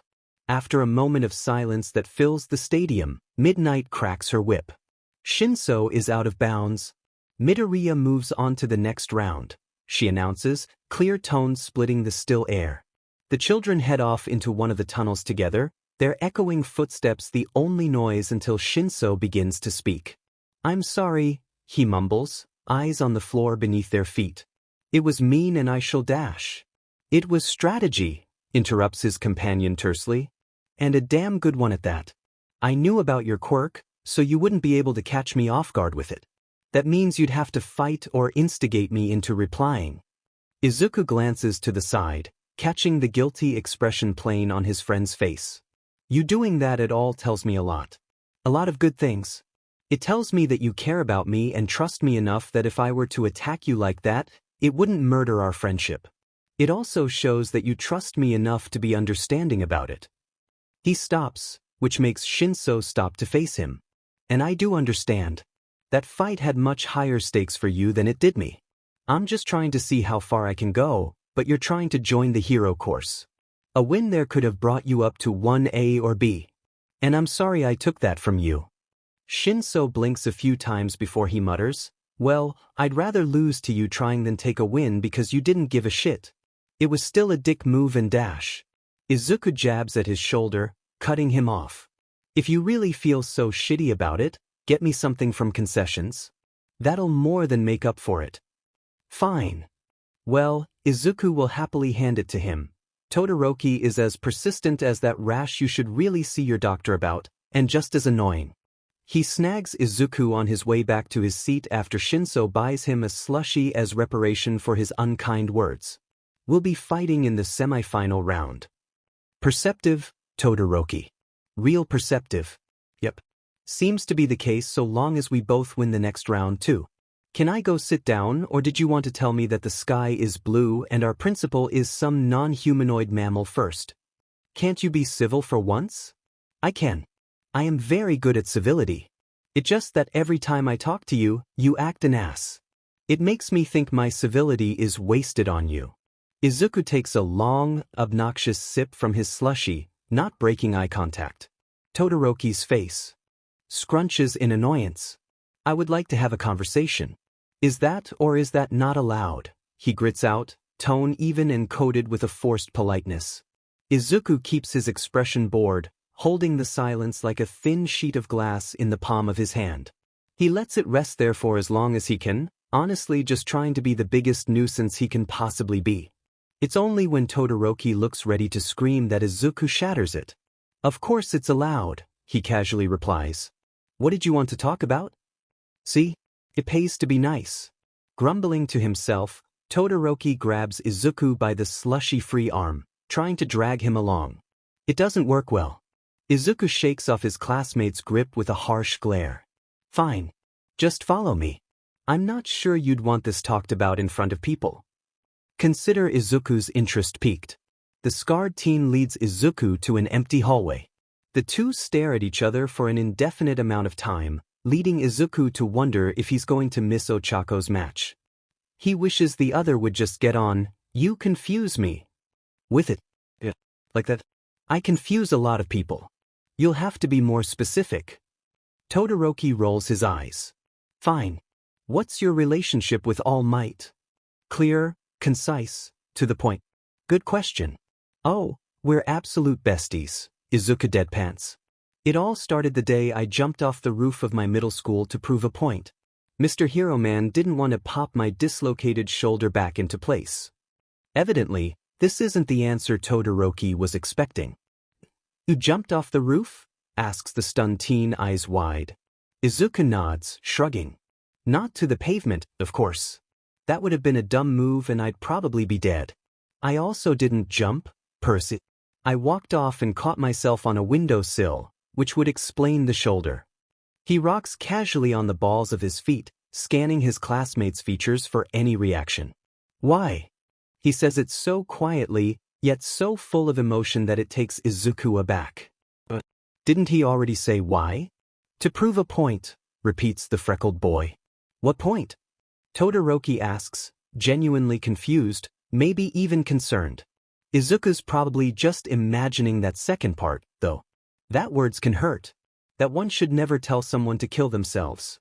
Especially not if there's a chance they'll go through with it. Holy shit. That is a look of genuine concern and worry on Todoroki's face. Izuku never thought he'd see the day. The taller's eyes go soft as he stares at Izuku. Are you okay? He inquires quietly. Izuku puts on a smile, more game show host than actual human being, but that's beside the point. I mean, I didn't go all the way down, did I? He looks away, allowing his companion to mull this over. I actually had friends and a purpose for once in my life.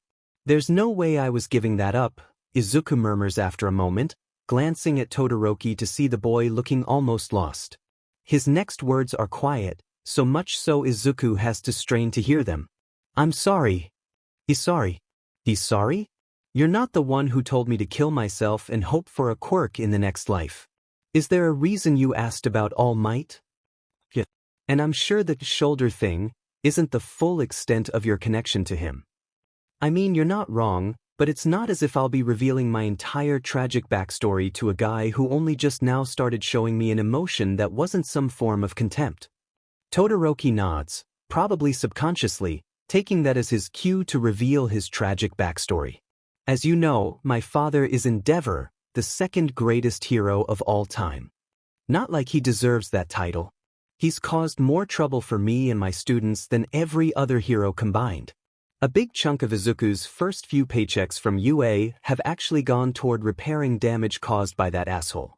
Any connection you have to the number one guy is all the more reason to beat you. But Izuku wants to get farther, even if it's just for Shinsu's sake. If he gets pretty far, Shinso looks better despite his loss. He might be able to get into the hero course if Izuku looks like an impossible-to-beat opponent. My dad is a powerful bastard who's only interested in getting stronger. Sure, he's gone and made a name for himself as a hero, a strong one at that, but to him, All Might is just an obstacle and an eyesore. He could never beat All Might on his own, so he came up with another plan. Izuku doesn't like where this is going. Worst part is that he doesn't see another logical answer. One that isn't horrible and disgusting. Where are you going with this? Asks the greenette, a suspicious look in his eye. Have you heard of quirk marriages? And it seems Izuku's bad feeling has just been confirmed. Most prevalent in the second and third generations of quirks, strong quirk users would force those with favorable quirks into marriage just to pass on a stronger version of their own quirk to their offspring. It's vaguely illegal now, though no one ever does anything about it, Izuku recites, as if reading from a textbook. He just did a lesson on these with Dabi's group. Dabi looked kind of uncomfortable the whole time, but clammed up when Izuku tried to ask him about it. So, are you saying? Izuku's fingers twitch and a broiling anger bubbles up from his stomach. Yeah. With his influence and money, he was easily able to convince my mother's family to marry her off. All this just to raise me to be a hero that could do what he never could, surpass All Might. Well, raise is a strong word. I prefer train, like a fighting dog. I hate it. I hate being a tool for that piece of shit. The greenette winces at the way the taller boy's voice breaks as he raises in volume, the emotions spilling out of his words. I remember. Todoroki's fingers come up to brush his scar. I remember that my mother always cried. I hate that left side of yours, she'd said before throwing scalding water on my face. Those words make Izuku's rage go cold, icicles scratching through his veins and frost wrapping around his heart. It's why I won't use my left side. If I rise to the top without using his quirk, I'll have denied him everything. He scans Izuku's face, but he finds nothing. There's nothing to find. An anger this cold leaves the face neutral. Anyway, I should dash. That is some stupid logic. The words stop Todoroki from leaving, the ball of his foot grinding into the floor as he stalls. He looks back with an incredulous look backed by some slight anger. Welcome to the fucking club. He groomed you to surpass All Might, He won't care if you do it with your full quirk or with the power of song or some faith, trust, and a bit of pixie dust. Izuku stares into Todoroki's eyes, understanding the story behind that scar and his reasons for not using half his quirk for the first time. This doesn't excuse your behavior. I still think you're a dick. But at least I can understand it now. Endeavor doesn't deserve to be called a hero. He barely deserves to be called a person. I kind of want to ruin that scumbag. Drop the kind of and replace it with a really. Todoroki chokes on his own tongue before breaking out in a "he'll kill you." Not necessarily. I mean, if you think about it, Izuku holds a lot of standing. A lot of influence. Despite his age, people listen to him. Take the USJ, for example. He ended it without any bloodshed. If he really wanted to, he could probably raise a small army against Endeavor. Or he could go to the info brokers and take him down quietly, using that network to make him crumble.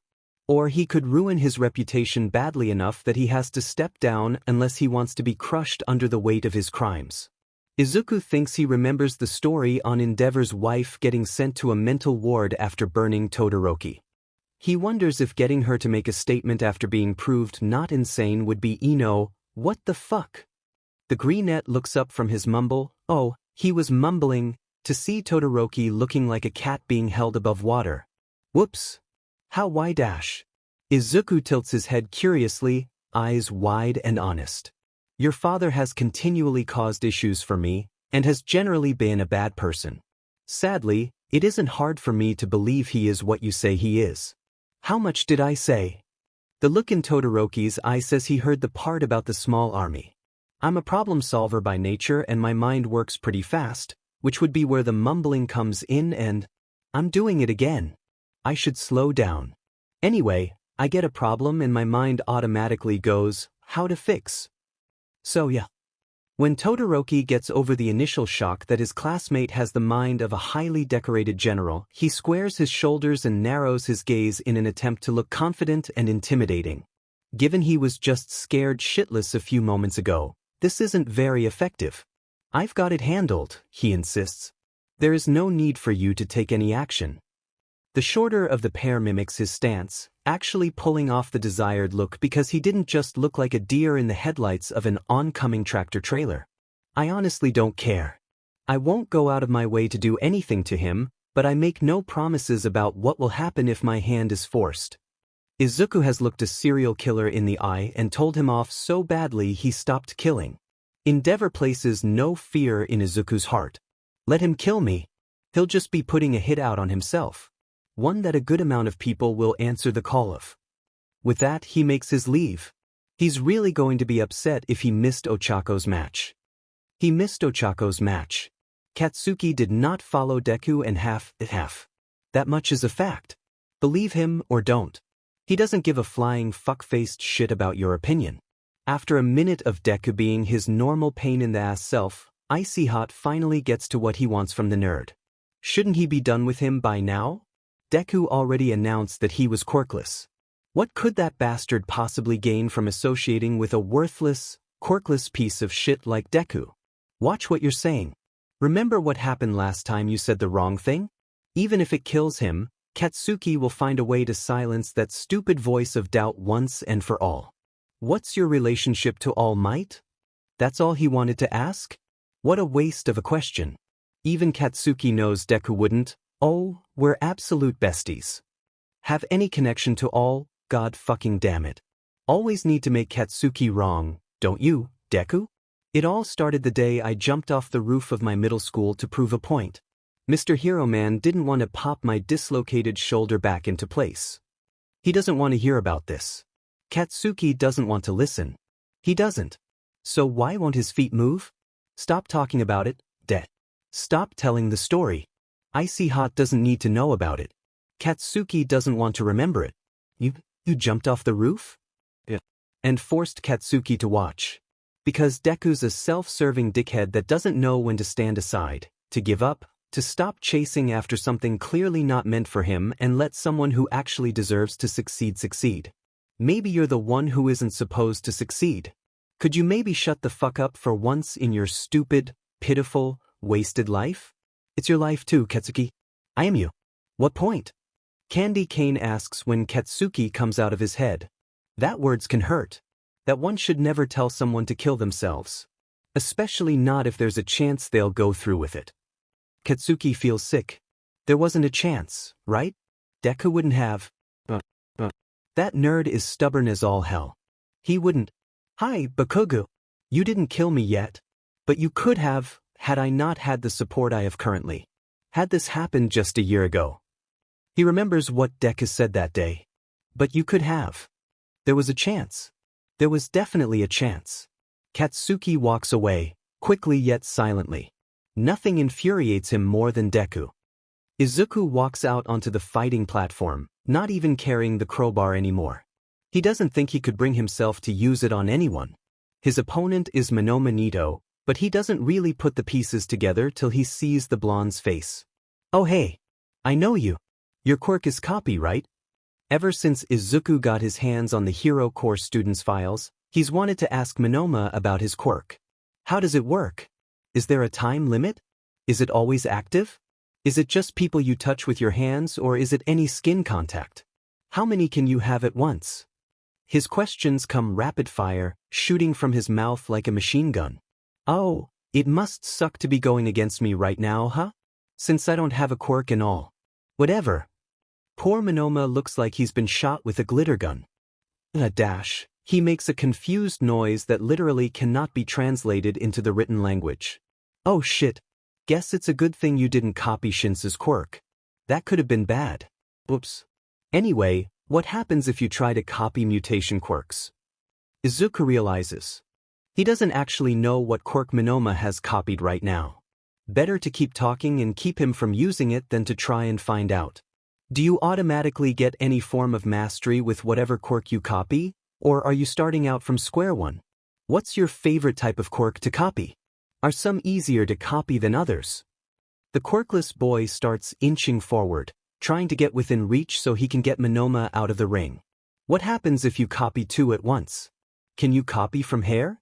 What's it like being able to use so many quirks? Monoma actually looks a little scared. It's understandable. One should not be able to talk this much without taking a breath. Izuku gets within a yard of the blonde before he even knows what's happened.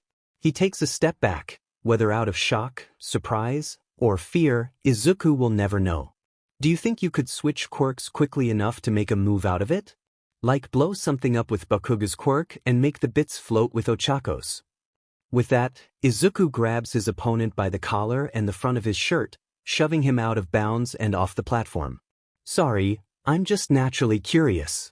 Monoma stares up at the sky from his position laying in the grass. What the hell just happened? Izuku laughs, hopping down and helping him up. I get that question a lot. It's better to just roll with it, I hear. What even are you? A grin jumps to Izuku's face, probably making him look like he has a sugar high. Hyper and full of energy. I actually got 3 full hours of sleep last night. Can you believe that? That's so much sleep. He bounces on the balls of his feet excitedly. Come on, dude. Let's get out of here so they can do the next match. That one. The one with the pink hair. The one leading Ida around by his nose after kicking ass in her last fight. The one with all the machines and the microphone she apparently wired into the speaker system. The one currently advertising herself to the entire world. Izuku wants her. He needs to befriend her. Watch where you're going, child. Okay, we all know Izuku preaches to not commit crimes in his presence, but he really wants to commit a crime right now. Specifically aggravated assault. Sir, you are the one that bumped into me, the child explains, voice polite in a strained way. Endeavor glowers down at him and Izuku counts the hero lucky the boy got more than an hour of sleep, otherwise he'd have been met with a teacher glare. You're the one going against Shudo next, right? The quirkless boy. I am, sir. W-. I know you're weak, but at least try to give my masterpiece a good showing, won't you? Izuku takes a deep breath. And another. And another. And can't seem to quell the rage in his chest. Did you just call a human being a masterpiece, sir? As in a commodity? Something to be bought or sold and hung up on a wall to collect dust? Did you just compare a living, breathing, sapient creature to an object? Do you not understand that is the same line of thought slave traders and owners used to justify slavery? And that slavery has been illegal for centuries. The so-called hero bristles. Now who do you think you are? Please note the lack of denial that just spikes Izuku's blood pressure. The teacher of those poor bastards in the slums whose stores and homes you consistently destroy, and the poor bastard that gets to pay for the repairs. I'll tell you right now, I have a pretty good salary, especially for someone my age. I actually get to keep maybe 1.3% of it because I'm too busy spending my own money to make up for your utter incompetence. And who do you think you are? Izuku's fists ball and he's glad he doesn't have his crowbar. To run into me and claim it was my fault? To ruin countless lives daily while saving so few? To push your family to the point that your wife had a breakdown, one son bolted, and another hates your fucking guts. Endeavor's flames flash in his outrage. You know dash. Izuku's face finally contorts into an expression of fury. If you say, nothing, I will not hesitate to break your fucking face. I don't care if I'm expelled, he hisses. I know that you put 3 families out of a home last week. They're now living with 2 other families in an apartment that should really only hold 4 at most. And I know that damage will likely take up my next 2 paychecks at least. I also know you alone have killed 87 innocent people in the 2 years that I've been teaching down there. It's for the greater good dash. Tell that to the newly orphaned children. To the mother who lost her significant other and both her kids in the same attack. To the 4-year-old boy who lost his sister, the only family he had left. To the guy who lost his arm to your flames trying to save a group of innocent children only to have 2/3 of them die, either to extensive burns or smoke inhalation. To me, who has had to watch these people I've grown attached to drop like leaves in autumn because you have no self-control. To me, who has watched you murder far too many people. To me, who ends up being the one to tell the mother her son is dead, or the husband his wife lost her legs, or the girl her mama might not make it through the night and she should go say goodbye while she can. Tears rest on Izuku's lower lid, not daring to drop. Flames only growing higher, Endeavor steps forward, towering over the teen. You should learn some respect, boy, he spits, raising his arm as if to backhand him. And Izuku smiles. He puts his arms out to the sides invitingly and tilts his head back. Then teach me. Hit me. Hurt me. Make me bleed. Cover me with burns. Kill me. See where it gets you. I can see the headlines now. Number 2 hero brutally murders quirkless slum tutor. Wouldn't that look nice, scrawled across every newspaper and scrolling along the bottom of every news report? So do it. His posture open and his neck exposed. Izuku smiles even wider. He's completely undefended, ready and accepting. He doesn't close his eyes, though. To do that would be to allow Endeavor a chance to forget that Izuku is alive. A person. He laughs at the hero with his eyes. Not because of any comedy to be found, but because of how absolutely pathetic he is. I am a child. I have done nothing wrong and haven't broken a single law. I am quirkless and weaponless. I am a teacher to those who can't afford an education, and I can often be found solving conflicts without a drop of blood being shed. To harm me would be to kill your career. All Endeavor can do is snarl, slowly lowering his hand. Better, Izuku grins, dropping his arms to his sides. I should ruin you. Tank your career and reveal your evils to the world. Sue you for all you're worth and then some. I won't not yet, at least. You have until I graduate to get your shit together. No more needless destruction or deaths. No more leaving the damages you wrought unpaid for. And if I hear once that you laid a single hand on any of your children, you're dead. Socially and physically. Am I clear? You little dash. Am I clear? Todoroki Enji, this is a simple question even one with as fucked up a brain as the one you're hiding behind your ego can answer. No one ever calls Izuku. They always text. He should have assumed something was wrong when he got a call in the first place. Hi. Hey, so, Sora pauses every syllable and does nothing to make Izuku feel the warm, fuzzy feelings. Ingenium's little brother is in your class, right? Yeah. His friend hums, sounding uncomfortable. Our Iki saw Stain attack Ingenium earlier. Izuku's blood runs cold and his jaw clenches. I take it Ingenium wasn't fine? Ricky ended up having to call an ambulance. His eye twitches. That fucking, I should find him. You are not lecturing a serial killer again. Not on my watch. Then don't watch. Besides, I'm an Ida. Bye, Sora. Don't be an idiot. It takes Izuku a good deal of time to calm down after his confrontation with Endeavor, but it was definitely necessary. He'd hate himself if he snapped at his friends because a dumpster fire pissed him off. Just as he decides he's cooled down enough, Ida walks out of the audience section, seemingly oblivious to his surroundings.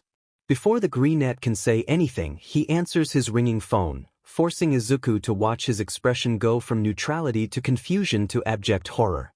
He's shaking by the time he hangs up, and the tutor already knows what he was just told. Hey, he greets gently, which causes Ida to quickly spin to see who's there. He doesn't bother wiping his wet eyes. Izuku doubts he even notices them. You're not okay. I'm fine, the taller of the two objects, though his voice crack doesn't support his claim in the least. I'm fine. This second one sounds more like he's trying to convince himself. Izuku would rather not fight him on it now. I assume you're going to the hospital now? He receives wide eyes followed by a stiff nod. I can come with you. You shouldn't be alone right now, in my opinion. The blue-haired boy shakes his head.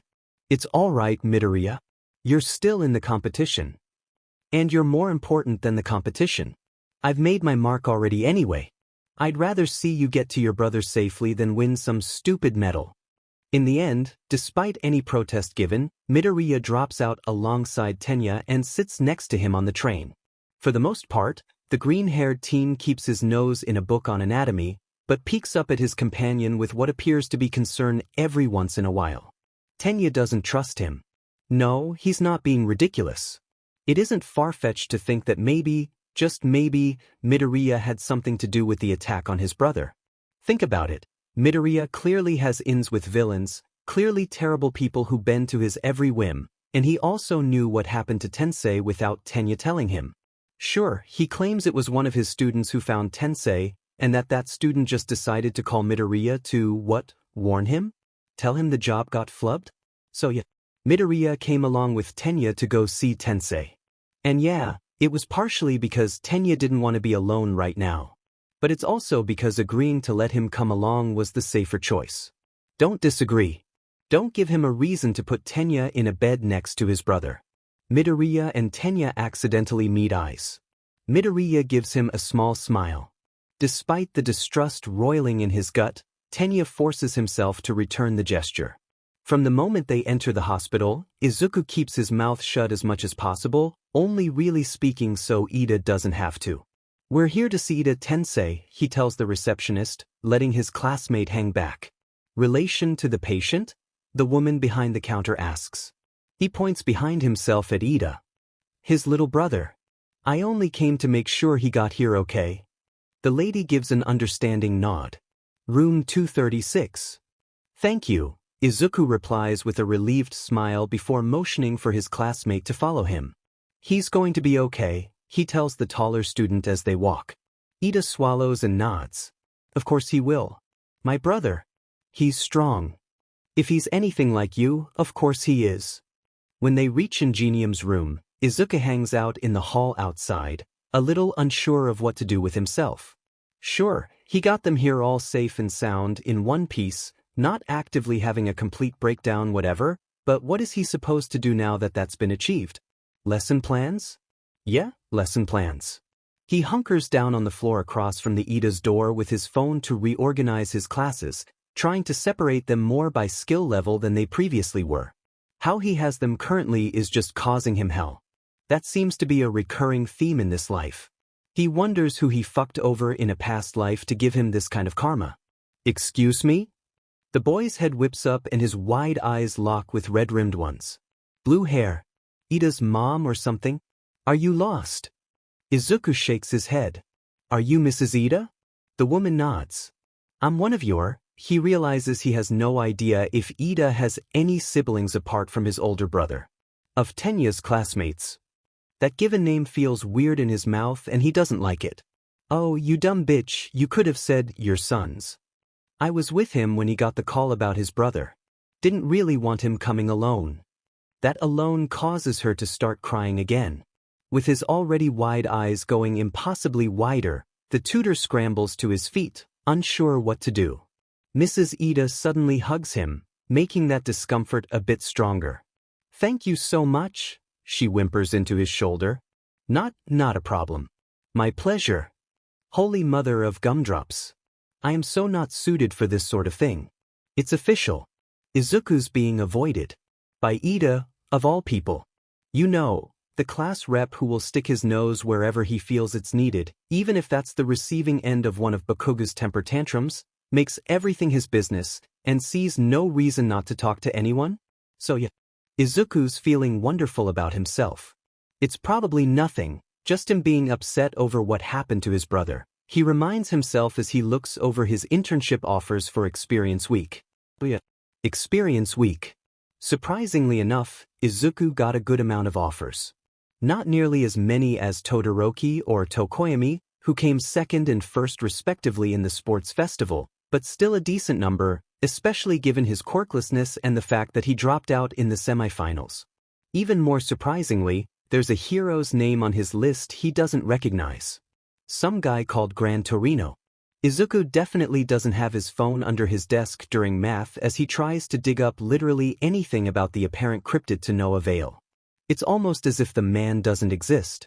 Now I have to intern with him just to satiate my curiosity, don't I? That answer is yes. No matter what Izuku's doing for the next 24 hours, he's got half his brain trying to find any information on this mysterious hero. On the train? He's Googling Gran Torino. Doing homework? Making a list of reasons why he might not have heard of him. Finishing up teaching plans? Erasing where he accidentally started writing about enigmas and replacing it with evolution. Hell, the only time he can really get it off his mind is when he shoots Nedzu an email at around 2 in the morning, and that's only because it's that important to him. From midoriya@ua.co.jp to nedzu@ua.co.jp. Subject: Experience Week. Good morning. Please forgive the stupid hour, but I didn't want to wait until a more decent time and risk forgetting. My main concern right now is Ida Tenya. After his brother got attacked by the hero killer, he's been pretty out of it, if that makes sense. I'd like for him to talk to Hound Dog, but I don't think it's my place to do anything with that. The main reason I wanted to email you is about keeping him out of Hosu. If Stain sticks to his pattern, he won't leave the city until he attacks 1 or 2 more heroes, which means he'll probably still be in Hosu during our Experience Week. I'd worry about Ida running into him and doing something stupid or completely freezing up.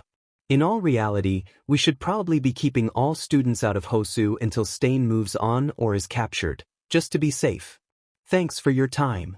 Midoriya Izuku. He relaxes into his chair, basking in the moment of empty mind that comes oh so rarely.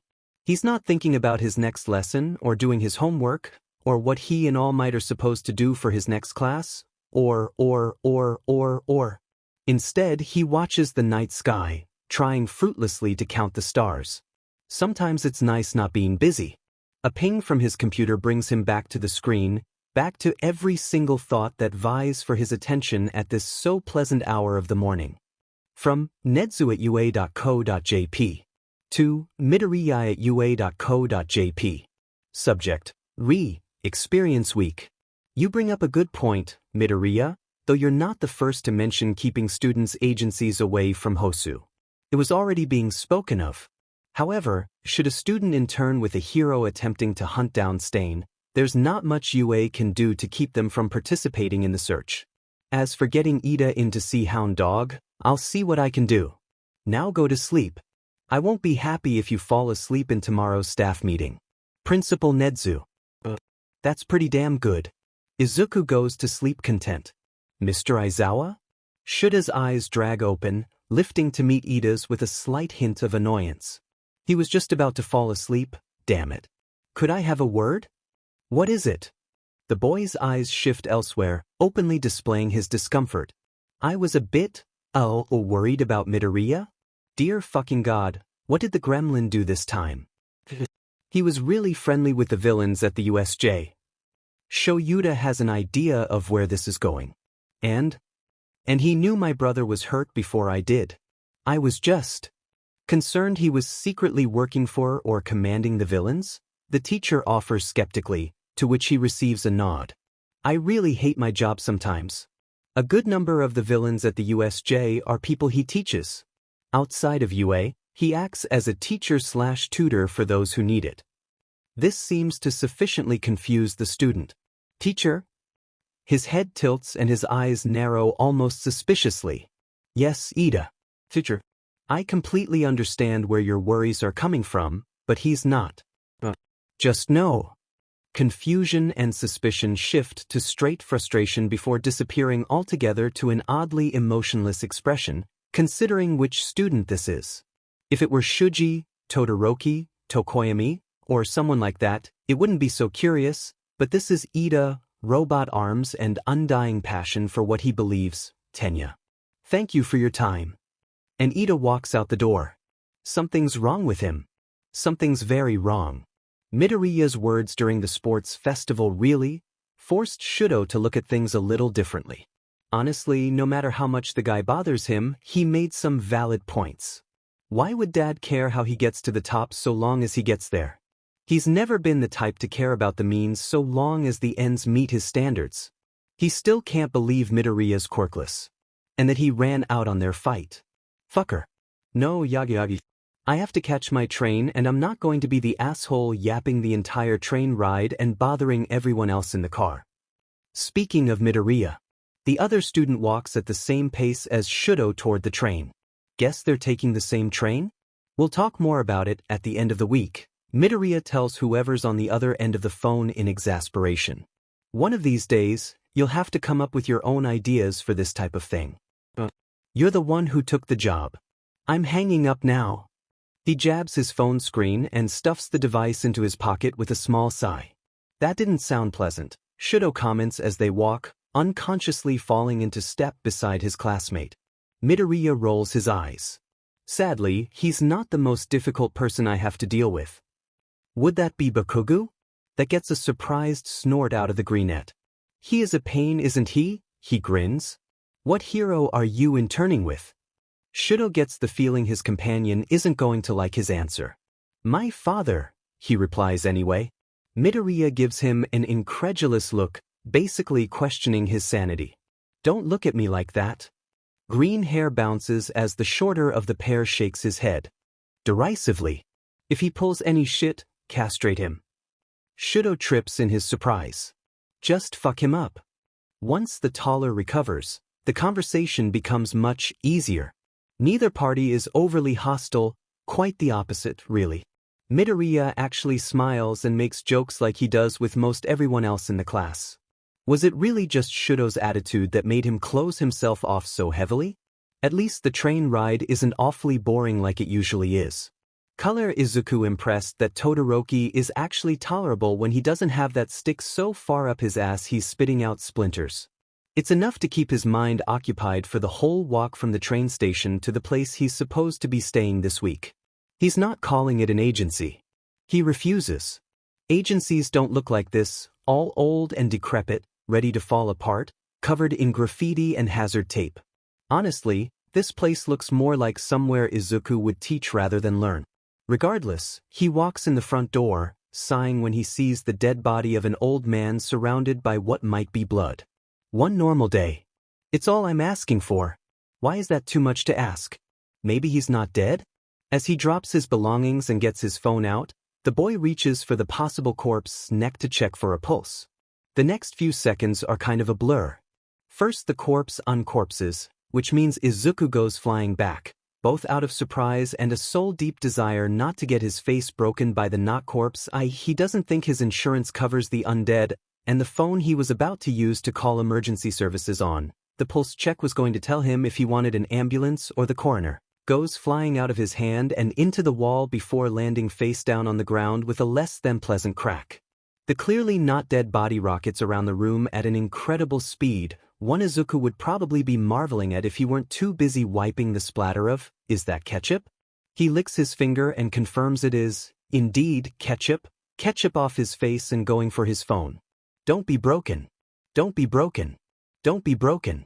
He ducks a close encounter a la Mr. Not Dead's deadly little feet and flips his phone over to reveal. I'm getting tired of replacing the screen on this thing, Izuku mutters to his spiderweb reflection in the shattered glass, at least glad the wretched device still turns on. Who are you? At least the guy stopped bouncing all over the place. Izuku does, however, continue pointedly ignoring him, opting to inspect his poor phone instead. He can probably keep using it without repairing it. The sharp jab at his shoulder makes the old man a bit harder to ignore. Hey brat. I asked you a question. The boy doesn't even dignify the guy with a glance his way. You broke my phone screen, he deadpans with a sigh, putting his phone in his pocket a moment later. Every once in a while, he wishes he weren't so desensitized to shit like this. A normal person would have been scared or angry or something, but honestly, Izuku's just done. I'm Midoriya Izuku. And you're Gran Torino, I assume, the boy asks, vocally embodying just how done he is. Confusion overtakes the man's features. What did you say? How'd you get into my house? Wonderful. Either Izuku's got the wrong place or he's stuck with a senile old man for the week. Just lovely. Curiosity really does kill the cat, huh?